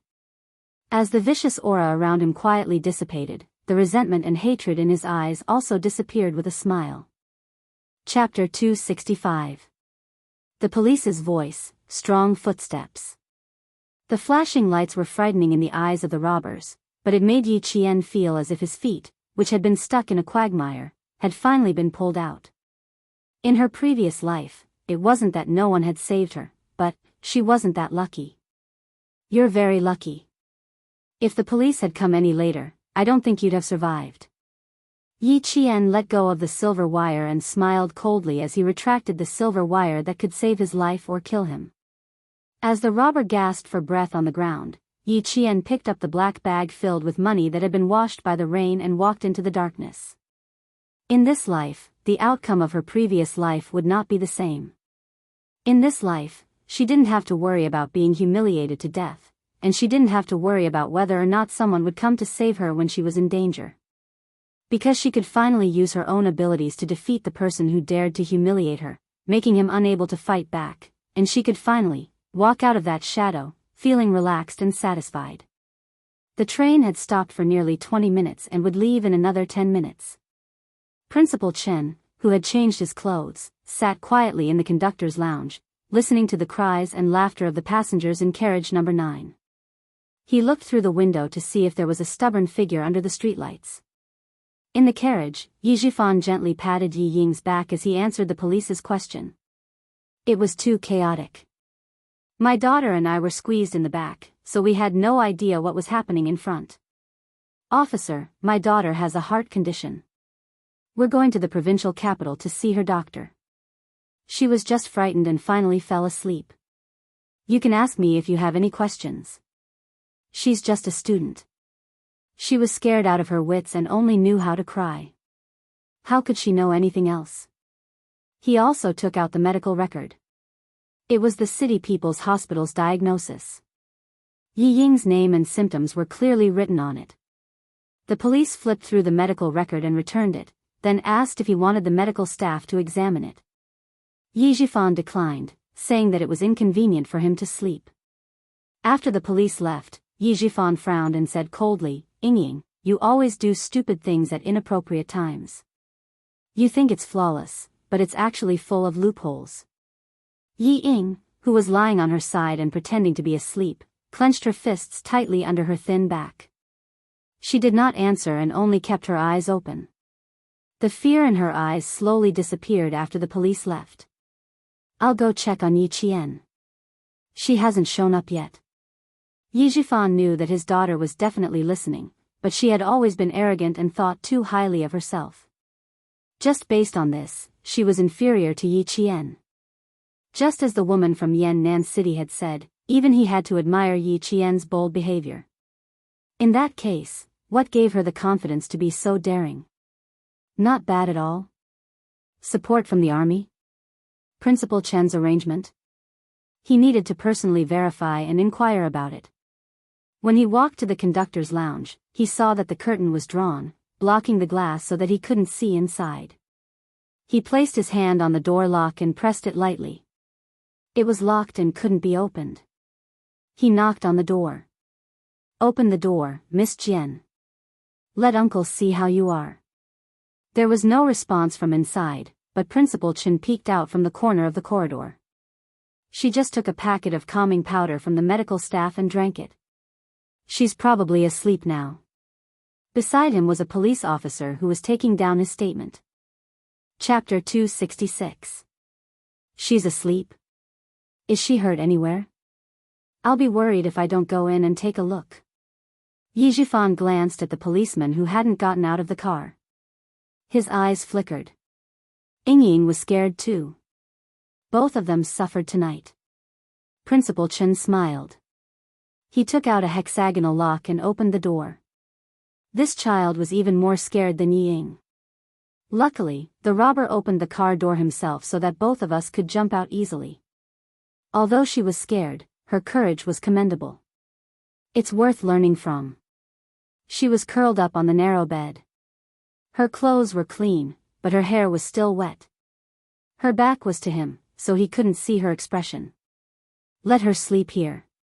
Principal Chen didn't let Yi Jifan continue to observe her. He gently closed the door and locked it with a hexagonal lock. She's still scared. She asked me to lock the door. Mayor Yi, don't mind. The little girl came back just in time. She really knew that Yi Jifan would come to see her. It seemed that he didn't have to worry about the little girl being taken advantage of by Yi Jifan in the future. Yi Jifan took a step forward and saw that the policeman who was taking notes was holding a black bag. It was still dripping with water. He glanced at the water stains on the floor and narrowed his eyes. There's some life-saving money in this bag. Police comrade, since you've picked it up, can you take out the life-saving money first? Headmaster Chen said in a low voice. He glanced at Yi Jifan, who had a complicated look in his eyes and seemed to be thinking about something. He let out a long sigh. The money to save a life at the hospital. Yi Jifan looked at the bag in the policeman's hand again. He asked Principal Chen, "What's wrong? Can't you take out the money and return it to the passengers? You're sure that the robber carried this bag with him when he got out of the car? It contains the money from the passengers on the car, right?" The one taking the statement was a policeman in his 40s. "We still need to find a few witnesses. Then, the money will be returned to the passengers." Principal Chen took a step back with a smile and said, "I can confirm that this bag was indeed carried by the robber. It also contains some of the passengers' money. As for proof, this Mr. Yi can do it too." "Yes, I can prove it." Yi Jifan nodded. He could indeed prove this because there was his money in the bag. "You can open the bag and take a look. There's an envelope inside.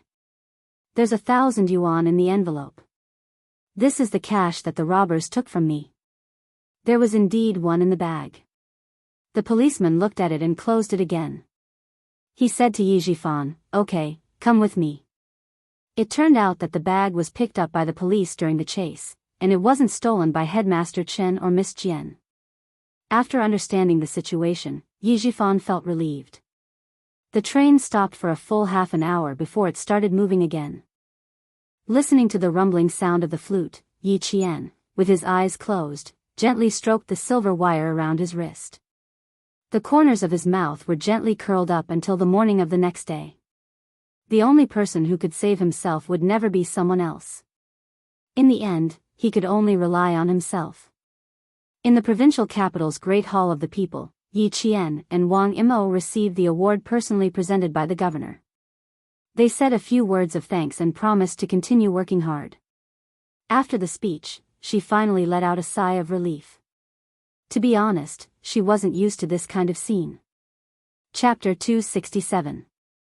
When it was time to take a group photo with the students who had been selected as Outstanding Communist Youth League member, Yi Jian's eyes inadvertently glanced down the stage and saw an acquaintance that she was not very familiar with. At this moment, his iconic peach blossom eyes were winking and smiling at her. "Han Zheng, why is he here? Could it be that Major Xia is here too?" He subconsciously looked around but didn't see any familiar faces. The photographer had already asked all the students to look at the camera and maintain a smile. After the flash, the smile was frozen. Han Zheng put down his camera and hummed a little tune. This little girl even dared to stand Major Xia up. This courage, tsk, he really admired her. After the photo was developed, should he send it to Major Xia who was far away in the snowy highlands? Could it be that he could use the photo as a bargaining chip or something? "You're not serious, shut up." Sitting next to Han Zheng, a dignified middle-aged man looked straight ahead and scolded softly, "I'll arrange for someone to send you away immediately later. Don't follow me all day." Han Zheng snorted softly and said lazily, Brigade Commander Han. If you agree to let me go now, I'll leave immediately and won't be in your sight for a few years. If you don't agree, I'm sorry, but I still have to follow you.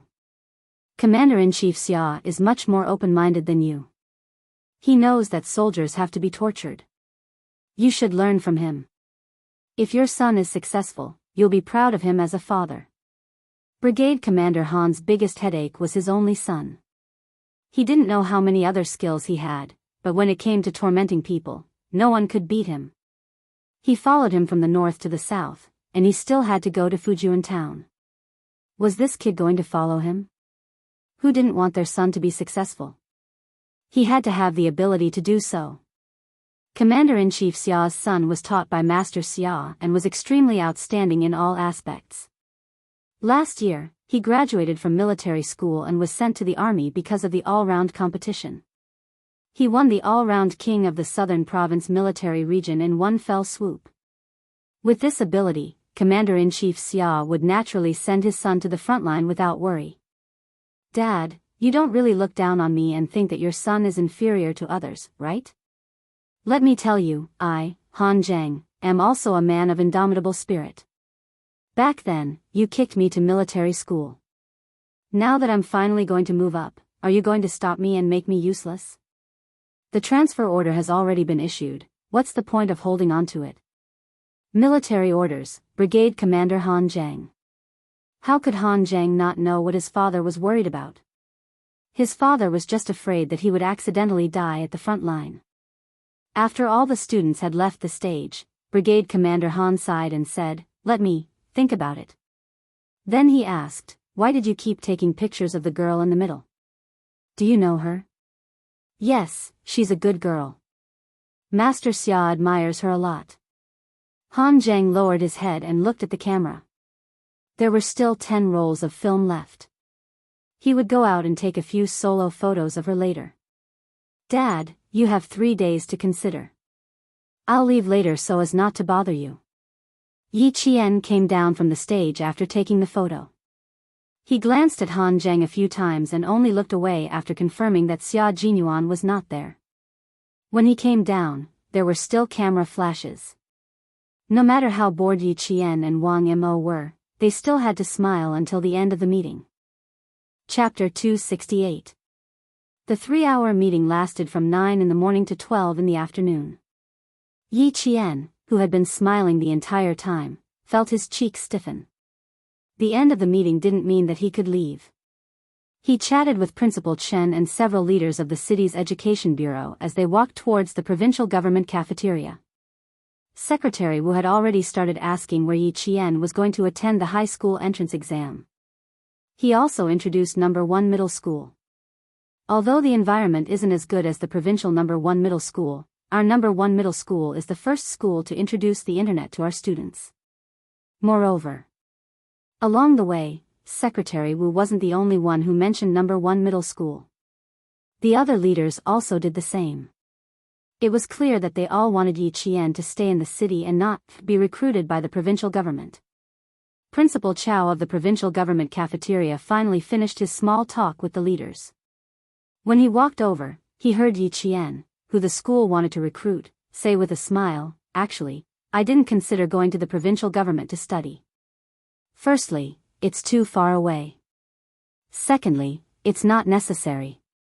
You ultimately have to rely on yourself to study. Whether you can get into your ideal university is also dependent on yourself. I don't want to go to a school that's too far away. I'll just study in the city." Principal Chao, who had wanted to say a few more words, sighed softly and said to Teacher Zhu, "She can even give up the opportunity to study in the capital. If she gives up the opportunity to study in the provincial government. Sai, let's go. This girl is a piece of gold. She will shine no matter where she goes. Not going to the capital or the provincial government." To make it easier for him to go home, Yi Qian chose to study in the city. When they were about to reach the cafeteria, Yi Qian saw Han Zhang standing under the shade of a tree with a camera around his neck. He had one hand casually in his pocket, as if he was waiting for someone. Who was he waiting for? Yi Qian couldn't help but look behind him. But there was still no sight of that towering figure behind him. He wasn't waiting for Major Xia. Han Zhang couldn't help but chuckle as he walked over. Did this girl think that he came with Major Xia? As soon as he moved, Yi Qian immediately whispered a few words to Principal Chen and rushed forward to greet him. Han Zhang had no choice but to stop himself from asking Principal Chen about her daily life. He stood under the sun and waited for her to walk over. She was a very vigilant girl who didn't like people getting close to her. From a psychological point of view, this was also a sign of insecurity. That's right. She had no parents, and she was cheated by her uncle's family.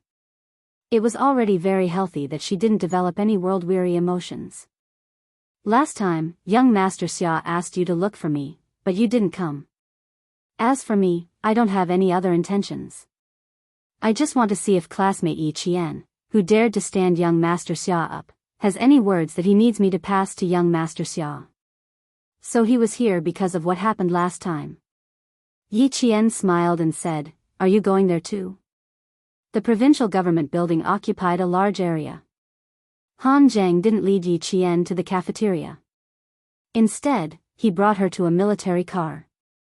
I don't know yet, but it shouldn't be a problem. Let's go outside and chat while we eat. You can even write a letter for me to pass to him. Yi Qian, who didn't refuse, quietly got into the car. She didn't say much until she got out. As Han Zhang drove, he glanced at the silent girl from the corner of his eye. She was really calm. There was no strange expression on her little face at all. You didn't go, but he rushed over the moment he got off the plane. Little girl, who knows how many girls in the capital want to meet young Master Xia, but you actually stood him up. You're making an enemy out of all the girls in the capital. Chapter 269.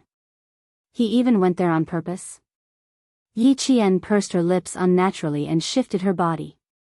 I was in a hurry to go back. I didn't have time to wait for 2 more days. Sigh, should she write a letter? What a problem. She would be lying if she said she didn't feel guilty. He even went there on purpose to see her. It was wrong of her to stand him up. The unnatural expression that flashed across her face didn't escape Han Zhang's eyes. He majored in psychology, so he could guess what a person was thinking based on their facial expressions. She was embarrassed when he said it out loud. She felt a little guilty after knowing the truth, but there was no girlish sentiment. Compared to the disappointment on young Master Xia's face when he found out she didn't come, tsk, it was the face of a disgruntled husband. Han Zhang wasn't familiar with the provincial capital. After driving for less than 5 kilometers, he saw a decently decorated Cantonese restaurant and drove straight to it. He found a seat near the window and placed his order. Then he placed one hand on the back of the soft seat. His peach blossom eyes, which were usually full of smiles, were now scrutinizing her. He secretly observed the young lady who kept her emotions in check rather quickly. Yi Qian drank her water unhurriedly and generously allowed him to scrutinize her. At first glance, Han Zhang wasn't a very handsome man, but his eyes were bright and gentle. When you stared deeply into the other party's eyes, you could only see his affection and deep doting, as if you were the person he loved the most, the person he placed at the top of his heart. When the expression in his peach blossom eyes became serious and serious, even his gaze became stern. Just sitting there, even if the corners of his mouth were slightly curved, all you could see was the coldness of a soldier. Classmate Yi Qian, it's obvious now that you don't have any romantic feelings for Major Xia. Of course, you can't be blamed for this. After all, you're still young. But Major Xia's feelings for you, how should I put it? It's not love, but it's already within the range of admiration, so... Hearing this, Yi Qian naturally interrupted him. Looking at him, she said with a faint smile, so I need to thank Major Xia for his appreciation of me. At the same time, I need to reciprocate. That's because Major Xia is the dream partner of all the young ladies in the capital, and I'm just a girl from the countryside. I have no background, no talent, and no looks. I should be deeply grateful that he has taken a fancy to me. I have to be tactful and go along with it. Only then will I be worthy of Major Xia's appreciation of me. Yi Qian said everything in one breath without pausing. Looking at his slightly stiff face, Yi Qian gulped and added, "It seems that young Master Han is standing up for a friend and fighting for justice. But does Major Xia know about this?" "Hey!" The little girl was so eloquent. Who said that he was young and didn't understand? How could he not understand after hearing all these sentences? That was indeed what he meant, but it was definitely not as sharp as what she said. Moreover, why did she sound so disdainful? She even had a sense of mockery towards him. It seemed that there was a misunderstanding. If it was someone else who misunderstood, it would have been fine, but not Yi Qian. Han Zheng, who rarely explained anything to others, smiled and said, "Little girl, don't be so prickly. For a big family like Family Xia, whether the girl has a background or not is not a problem at all. As for what you said about having no talent and no looks." Han Zheng winked happily and said with an amused expression, "Your little face is not bad. Your eyes are eyes, and your mouth is a mouth. It's just that you haven't developed much yet." Needless to say, how could Major Xia's appreciation be bad? Chapter 270. When Yi Qian heard him say the same thing, he couldn't help but laugh. No wonder you guys are childhood friends and speak in the same tone. Also, don't praise me too much. I can't take it. What if I fall in love with you? Don't. Even if what I said wasn't nice, that's because you didn't hear what I was going to say next. Now that you've said it, my legs have turned to jelly. Han Zheng raised his eyebrows, but the sternness in his eyes didn't diminish. He said calmly, "I'm childhood friends with young Master Xia. He's humorous and popular with women, but he has a good character. He's not affectionate and doesn't show mercy. In all these years, I've never seen him bring a girl to us. You're the first. Because of this, as a friend, I know that some things aren't nice to hear, but I still have to say them." His expression gradually turned serious, and his eyebrows became sharper. "He does admire you, but if you're not interested in him, you don't have to be in such a hurry to draw the line. From a man's point of view, the more the woman he admires is in such a hurry to draw the line, the more he wants to conquer her, have her, and make her his. Men are natural hunters. Just like animals, they like to conquer. Young lady, if you don't want anything to happen with young Master Xia, I suggest you don't be in such a hurry. You should take it slow. Otherwise, young Master Xia will only become more interested in you, and it'll be harder for you to escape." From a man's point of view, this was indeed the case. And Yi Qian happened to be committing this taboo. Hearing this, the thoughtful Yi Qian waited until the first dish was served before slowly nodding. "Hearing what you said, it makes sense. But..." Yi Qian changed the topic and smiled. "But, the way I get along with Major Xia is a little different. Even if I told you, you wouldn't understand. And I don't know you that well. If there's something you don't understand, I suggest you ask Major Xia yourself. Also, I do need to write an apology letter to him. After all, I was the one who stood him up first." With that said, Yi Qian got up to get a pen and paper from the waiter. When Han Zheng saw her coming over with a pen and paper, he was stunned. Wasn't it a little too casual? Using a menu as a letter, was that okay? Why wouldn't it work? At least Yi Qian was writing seriously. So, 2 months later, Xia Jinyuan, whose eyelashes were stained with snow, received the letter from Han Zheng.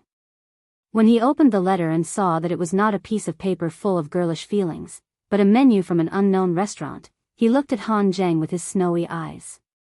Under the thick windshield mask, his expression was, "Are you kidding me?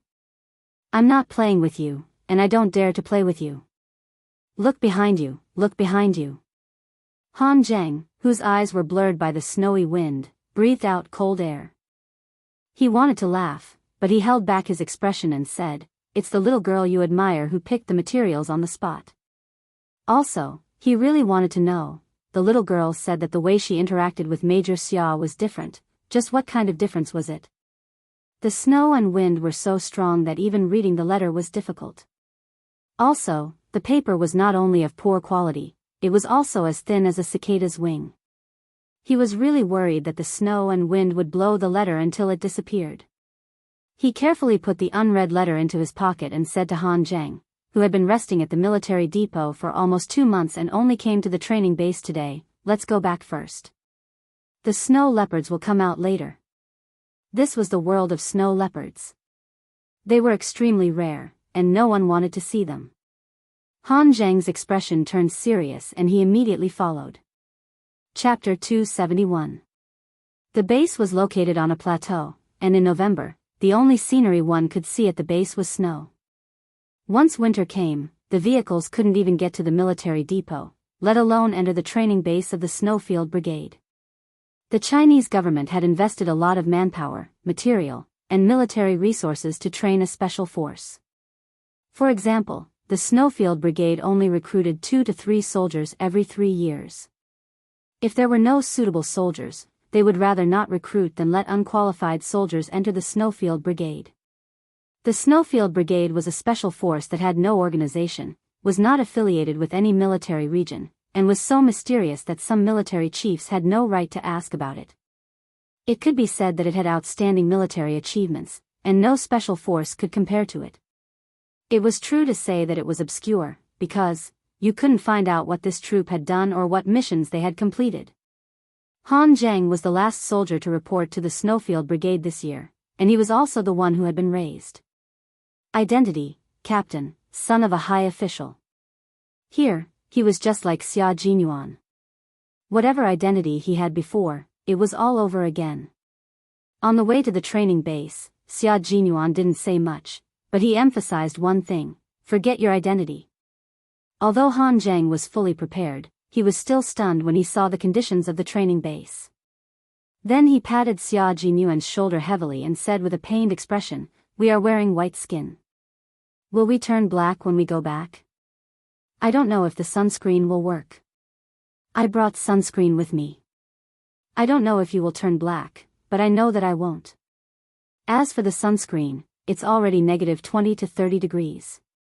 You can take it out now and see if it can be squeezed out." Xia Jinyuan took off his windproof mask and carried the rifle on his shoulder. He smiled at his childhood friend, whose lips had turned white from the cold. "Also, there is no fire here, and there is no electricity. There are only candles. There is a hand-cranked generator, but it is rarely used unless we need to contact the military depot. As for heating, we basically rely on shaking. Put the supplies in the corner. Remember, don't let any fragrance out, because our wooden house is not sturdy. It can't protect against anything except wind and rain. This area is where the snow leopards are active. You have to be careful not to be eaten by them. The map is made of paper, but it is definitely the latest version and is purely manual. Train well. Z7, you have to adapt to the environment here as soon as possible. After 1 year, we will go down the mountain." Han Zheng, codenamed Z7, said with a serious expression, "Don't worry, I won't embarrass the country. Before it gets dark, I will see what she wrote. You can clean yourself. The other team members will be back in about an hour or so. Prepare the food." Xia Jinyuan, who had been here for 4 months, had completely adapted to the environment on the snowy plateau. After melting the snow on his eyes and eyebrows with the warmth of his palms, his jade-like handsome face was still exquisite, but his eyebrows looked more mature and restrained. Although the barracks were made of wood, it was still windproof and snowproof. Xia Jinyuan did not dare to stand in the wind and snow to read the letter. He stood at the back of the wind and carefully took out the thin letter. The first thing he saw was, "Good luck Cantonese restaurant." The little girl really knew how to use local ingredients. Although her thoughts seemed complicated, they were actually simple. However, she treated people with sincerity and did not feign civility. Chapter 272. Xia Jinyuan's gaze landed on the words, "Dear Major Xia," followed by, "Hello." Xia Jinyuan felt his teeth ache. This girl must be doing this on purpose. She even used honorifics. The letter was very simple. It started with an apology, followed by a description of her recent situation. She also mentioned that she would be studying at number 1 middle school for the next 3 years of high school and had no plans to go to the provincial capital. At the end of the letter, she added, Han Zheng took several photos of her and asked if he could get the photos back. There was really nothing else. How many words could there be in this small menu? Xia Jinyuan smiled and counted all the words seriously. There were 627 words, and he had to add punctuation marks. He thought for a while before coming up with 4 words. 627 words, not bad. However, this girl was really calm. He had already left the words, wait for him to come back, so why didn't she react at all? Did she not understand? No, she wouldn't. With this girl's intelligence, she would definitely understand. If she didn't mention it in the letter, it could only mean that she was avoiding it or thought he was joking. If she was avoiding it, he could think of a way to make her face it. If she thought he was joking, that would be troublesome. It was enough to show that she didn't believe what he said at all. He carefully read the letter again and committed the 627 words to memory. Then, he carefully and seriously folded the letter and put it in his pocket, near his heart. It was a pity that they couldn't communicate with the outside world. If possible, he really wanted to reply. Especially when she wrote at the bottom of the letter, Major Xia, are we pen pals? It was as if her clear voice was right next to his ear. It reminded him of every second he spent with her. There were still 8 months until the end of the year. By the time he went back, little Fox would be in high school. What a pity. She was still too young and underage. He put the letter away properly and felt his heart warm up. After a while, he turned to ask Han Zheng, who was preparing the bread, did she say anything else besides the letter? Also, how did she send the letter to you? How did she get the address? It's a long story. Brigade Commander Han didn't agree to my transfer order and is still in custody. Military orders are like mountains. How long can he be in custody? As long as I don't give up, he can't do anything. But it's not a good idea to keep holding on to him like this. So, I pestered him every day until I finally reached the southern province. Coincidentally, I saw your little girl in the provincial capital's Great Hall of the People. Han Zheng put away the hard bread and gave each of his comrades a piece of ham sausage. As he worked, he recounted how he met Yi Qian and what he said. That little girl of yours is really something. The moment she opened her mouth, she asked what she should do if she took a fancy to me. That's why I said, that's great, we can still stay together.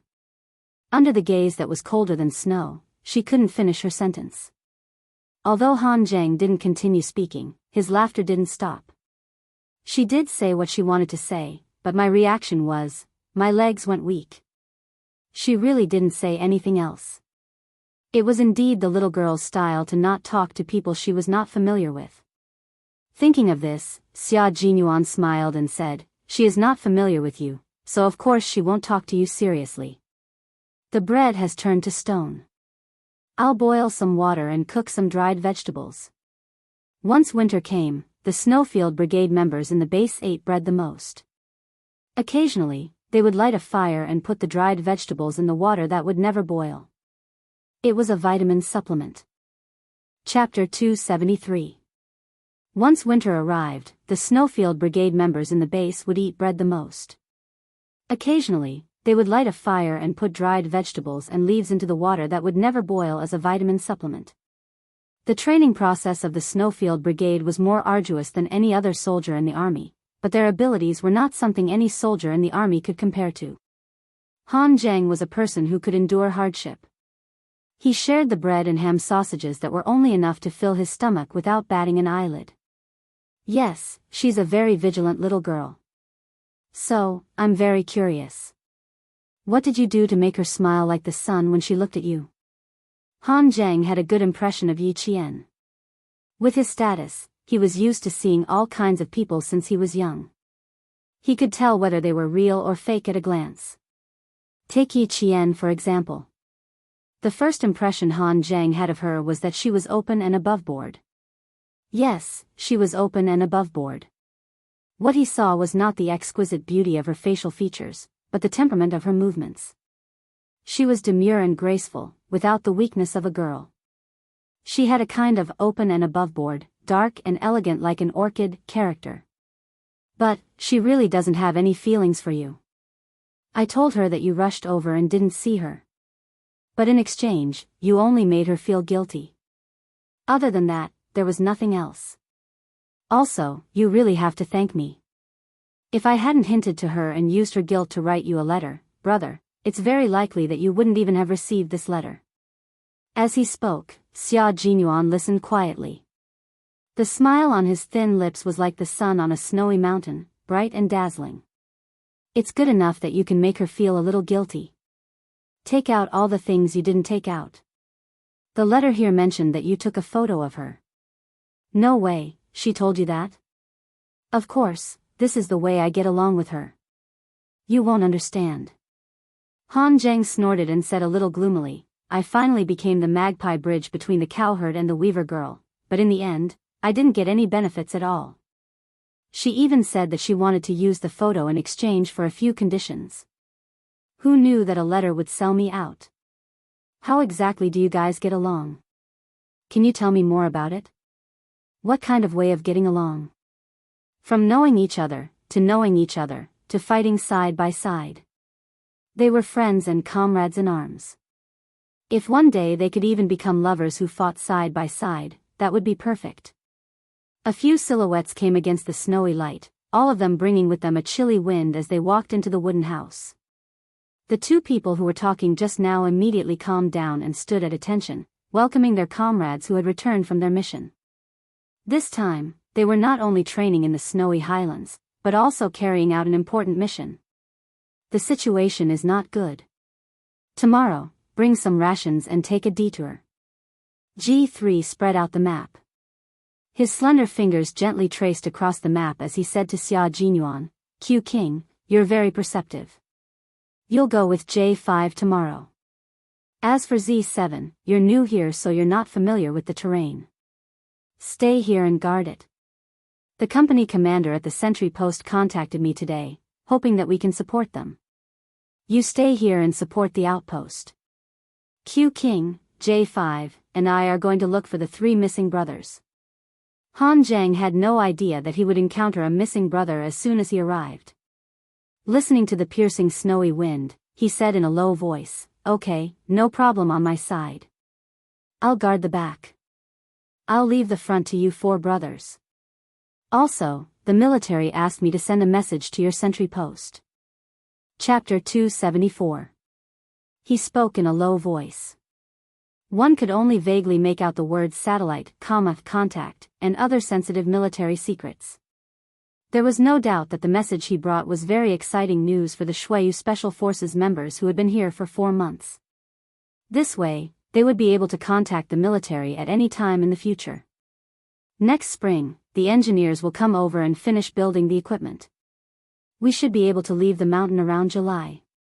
Although Han Zheng didn't participate in the previous missions, he still knew what the Snowfield Brigade was doing. This was definitely good news for the Sentinel Company stationed at high altitudes. G3 put away the map and patted Han Zheng's shoulder. Go to the Sentinel Company tomorrow and tell them the good news. They will arrange the reception for the engineers. We will be responsible for keeping watch in the dark. We leave at 6 tomorrow morning. Go to bed early after eating and save your energy. Z7, there are still a few oxygen tanks. If you feel uncomfortable, call for help. We will take turns keeping watch and will wake you up in the middle. Han Zheng had been at the military station for almost 2 months when the snow had sealed off the mountain. But now, they were at an altitude of more than 5,000 meters. G3 was worried that he would really fall asleep if he closed his eyes because of altitude sickness, so he told him that he would wake him up in the middle of the night. This wasn't an exaggeration. It was a real thing. Dinner was hard bread prepared by Han Zheng, a ham sausage, and a packet of pickled vegetables for each person. As for fresh vegetables, fragrant rice, hot noodles, don't even think about it here. At least the 5 of them still had food to eat. As for the 3 brothers who had lost contact with them, they didn't know where they were hiding in the snow. However, they weren't too worried. This kind of thing happened often. Losing contact for one day was still a short period of time. Later on, they lost contact for 3 days at most. It was under such difficult conditions that, in the spring of the next year, a confidential report from the Snowy Highlands, translated by Han Zheng alone, was sent back to the military headquarters. At the same time, a military layout map was also sent back to the military headquarters. This was the information that the 8 members of the Snowfield Brigade had exchanged for with their lives. They walked in the snowy mountains, accompanied by snow leopards. There wasn't even a small path. They climbed the steep mountains and the bottomless cliffs. They relied on their hands and legs to complete the mission given to them. By the time the news came back, spring was approaching in the north, and the cherry blossoms in the south had already withered. The days passed very quickly. It seemed that he still hadn't woken up from his spring sleepiness. He didn't know when the chirping of cicadas had started. After the general examination, Yi Qian did not stay at home like the other students to wait for the notice to arrive. Instead, he immediately returned to the village after the examination and joined the army for training the next day. Principal Chen and Uncle Zhen didn't ask about Yi Qian's results, nor did they ask her if she did well in the exams. When she said that she would go to the army immediately, the 2 elders took her to the army without hesitation. Results and scores had never been the focus of his attention. 1.5 years into the 4-year plan, and Yi Qian's training was getting more and more arduous. Yi Qian was standing alone under the scorching sun with camouflaged branches and leaves covering his head. He had a Barrett M82A1 anti-material sniper rifle propped up. He had already been training for a full 6 hours. Long-range sniping missions often required the sniper to run long distances without eating, drinking, or sleeping. Good hearing and vision were the basics, and at the same time, they also needed to have extremely high endurance. Chapter 275. For example, she wouldn't feel thirsty because of the sun, wouldn't move because of frequent urination, and wouldn't expose herself because of insects. Fragrance came from the bitter cold. Theory learning, shooting training, skill training, and stealth training were carried out at the same time. Yi Qian had already completed shooting at stationary targets in different positions within different shooting ranges. Now, she was entering the dynamic shooting training. The so-called dynamic shooting training was the most difficult training. It required her to shoot at targets that appeared and disappeared at a certain distance within a set period of time. The passing standard was a distance of 400 meters, and the required time was 4 seconds. After 6 hours of hiding, Yi Qian was waiting for a mouse to appear. Finally, when the wind blew, a mouse suddenly appeared in the crosshair scope. In that second, Yi Qian's breathing tightened, and with a bang, she fired her first shot. This was also her first shot in the dynamic shooting training. As the mouse squeaked into the forest, Yi Qian knew she had failed this shot. Her willow leaf-like eyebrows furrowed slightly, and her increasingly beautiful facial features revealed a rare coldness of a girl. Holding a sniper rifle that could destroy a car's engine with a single bullet, and could also quickly penetrate brick walls and cement, she stood there and let herself be criticized. Your body's functions haven't been relaxed, and the preparation before firing was too tense. Also, 6 hours of not moving has already made you feel tired, causing errors in your vision's straight line and visual image, resulting in errors in your judgment of the bullet's trajectory. Principal Chen's voice was as cold as a bullet, without a trace of warmth. His eyes also didn't have the usual kindness. This isn't the original gun, but Yi Qian. You have to get used to any sniper rifle. Let every gun be your old partner, and every bullet in every gun can be close to your breath. Taking the sniper rifle from Yi Qian's hands, Yi Qian aimed at the target, aimed, calculated the wind speed, calculated, and pulled the trigger. Bang! After less than a minute, Yi Qian smelled the faint scent of blood. The mouse that had clearly escaped was finally shot by a sniper rifle. This was the standard of a world-class sniper. He didn't need to prepare for too long. He only needed one target, and he could complete the mission. This was also Yi Qian's goal. To surpass Principal Chen, she had to stand even higher. Yi Qian gasped softly. This was the first time Principal Chen, the first time he personally held a gun in front of her. It was so sudden that she didn't even have time to react before the world-class sniper's demonstration ended. Really? Amazing. Her face was full of admiration, and Principal Chen had a serious expression, so he lightly tapped her head with the butt of his rifle. Little girl, train hard. 2 weeks, Yiqian, the highlands, mountains, deserts. Mississippi. Mississippi Jian, you have to be prepared, the toughest days, Mississippi. Every place had different environments, training requirements, and shooting conditions.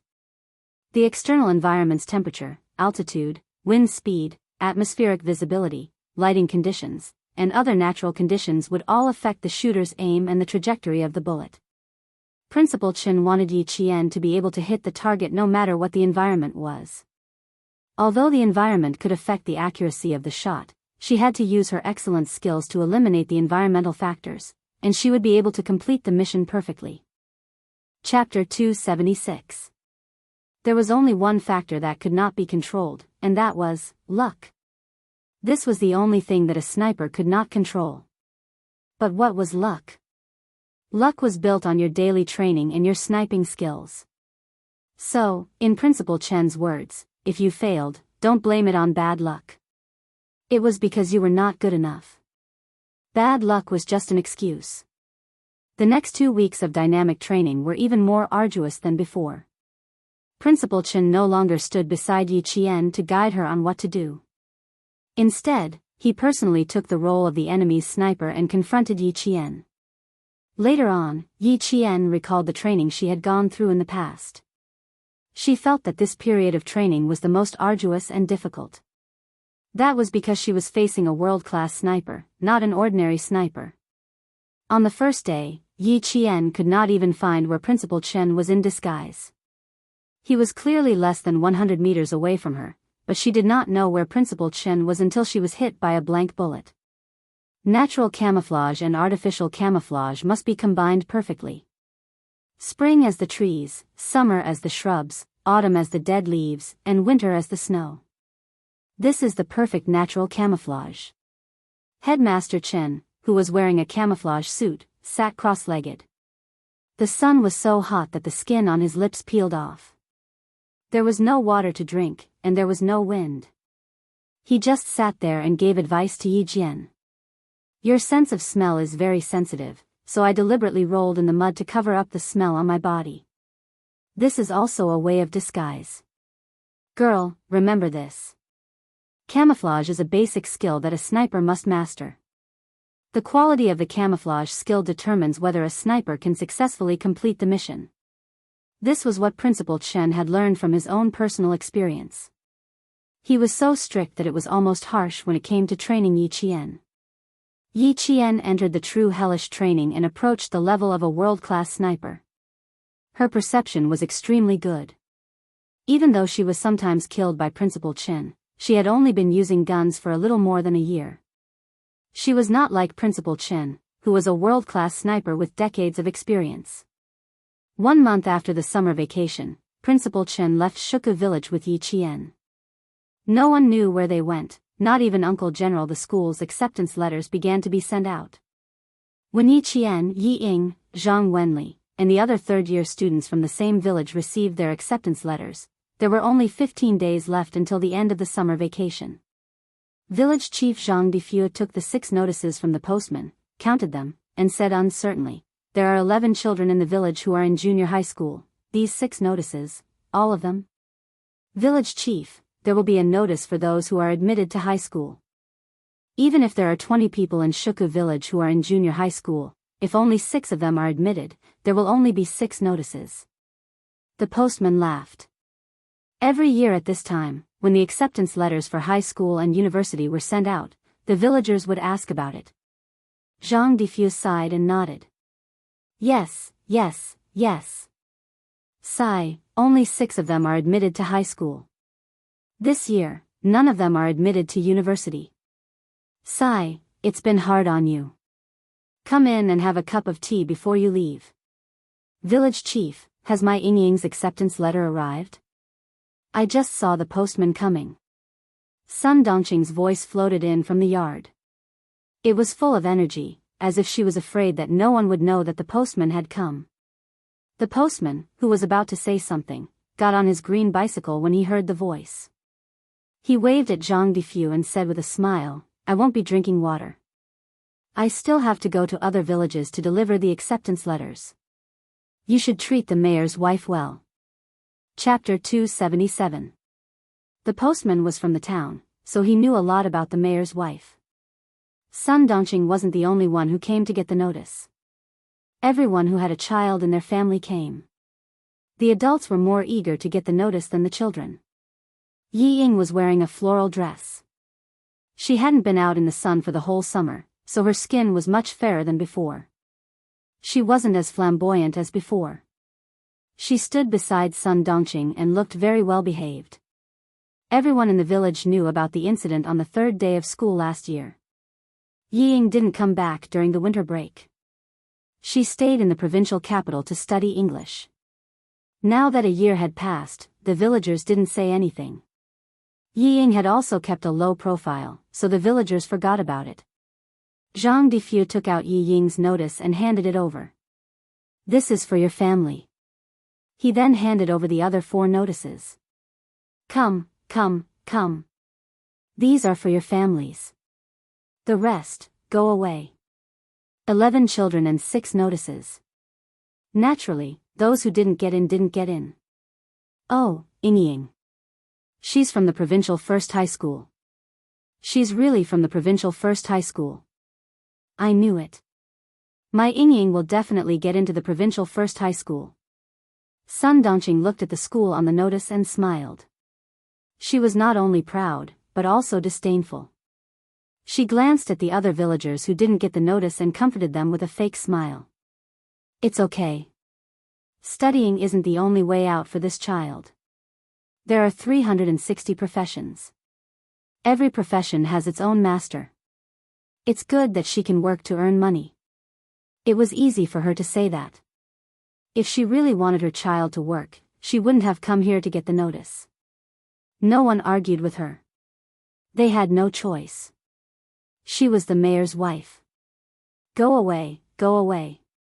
We're all from the same village. Can you stop arguing?" Zhang Difu looked at the smug Sun Dongqing and sighed in his heart. Jifan's wife was looking down on people more and more. Sun Dongqing looked at him with disdain and said coldly, "I'm just telling the truth. You need talent to study. My Ying was born to study. How can she be compared to them?" She then turned to the other 4 villagers who got the notice. "Look, which school did you get into?" Uncle Jen came in just in time to hear this. He walked over with a gloomy face. "Difu, give me Miss Jen's notice." As soon as the old man spoke, Sun Dongqing and her mother both stiffened. Zhang Difu smiled in his heart and said respectfully, "I was just about to deliver it to you." "Is Miss Jen not back yet?" "He said he would be back in 10 days. Uncle Jen took the notice and looked at the school on it. He smiled. Yi Ying glanced at him and greeted politely, "Grandpa Jen, yes, I'll do better if I get into the provincial first high school." It didn't mean to study hard, but to learn well. The order of the words was slightly different, but the meaning was completely different. One simply meant to study hard, while the other meant to learn how to be a good person. Uncle Jen didn't like adults, but for a child, no matter how bad his character was, he wouldn't mind. Even someone as smart as Yi Ying could tell. She lowered her eyes slightly to hide the coldness in her eyes and said obediently, "You're right. It wasn't easy for me to get into a good school. I have to study hard. Otherwise, I won't be able to get into a university. My Ying is so sensible." "Uncle Jen, how did the little girl do?" She had originally thought that she must be amazing since she had won an international award and the first place in the cohort. But in the end, she didn't come back with any good results.